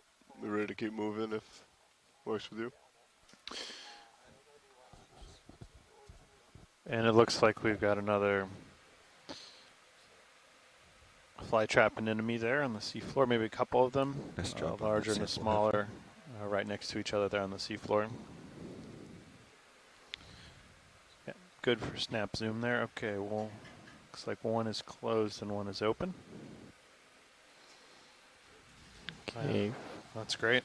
Coming down slightly. Okay, for you guys on shore side, Camera just still to let 60. you know, we're going to take stream 3 away for a live event.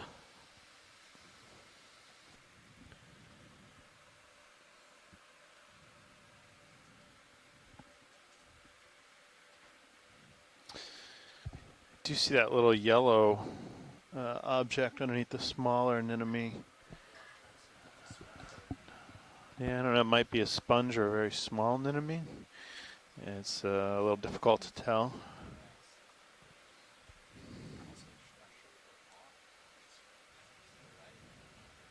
Is that a piece of bamboo? Copy that, White. Bridge. Thank you very much. Yeah. Bridge ROV We'd like to call on another move. It will be 30 meters at 035 degrees. Yeah, it looks like a a rock speed of here that these 0.2 anemones are attached knots, to, please. and yeah. Oh yeah, there's a gooseneck barnacle down the lower right. We see a gooseneck Good barnacle. copy, Bridge. Thank you. On the left, I think a small yellow sponge. Copy and, that. I'm not sure if this is a rock. It might be debris. It looks like it might be a bottle or can. Yeah, they're a little round there.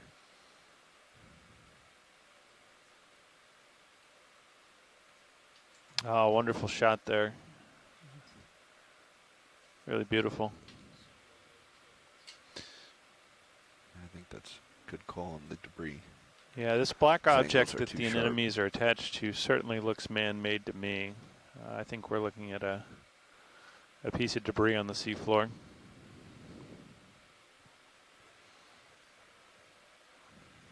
Okay, you want to pull out a little bit more?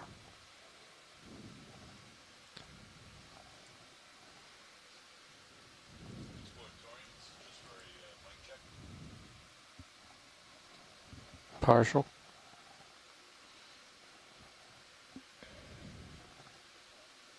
Yeah, this is a really nice view. Okay, going to pull out wide.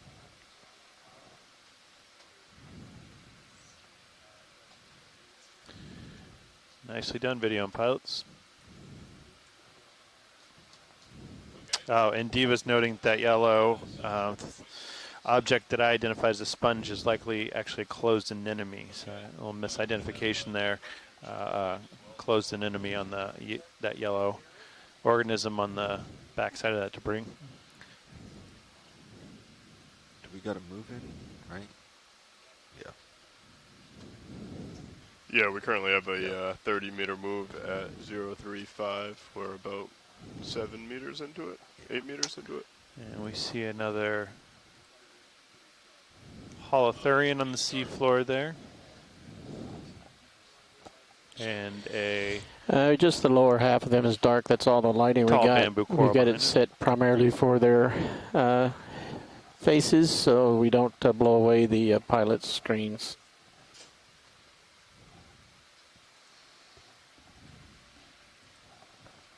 And we're continuing to make our way towards waypoint 3, which is at a localized high spot and near an area indicated to have higher seafloor acoustic backscatter, which may suggest the presence of hard bottoms.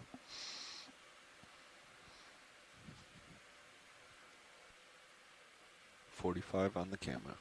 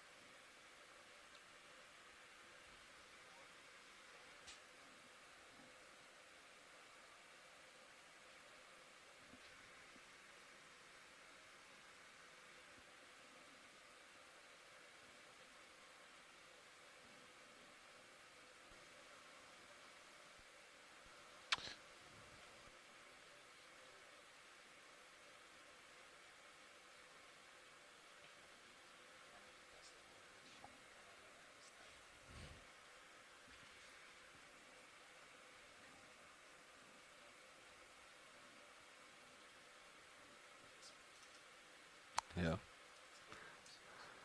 Those footprints are always strange.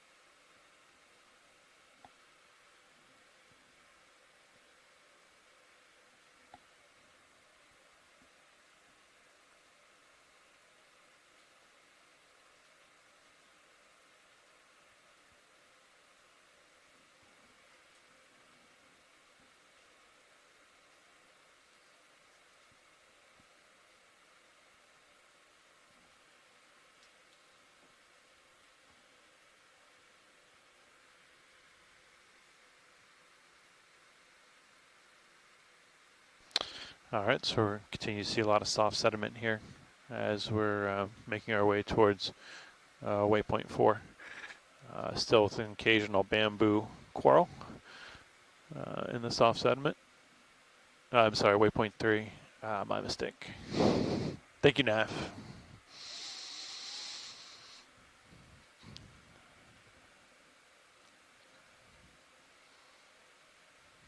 So we're seeing a denser area of bamboo coral here.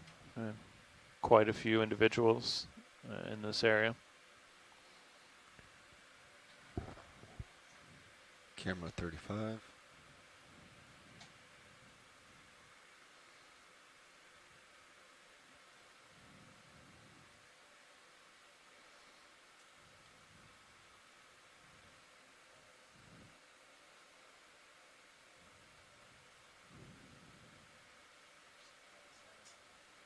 Yeah.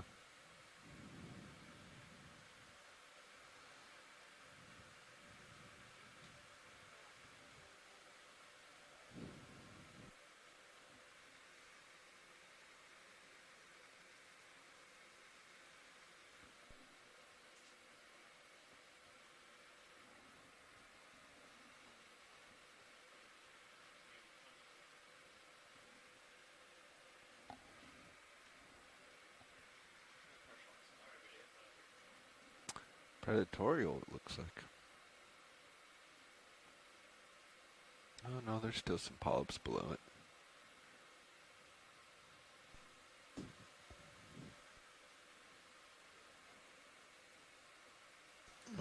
So here we've got another example of an anemone on a bamboo coral. This is a smaller anemone. I don't believe it's the flytrap anemone unless it's a very small example of that species. But well, maybe it is. We see again an anemone here, partially up a bamboo coral.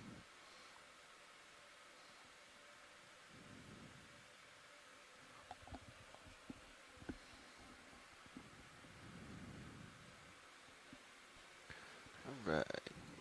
Coming up. Looks like that move is finished up. You guys comfortable with continuing on as soon as I get confirmation? Sounds good. Copy that, Bridge. Want any more, RB pilot? Nav.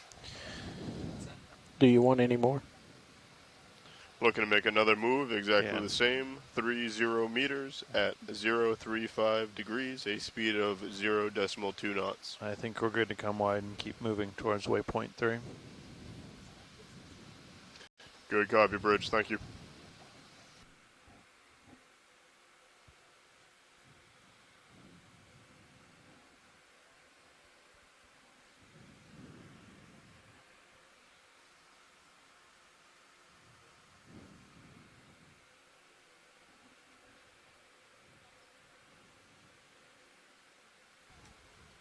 Copy that, Bridge.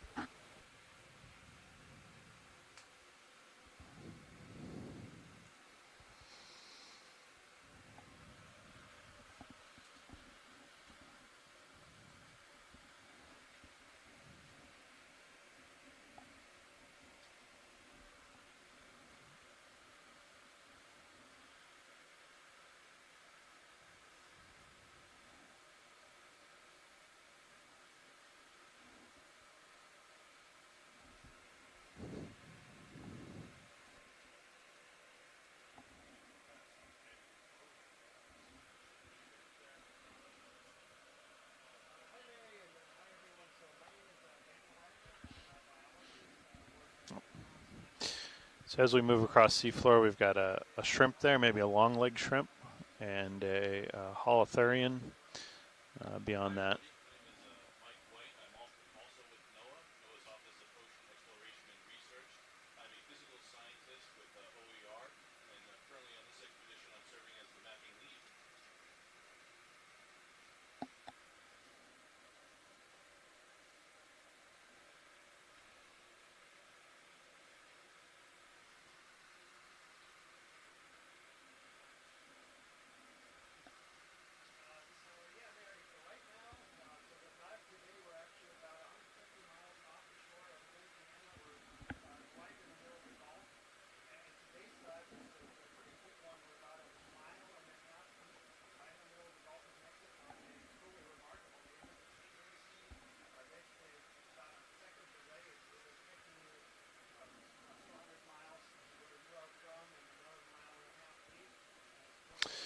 Yeah, let's check out these mounds up here ahead, pilot.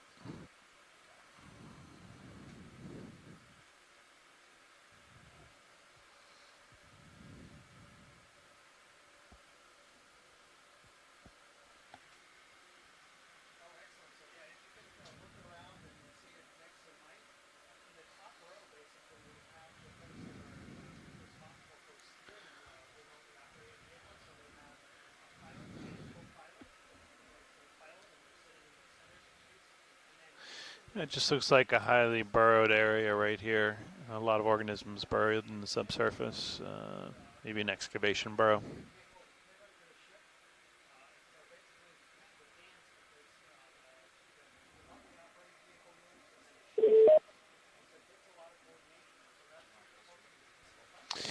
No, pilot, I think that's good. I think we can come wide when you're ready and continue on.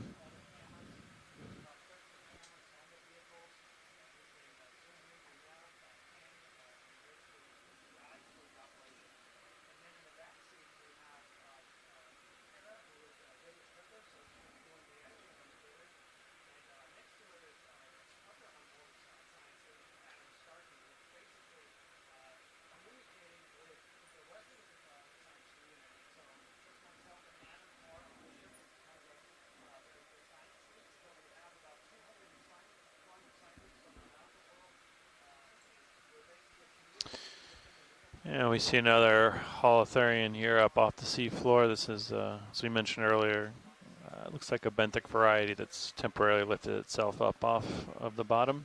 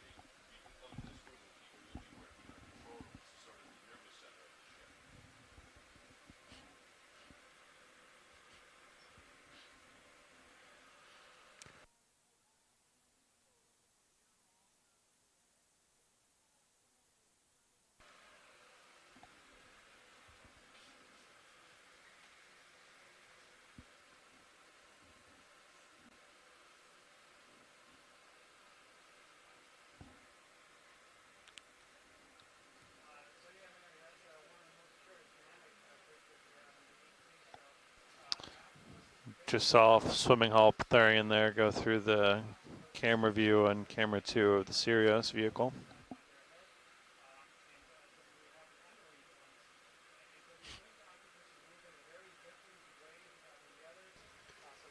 Copy that, Bridge. Thank you.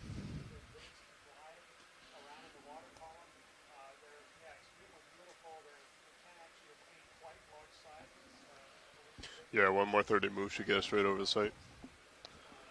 Bridge, this is ROV Nav. Things are going so well that we're going to continue again with the same move. We got 30 meters at 035 degrees, a speed of 0.2 knots.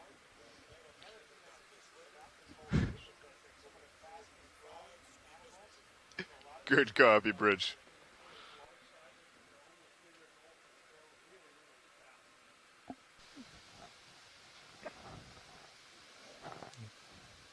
All right, pilots, I'm back with you. Seems like things are So we're stabilized. approximately 30 meters from waypoint 3, which is that local high on the north side of this mud volcano. We're going to proceed in that direction and then start moving to the west towards waypoint 4 around the outer rim of this mud volcano feature after we reach there. We've yet to see any extensive hard grounds as we thought we might, but we're going to keep our eyes open. We have seen chemosynthetic communities, and we're hoping to see some additional ones here as we continue exploring.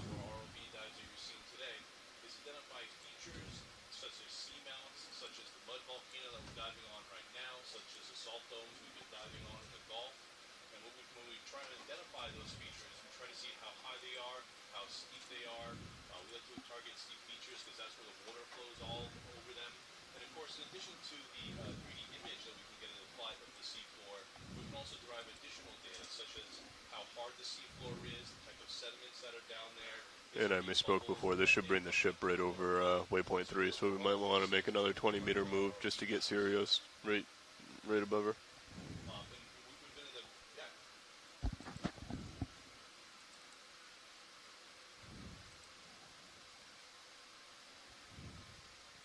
I'm assuming we'd want to look over that other side there, right? Yeah, just like we did last time. All right, I will set us up for that.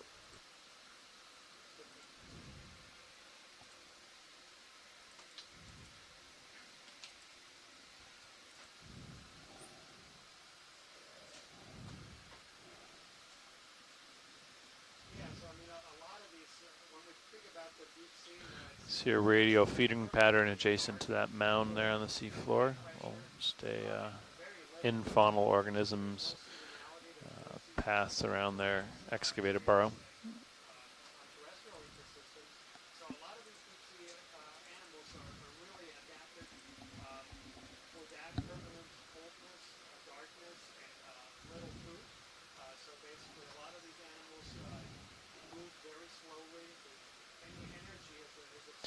Seeing some pieces of sargassum here that have fallen from the sea surface down to the sea floor.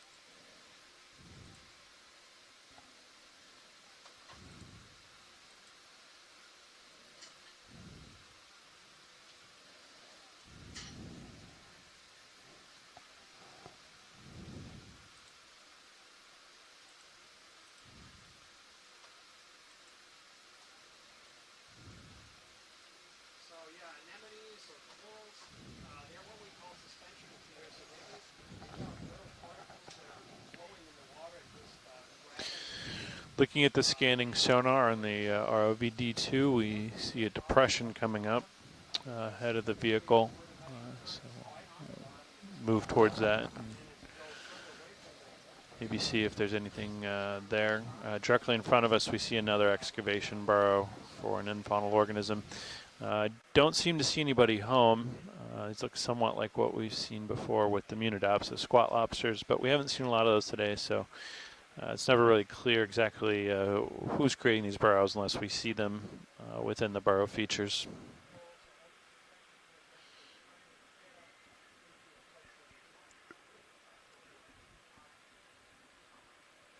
We're going to take some time to look at that guy, that coral.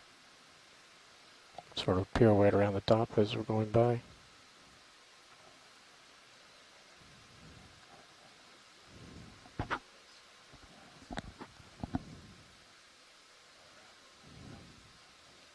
You can zoom when you want.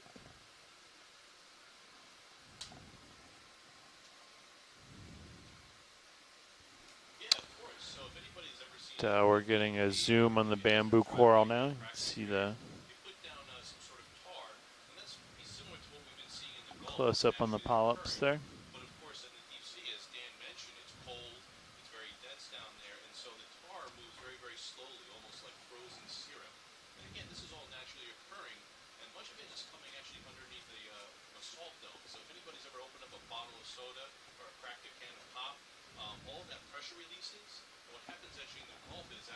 Very nice. You can go up and down it as you feel like it as well.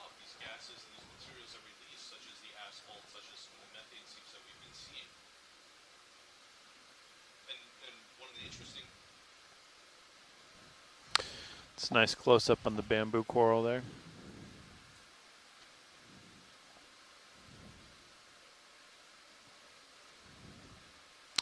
That's correct. Scott's noting we earlier made a collection of this species, so we took the sample at the top of one of these bamboo corals, and that was our first biological sample of the day, and we'll be putting that in the repository at the Smithsonian Institution after the conclusion of the expedition, where it can be requisitioned by members of the scientific community who may want to nicely done. Conduct research with it.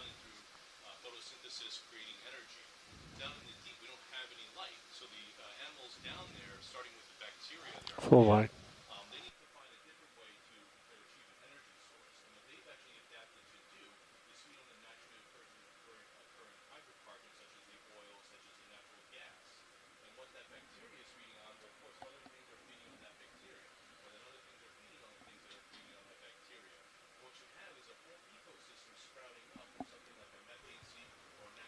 Copy, copy that, Bridge. Thank you.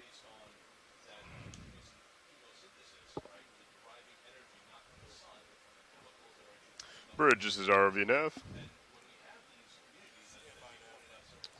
Will do. Haven't heard that noise before.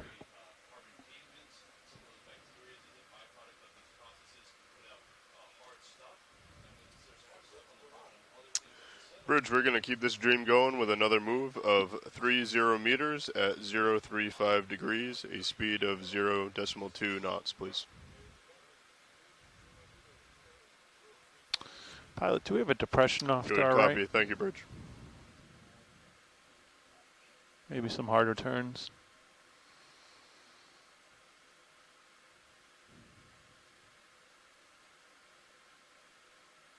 Excellent. So it looks like we've got a depression here, potentially with another chemosynthetic community. Copy that, around Bridge. an Thank area you. of focus What was that seepage. We move? may want to Yeah. stop and take a look here. We've had a request for some sampling. We want to see if What was the that type move? of organism we'd like to That sample was in a this 30 community. at 035. Should we come to a easy stop for this, or? Yeah, let's go ahead. Come easy. Stop. Bridge, this is ROV Nav. Looks like there's one of the worms that they'll want. We just came across a large patch of specimens that we want to sample. If we could come to an easy stop, please.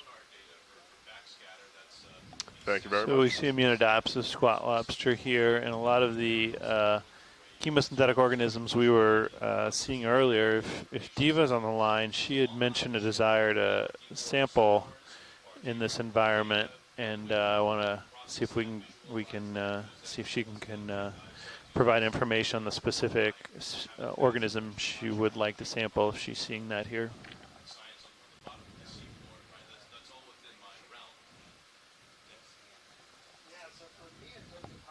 I want to go tighter to one of the pink patches. One of the pink patches. Maybe that one. So that we're just came seeing a bottom number right corner. of tube worms here, and I see some brittle stars, and a lot of these amphipods. And looks like Diva is online, and she's seeing the sclerolinium that she's interested in. So, Diva, if you see anything you'd be interested in sampling here, I know you mentioned the possibility of sampling. We should be able to make an attempt on that. I think it's this that we're close up on now, this sort of pink, sort of what we refer to as ramen noodle appearing organism. If that's what you're interested in, let us know, and we can have the pilot set up to try and sample some.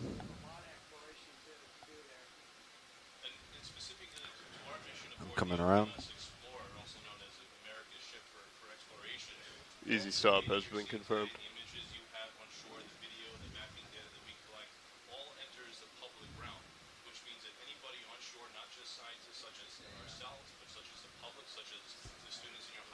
Sea spider or star?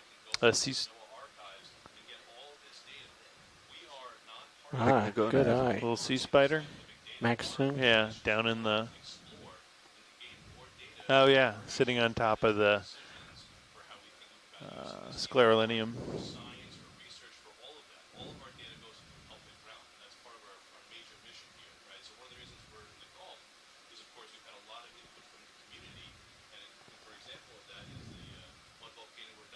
Should get lasers on these before we sample. And we got a holothurian back there as well.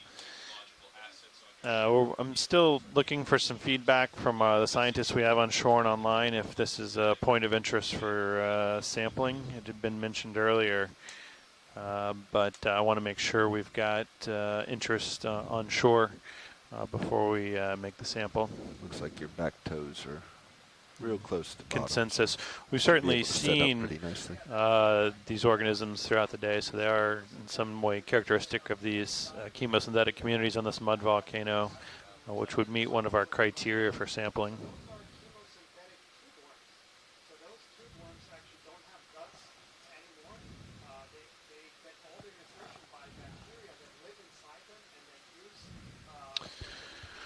All right, pilots, we do have a request from shore to sample. I believe we're going to sample the that organism we were just Go ahead, Bridge. highly focused on, that we were zoomed in on. That's with correct, the yes. amphipods. We'll get a tight zoom on that and a confirmation from shore, and then we'll go for a sample. Yeah, if we can do, or even if you want to set up, and then we can tight zoom on it and just get a confirmation on exactly the one that we're looking for.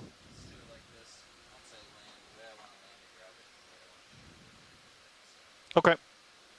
Let's do a tight zoom first. Okay, it was the one that was near ground, wasn't it?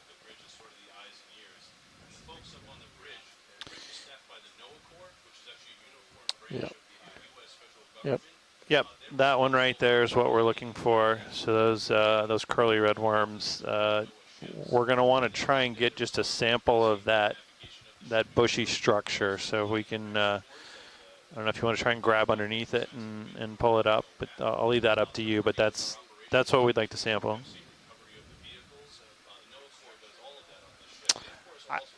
I'm not sure there is a reach structure with this one, but we want to just try and get what's there.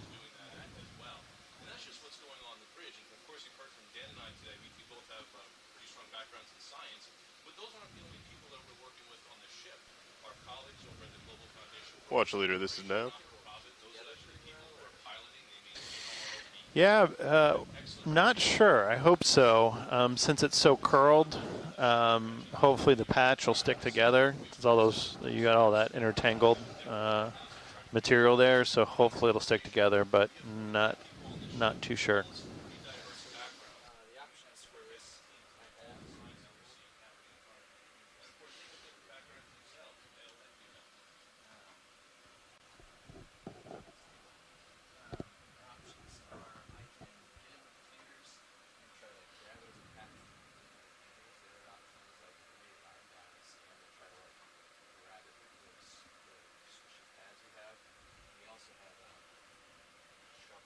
Yeah, there's that scoop too. I'm thinking I don't know, you know best what sort of is the easiest to operate. I'm thinking the shovel might actually work, or the scoop might work okay to get underneath it, but yeah, we can give it a few tries, and if that doesn't look good, we can go with the manipulators. Thanks, pilot. Sure, Zad, we've given you the quad split on the stream 2 of the multiple cameras sample. I agree that the scoop would probably be the best tool to use in this situation.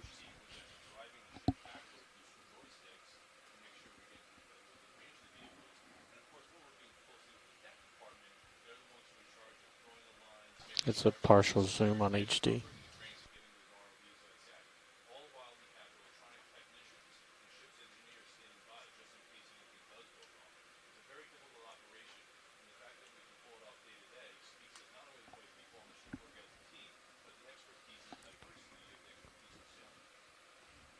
My curiosity just wants to know if you can go over and pick up the clump.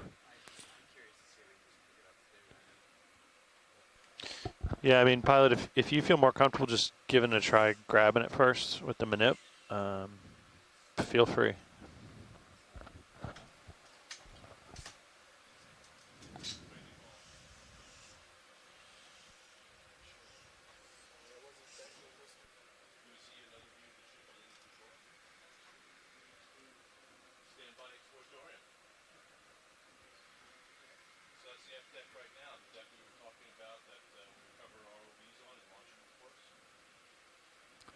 Hydraulics are up.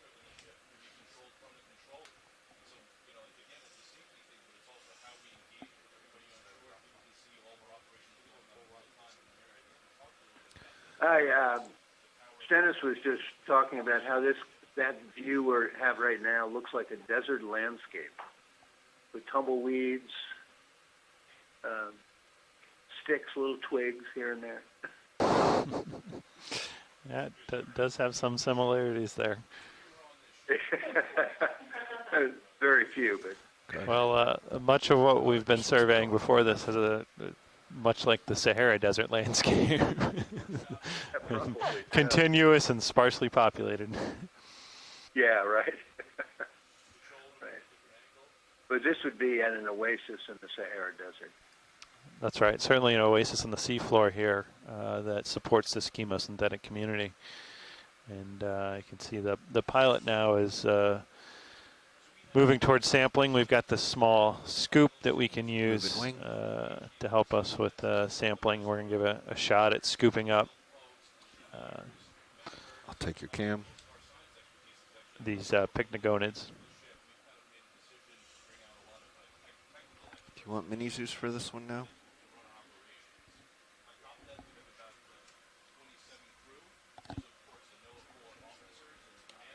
Yeah. We're settled fine. I got both cameras.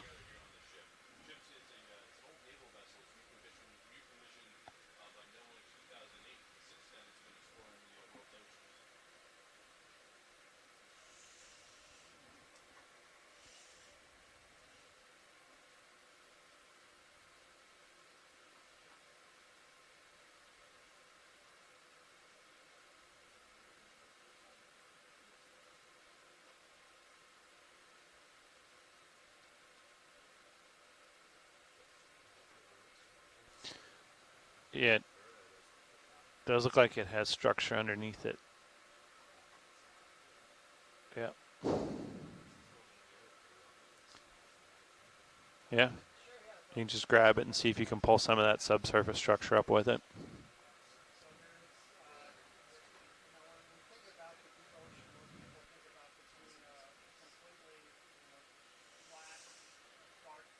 You were on the right track there, for sure. Yeah. Yeah, it was. Ooh. All right, starboard wing coming in.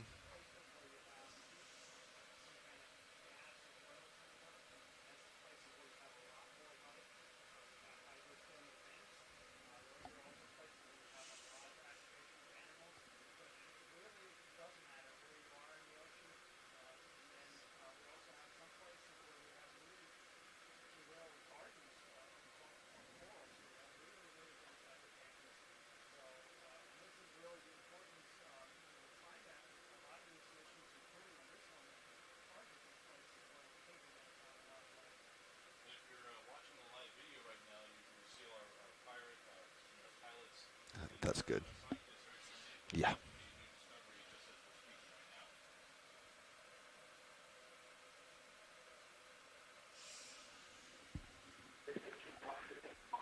It appears there's very little current here, and that might tell you something about why there's also very few corals. You know, I have solitary bamboo corals here and there, but no lush coral communities, no larvae coming in, and no food. That's a good point. That that disturbed sediment didn't clear too quick, suggesting almost no current. And certainly those solitary corals are better suited to low current conditions. I imagine sticking so far off the bed as they do.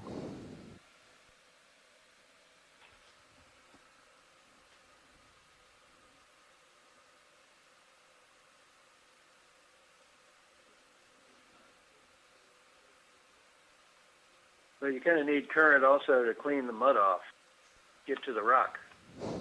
That's right. We need current to expose the underlying rock. That's a good point. Where's NOAA's current map? Do you have a deep water current map? You want a tighter zoom? We've been waiting for that. And these pycnogonids seem to be pretty well rooted. Looks like the pilot had to give quite a tug to pull loose this patch here.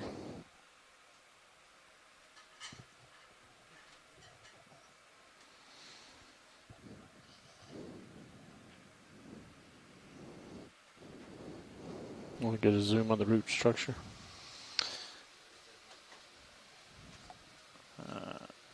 Yeah. Okay. We'll just get that to the box without spinning it. But that looks like a good sample. I'll ask if Diva's online, if that looks good for her for a sample of that species. Your port outer has something in it. Your port inner is open. Okay, extending again. Should be open this time. There we go. Sorry about that. That sample was 1928 UTC. That will be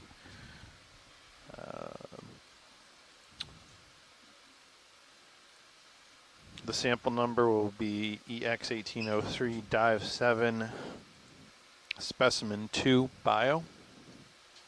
And it was collected at a water depth of 2,170 meters.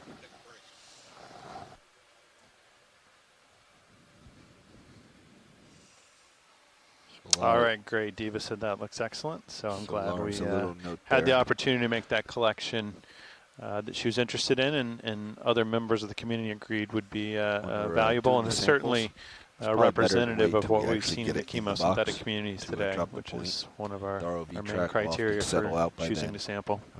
You're in the middle of it this time, but you know there's a lot of drift. Excellent, and I just stepped aside for a couple minutes, and another really wonderful It'll usually collection settle out event. a little bit, and we also get the time a little bit more precise. And, we have a few really excited scientists here on shore. We do have about 45 minutes remaining in today's dive.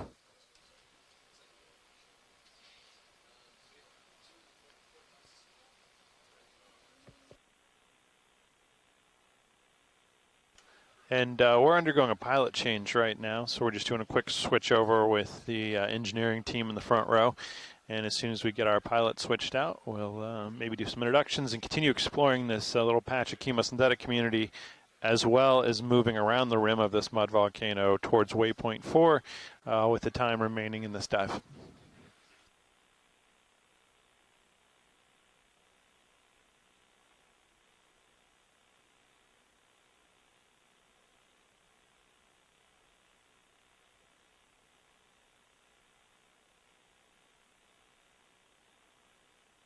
Yeah, and Scott makes a good point. I said that that was sampling a species, but in reality, we're probably going to have many associates or different species together within that clump that we'll be working through in the wet lab at the ship once the ROV comes to the surface to separate them out and get them all preserved so that they can be put into the repository.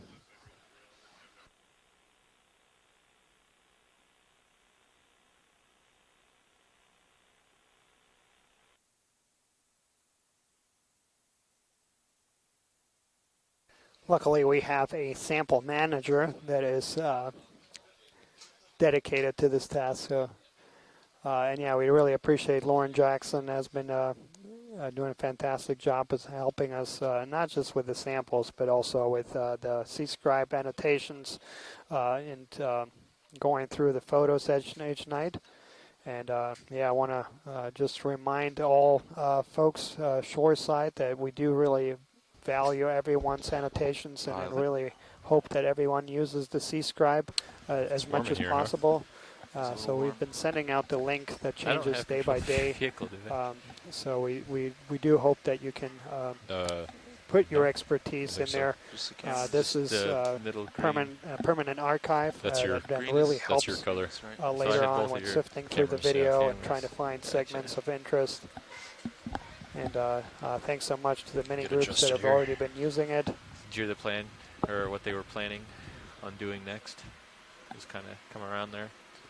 Yeah, I could tell you that, or what my understanding. We want to kind of poke our heads over this edge a little bit, see what's down there, then head back west to waypoint 4. We only have maybe 40 minutes, so we'll just see how far we can get. Yep. That's right, pilots. Our goal is to just explore this chemosynthetic area here a little bit, perhaps look around, and then make our way around the rim towards waypoint 4. So I think it's pretty flat around here. It is. So why don't we do like 20 or 30 meters off over the edge, which is It's about west. yeah, we could do that. We could go this way. Kind of go northwest That's or northeast. fine. Sorry. Whatever you'd like. Yeah, let's do West that. Or, I'm sorry, east or northeast. Yeah. Do it. We can go northeast. Sure. 20 meters. Do Sure. it? Great.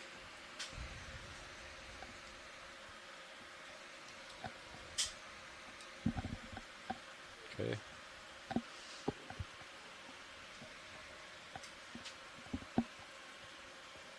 Bridge, ROV nav.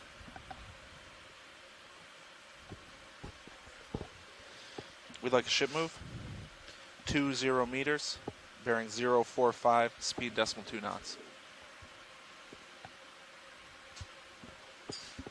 I'll kind of saddle over Andy, and you can track Good me copy. over to 045. Will do.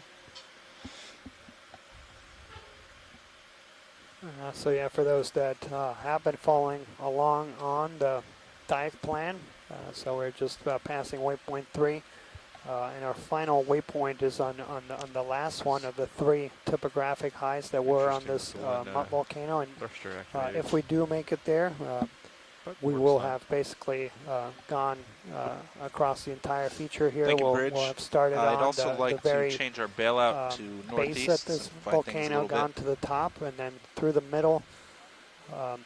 Thank you, Bridge. So that will give a really good idea of what this environment is, to quantify should it. be good. And so far, what we can say is the majority appears to be these soft sediment environments where we do see these bamboo corals, lepidices, and we did collect one of these corals. Appears to be a single species that is dominant. Pilots that moves underway. We do see Got it, thank you. benthidites, sea What's our cucumbers. Those off-bottom purple time? sea cucumbers were also We have characteristic. about 40 minutes.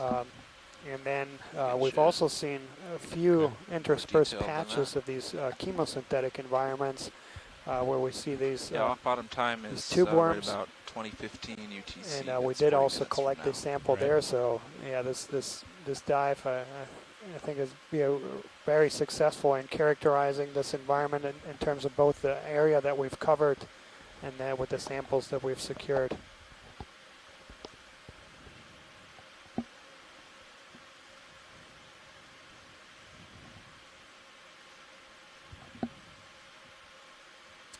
So it looks like you might need to adjust your auto heading. Yeah, I was just thinking to that move it a was little farther to the east. definitely not That's keeping that's track. what I saw the other day. On one engine, you got to set it maybe 10 degrees past what you want. Okay. 10 degrees it is.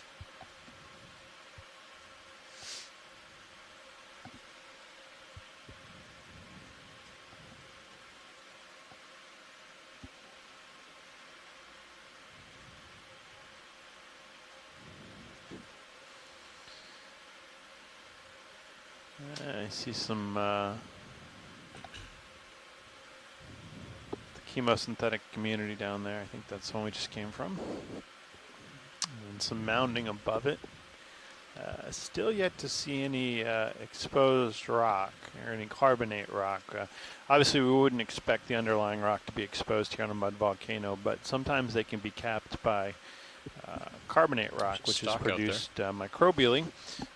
It's calcium carbonate produced from the carbon and methane emitted from the seafloor, and that can create thick deposits on top of Hit it these off screen, but I can probably mud fill in. volcanoes Yeah, just come over a sometimes, little but bit. we have not Okay. seen that yet today. Are we interested in this up ahead, Watch Lead? Well, like I said earlier, since we didn't have much current, we probably didn't have much, at least if that's commonly seen up here with very Won't go little too much current. further. You're not going to wash that sediment off the top of the rock. Sonar, but I think we'll be Yeah, clear. pilots, we can keep moving. Yeah, Keep you're very moving? clear. Yep. Okay. All right. Nothing to Coming worry back. about out here. And maybe that's why we're not seeing as much rock. It might be lurking right below the surface. That's right. zoom past the And I skid think that video is if you right, like. Bill. As especially the lower frequency acoustic surveying shows there are hard returns in this area, which could be indicating that there is rock laying just beneath this overlying sediment cover that we're picking up. So that's certainly a possibility here, or it seems probable given our acoustic information. As you said, there's low current, so we're not excavating that rock here, and we're not seeing current venting here, so we don't see an impetus for creation of that rock in the modern here as a cap across the top of the mud volcano.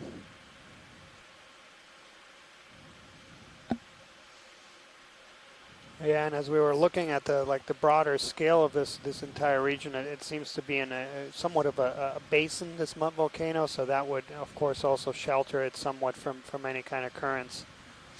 Yeah, and Bill was mentioning this earlier when we were taking the sample. We don't have an existing strong understanding of the deep currents in the Gulf of Mexico. We have a very strong understanding of the surface currents and the loop currents. Well, I shouldn't say strong understanding, but we know a lot about the surface currents and the loop current on the surface of the Gulf of Mexico. But obviously, just because of the limited number of observations we can make at depth or from ships, we don't know as much about what the deep currents are doing in this area. We have some sense of current patterns of the seafloor, but not to the level where we could forecast and predict them like we do the surface currents.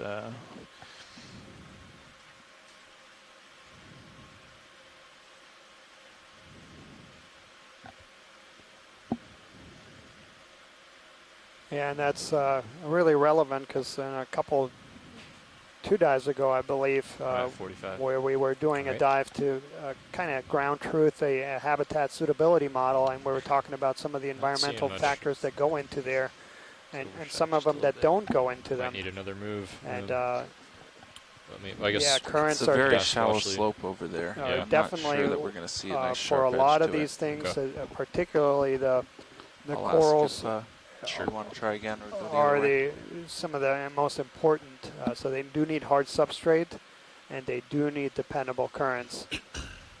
And unfortunately, we don't have really good high resolution data sets for those two environmental variables. Where we one area where we do have some information, BOEM gets information from the rigs in the area, where they're trying to populate a lot of these rigs with current meters. Unfortunately, it's not ubiquitous, and it would be nice to have more information, obviously. Yeah. Okay, and I believe that was just a siphonophore that a little beaten up.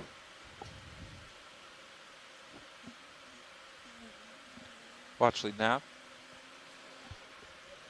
We've moved about 20 or 30 meters closer to where we expect that edge to be. Actually, that may be the edge. Now, I was going to ask if you'd like us to keep trying further in that direction, or if we should head back toward waypoint 4.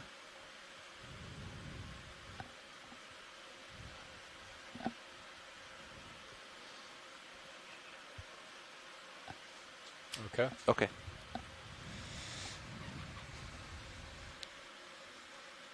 So I'm pretty far out there. Yep. Getting out there. Call that good. I'll come back. And what's our bearing to waypoint 4? From you to waypoint 4 is about 260. 260. Bill was mentioning measuring currents in the water here. One of the fortunate things is there are instruments that allow us to measure the currents, deeper currents from the surface, from Kind of oil settle rigs back to or you from and ships on the keep surface. We can use Okay. acoustic Follow me over systems that 260. use the Doppler principle to measure the velocity and direction of water movement. at depths below the surface. So fortunately, we don't have to be present on the seafloor with an undersea vehicle or drop an instrument package necessarily now to be able to measure currents through a lot of the depths of the Gulf. But still, you have to be on a ship or an oil platform. And I'll note the Okeanos Explorer has a low-frequency acoustic Doppler current profiler on its hull that lets it profile Go past the skids deep video. into the water to get profiles of current movement well below the ship.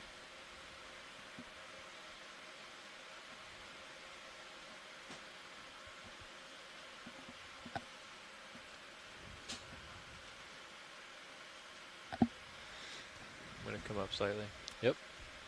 Yeah, and since you're talking about it, Adam, you know, one important thing about those kind of instrumentation is that, you know, a lot of the measurements we get from that are kind of snapshot views, and a lot of the organisms actually integrate that signal over long time scale. So in many cases, it doesn't really matter if at one point in time there is a particular Yes, thank you, Bridge. measurement, but you need these conditions over longer time periods to be favorable.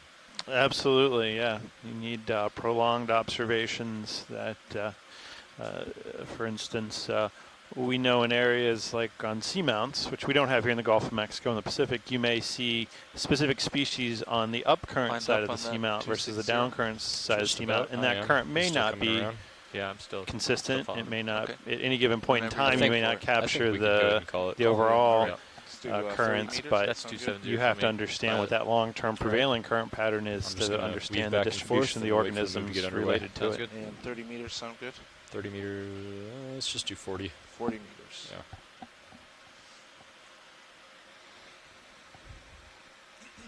Yeah. Bridge, nav.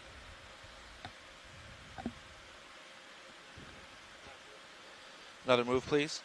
40 meters, bearing 260, speed decimal 2.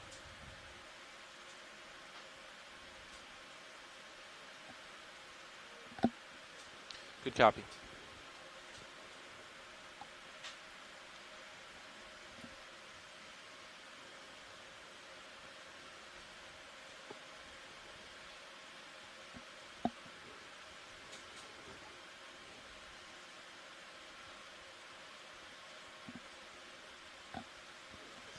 Thank you, Bridge.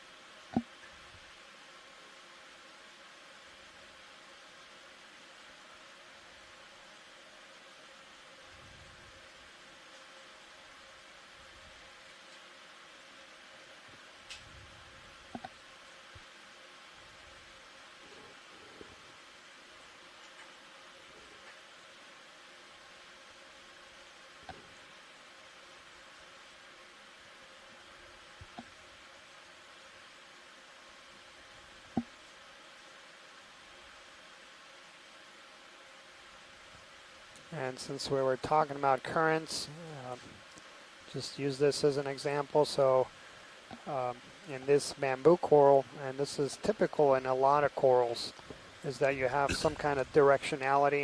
In this particular, they're on one side of the corallium. A lot of the fan-shaped organisms too, they have the polyps, they're all on just one side, not on both.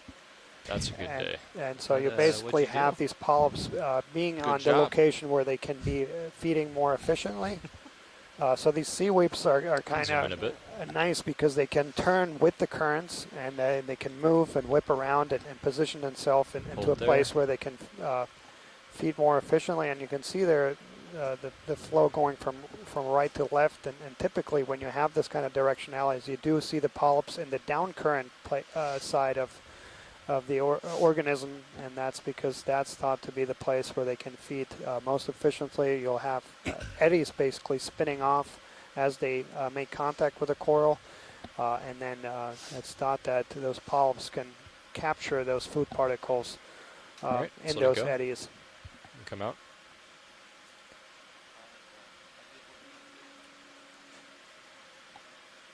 And another interesting thing about the corals is they're the phylum Cnidaria, and so they're distinguished by these nematocysts or stinging cells, and that's another thing that they can use to feed, as they basically have these stinging cells that are kind of like little harpoons that they can use to shoot and capture food.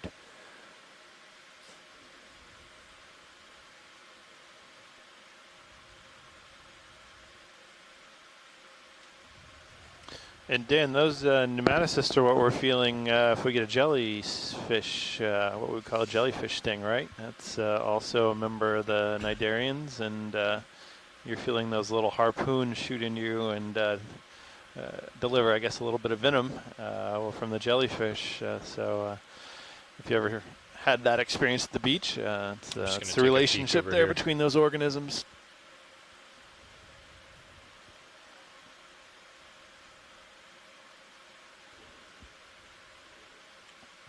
Is that a fish down there? Yeah, let's try to get a snap zoom at Go ahead least. and snap zoom. I don't have a whole lot of time.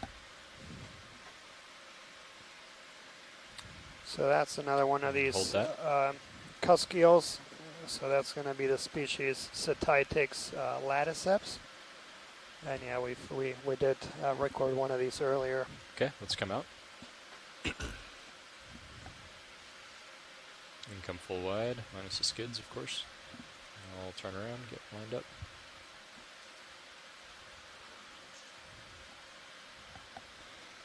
Yeah, and Scott was mentioning as we were That's talking about right there where they about sampled current that. direction Yeah, I and was feeding. thinking that. Yep. Actually, So yeah, I a think lot this of these whips, particulate is they probably whip around and they from can them. basically, as the currents Coming back change around. direction or speed, they will basically move. They They're came flexible. up, so the southwest, to some so we'll extent, you be can on think pretty about good it as ground being soon. kind of like windmills that will reposition depending on where the wind is coming from, and so that to be able to feed more efficiently.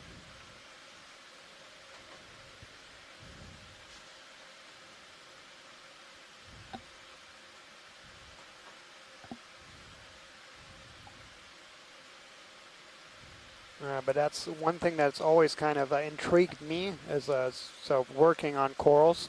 And when you see shallow water corals, a lot of the morphologies you see is kind of this bushy, three-dimensional in shallow waters. And then as you start going deeper, basically everything is either fan-shaped or whip-shaped with a directionality. So it seems to be that there's kind of an adaptation for being in a certain directionality as you go deeper, perhaps suggesting that the currents are more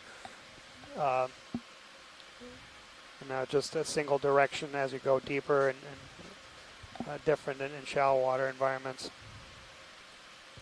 And Dan, I know sort of in thinking about fluid dynamics above the bed, from the world of thinking about sediment transport and things like that, that the flow velocity of these currents quickly diminishes as you approach the bed. So there's some advantage probably to being as tall as we're seeing these bamboo coral. It kind of keeps them up in the more rapidly moving currents higher above the bed, and so there may be some selection there for height as well. Although, right, there's a flip side to that. If the currents are moving too fast, you don't want to be sticking up too high because you'll get knocked over. So a little bit of a balance there and an adaptation to the specific environment. Yeah, and so you pointed that out. Yeah, there is something as being too big. The other thing is that there's basically a pressure to, as soon as you settle, to start growing fast and get off the bottom. So, and the few studies that I've seen is and this is typical for all organisms, is that you have a fast initial growth. Keep going. Yeah. Bridge same nav. as us humans, is there's most animals, they grow in size We'd like until to do that again. they mature, 40 and then meters. they stop growing, and you start putting all your energy speed into reproduction. Now the difference is with these corals or so they can continue growing, so they will divert some of their energy towards reproductions that are a certain size, but they will continue growing, and so they don't have, like for us in humans, that we just reach your peak and then stop growing.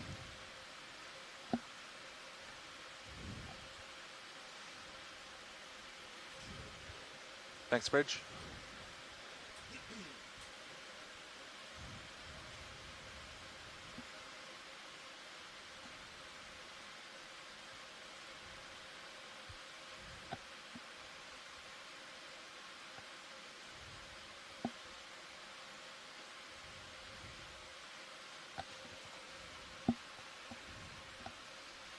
Got you at 75 right now.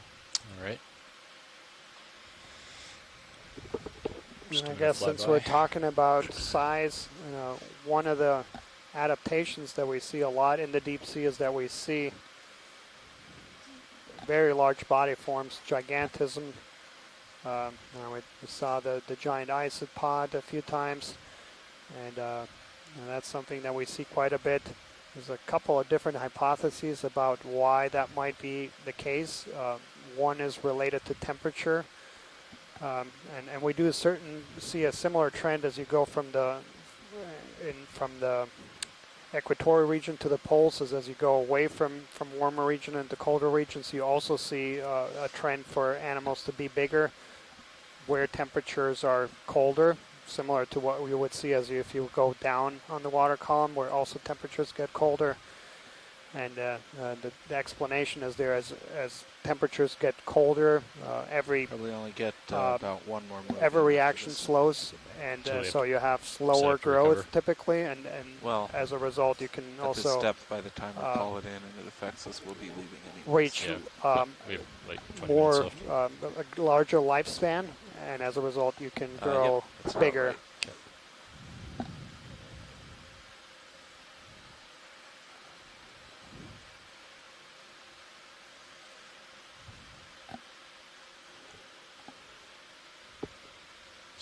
So we won't get close to waypoint 4 then. Watch lead nav. Actually, a science question, not a nav one, but what sorts of things limit the size of these? We've seen some very large corals, almost the size of D2, but nothing that covers a cliff size. Could you maybe talk about why that might be? Yeah, so these corals, basically there's nothing limiting. They could continue growing, and a lot of the explanations is that at some point they'll become too big, and that will become, especially in a current, that they could break off.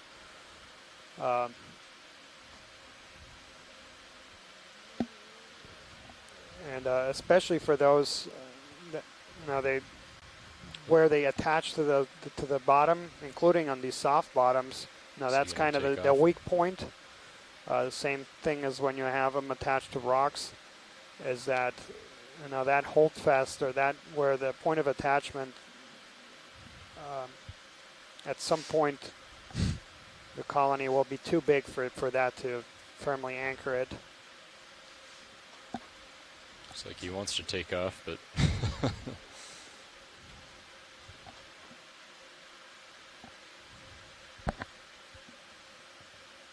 Yeah, he hasn't gotten the clearance from traffic control yet. yeah.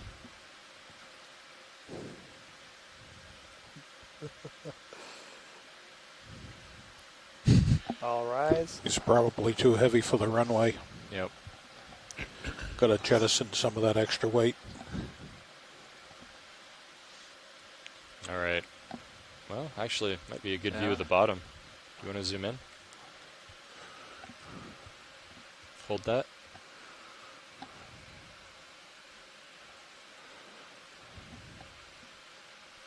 Don't see that view every day. And you're getting a view there of the tube feet, and I guess possibly the mouth parts of the holothurian there.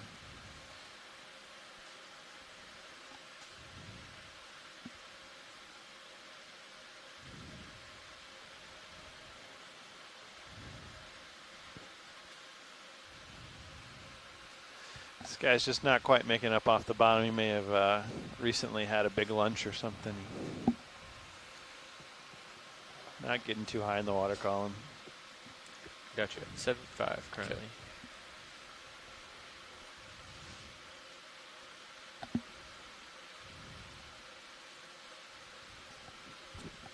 All right, we can zoom out. There's a neat view. I don't think we're going to see any undulation from here.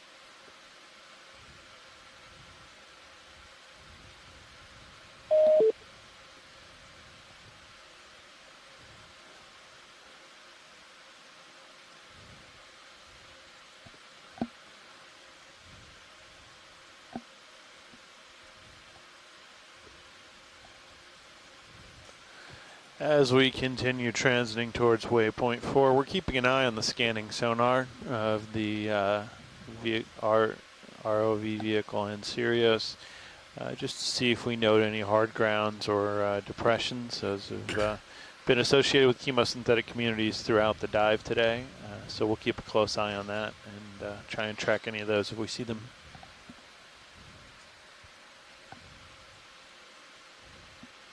Yeah, but in that regard, Adam, that was one of the big questions for this dive site is whether any chemosynthetic communities were going to be found on here, and our mapping team was very busy and did basically a whole line plan over this entire area and did not find any seepage on the mountain itself. There were some seeps in the area, but they were about 4 kilometers away from here.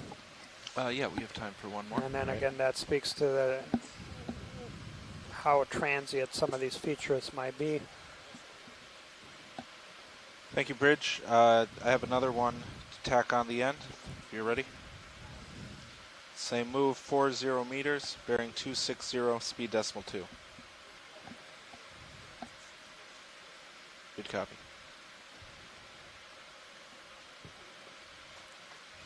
That'll be the last move. Camera angle is currently 70. About 14 minutes. Copy.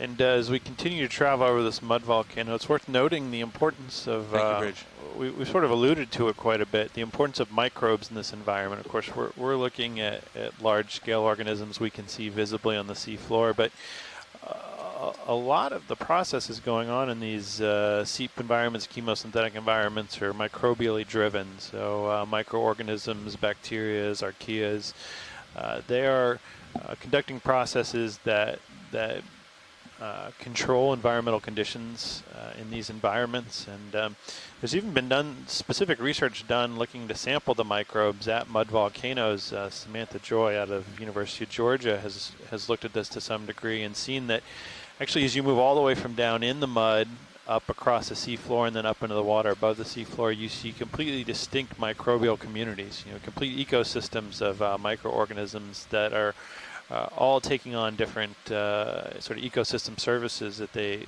provide, and that's sort of an interesting finding, and also suggests that the microbes can serve as a link between sort of the deep environments, all the way deep down in the sediment and within the mud volcanoes, all the way up into the water column over the sea floor. They can kind of connect those environments. So, there's a whole unseen world here at these environments. Of course, really microbes are everywhere on Earth and play that role everywhere, but there's a lot of research these days to understand exactly the processes microbes are taking on. And some examples where we have seen carbonate rock, those carbonate rocks are formed microbially. So it's the microbes that are doing the work of building those hard substrates. Possible and, depression 20 meters ahead of you, but they're starboard. also... Stand by. Go ahead, watch lead. Sure, stand by.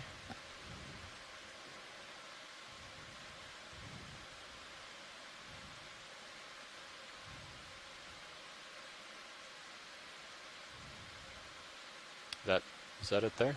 Okay.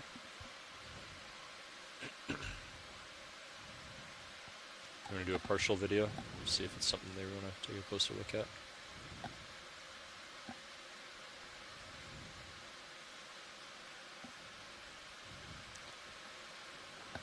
Yes, I just wanted to document this. This is a tube-dwelling anemone, and I believe we haven't imaged one today.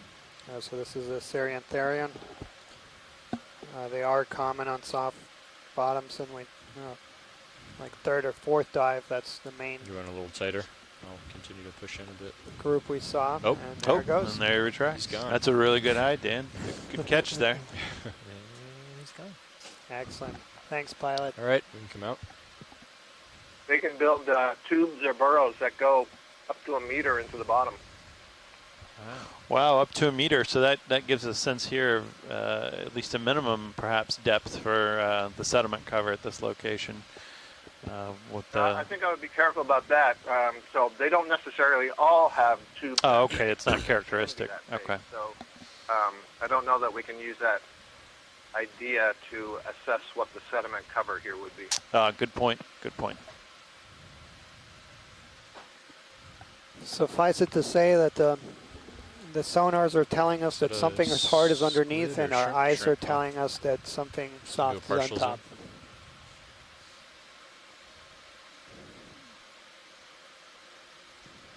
Back in 2014, I know some of the pilots will remember this, we had something we called the sea poke, which is basically a plastic rod that was about a meter long that we would use to penetrate into the sediments to get some sense of how deep it was. And there were a couple of times where we were really fooled into thinking we had a really thin layer of sediment that turned out to be really quite thick.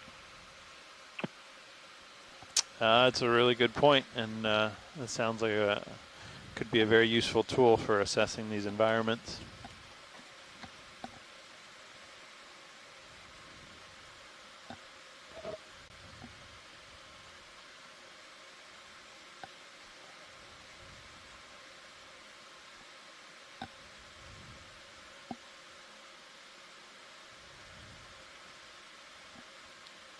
All right, we'll let him go.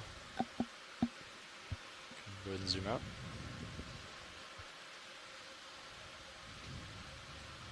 We're definitely going downhill.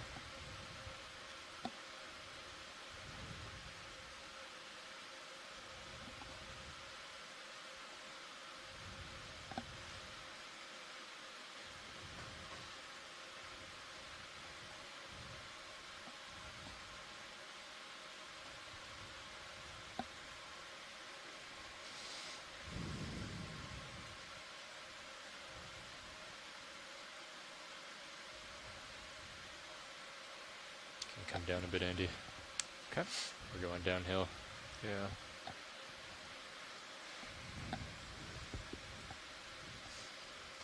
You're directly under me right now. Just about.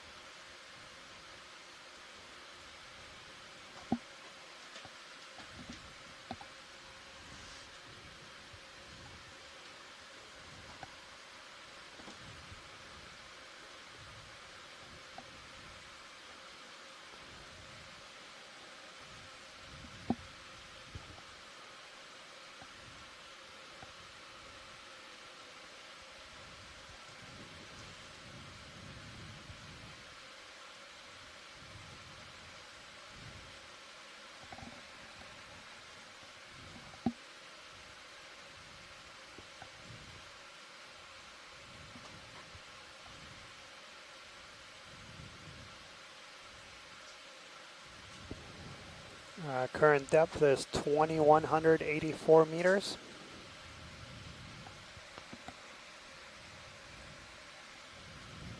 I'm going to turn a little bit.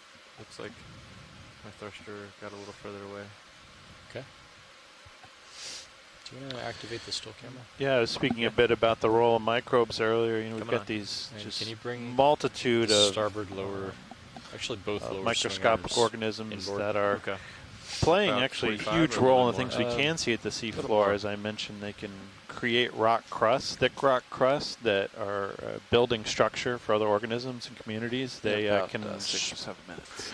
can affect the geochemistry of the environment. They can create methane, which other organisms can consume. They can And it is also active consume now. methane and turn it into is carbon active. dioxide, Okay. and Do a little experiment in here. doing so, acidify and looks like I deoxygenate brightened it up. areas. So there's a lot of ways in which the microbial organisms can affect Bring the that up on one of these overall monitors. deep sea environment, and they Sure. exist down in the sediment and at the seafloor and in the water above, and Great. affect Maybe a bunch of the sediment. communities that we are seeing of macrofauna at the Cover seafloor near and influence starboard swing their over. habitat. That's okay. I'm going to be moving in.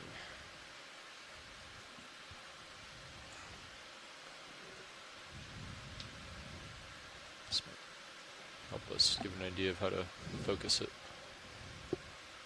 Can we get lasers on as well? Yeah, coming on. I'll back up a bit and slowly move forward.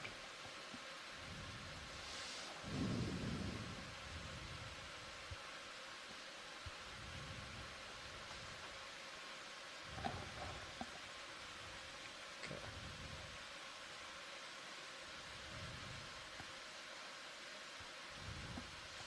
That guy's right in the light cones of both of those lowers right now.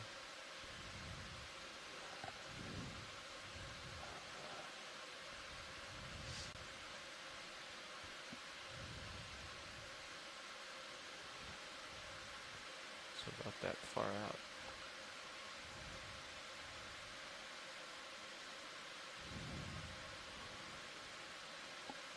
So that glitch in the monitor is when it takes a photo. You can see 809, and then it'll turn fuzzy, and then 810. It might be. It might also be that's like when the display times out. The auto preview when you take a picture. You try adjusting the frame rate to roll it out one way or the other. You don't have too much longer here. I'm looking straight down at you. Okay. I'm going to pick up and zoom away. As we're zoomed in here, Dan, I will say it's coincidental. At the very end of yesterday's dive, Scott France said he was really interested in seeing a bamboo coral, and miraculously the next dive was almost dedicated to bamboo corals. That's, we're going to ask Scott to keep asking for great things to see. I need to make a prediction, don't I? Yeah, you're really good at that. Yeah, so what do people want to see tomorrow? We're doing a mid-water dive, right?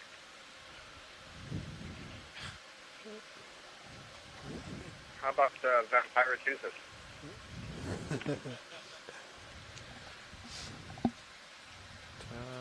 Okay. To move. All right.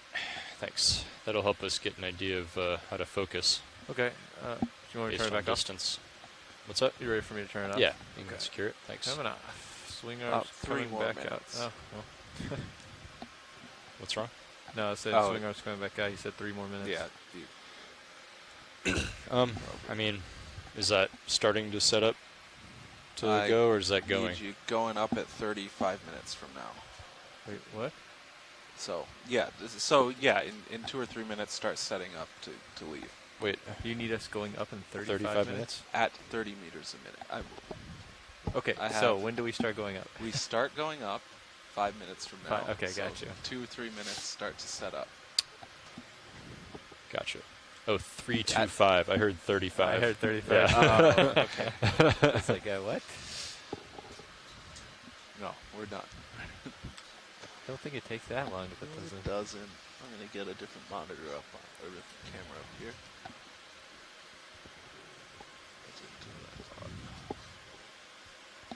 So you're just going to turn to starboard. I'm already lined up. Reverse the ship.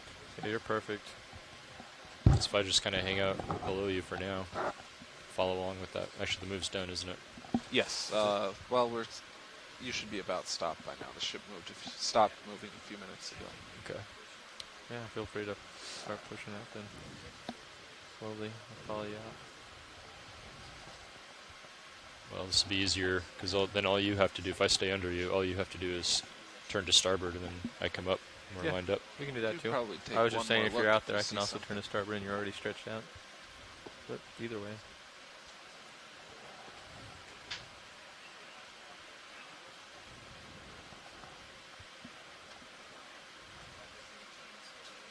So what, I guess I prefer just like, what's the time that we need to start coming up? We need to be hauling up 4 minutes from now. I So had been giving you a 3-minute buffer. Gotcha. Yes. Okay.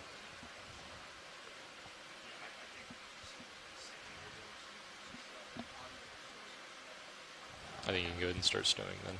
That's okay. Yeah.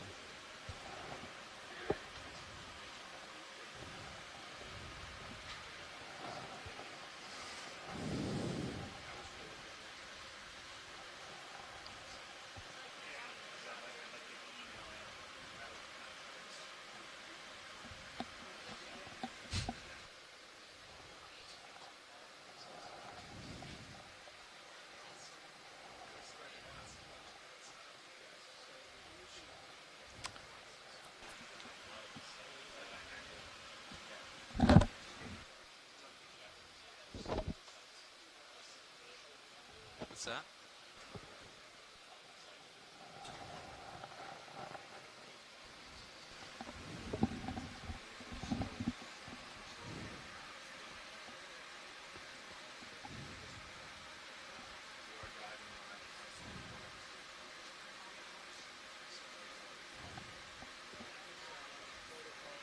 You can go past the skid, Bob.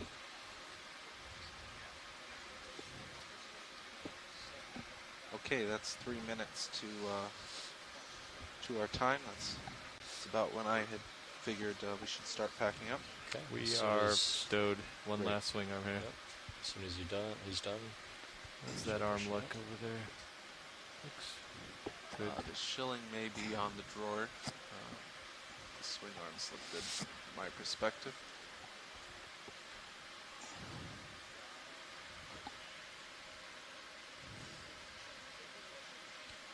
All right, Andy. Yep, I can start turning.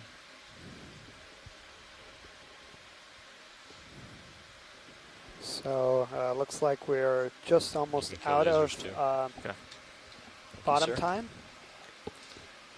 Our final depth here Turn to is starboard. Okay. 2188 meters.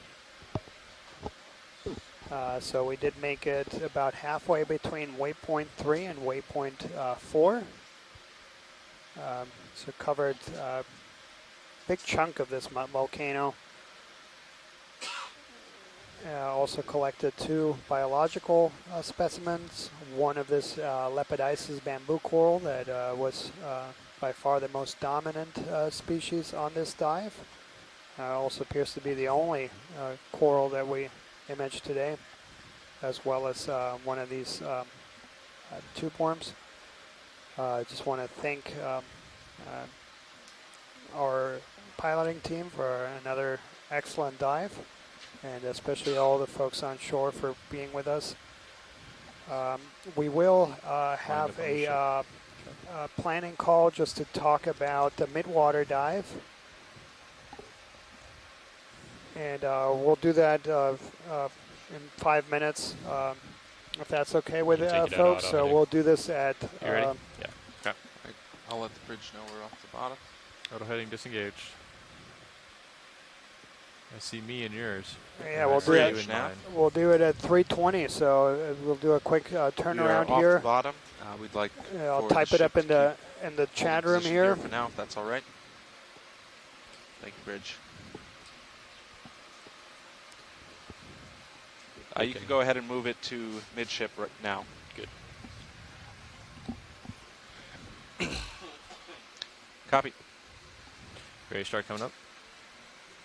Yep. Stand by.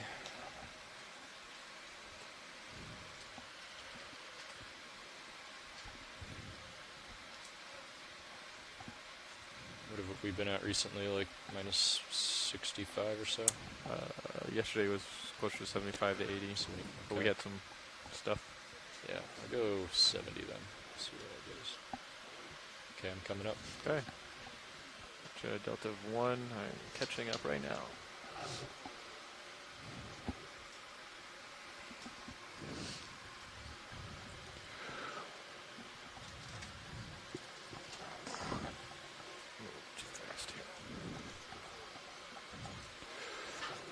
Okay, EX Copy, is thank you, Bruce. out of transmission, so it's a private chat.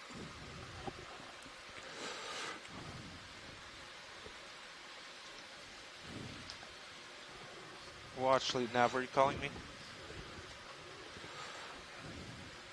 Okay.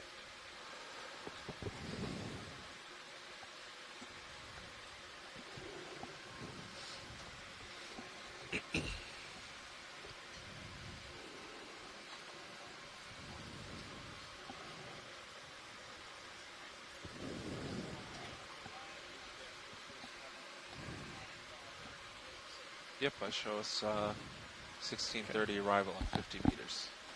Perfect. See all the dust coming off of the bottom. Yeah, I've been. Yesterday I was shaking it a lot. Trying to get some of that off.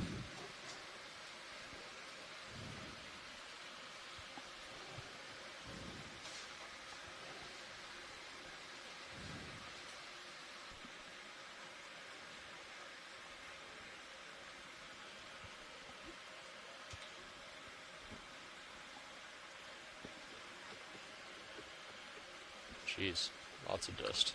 Yeah. All right. I'm going to secure hydraulics right now.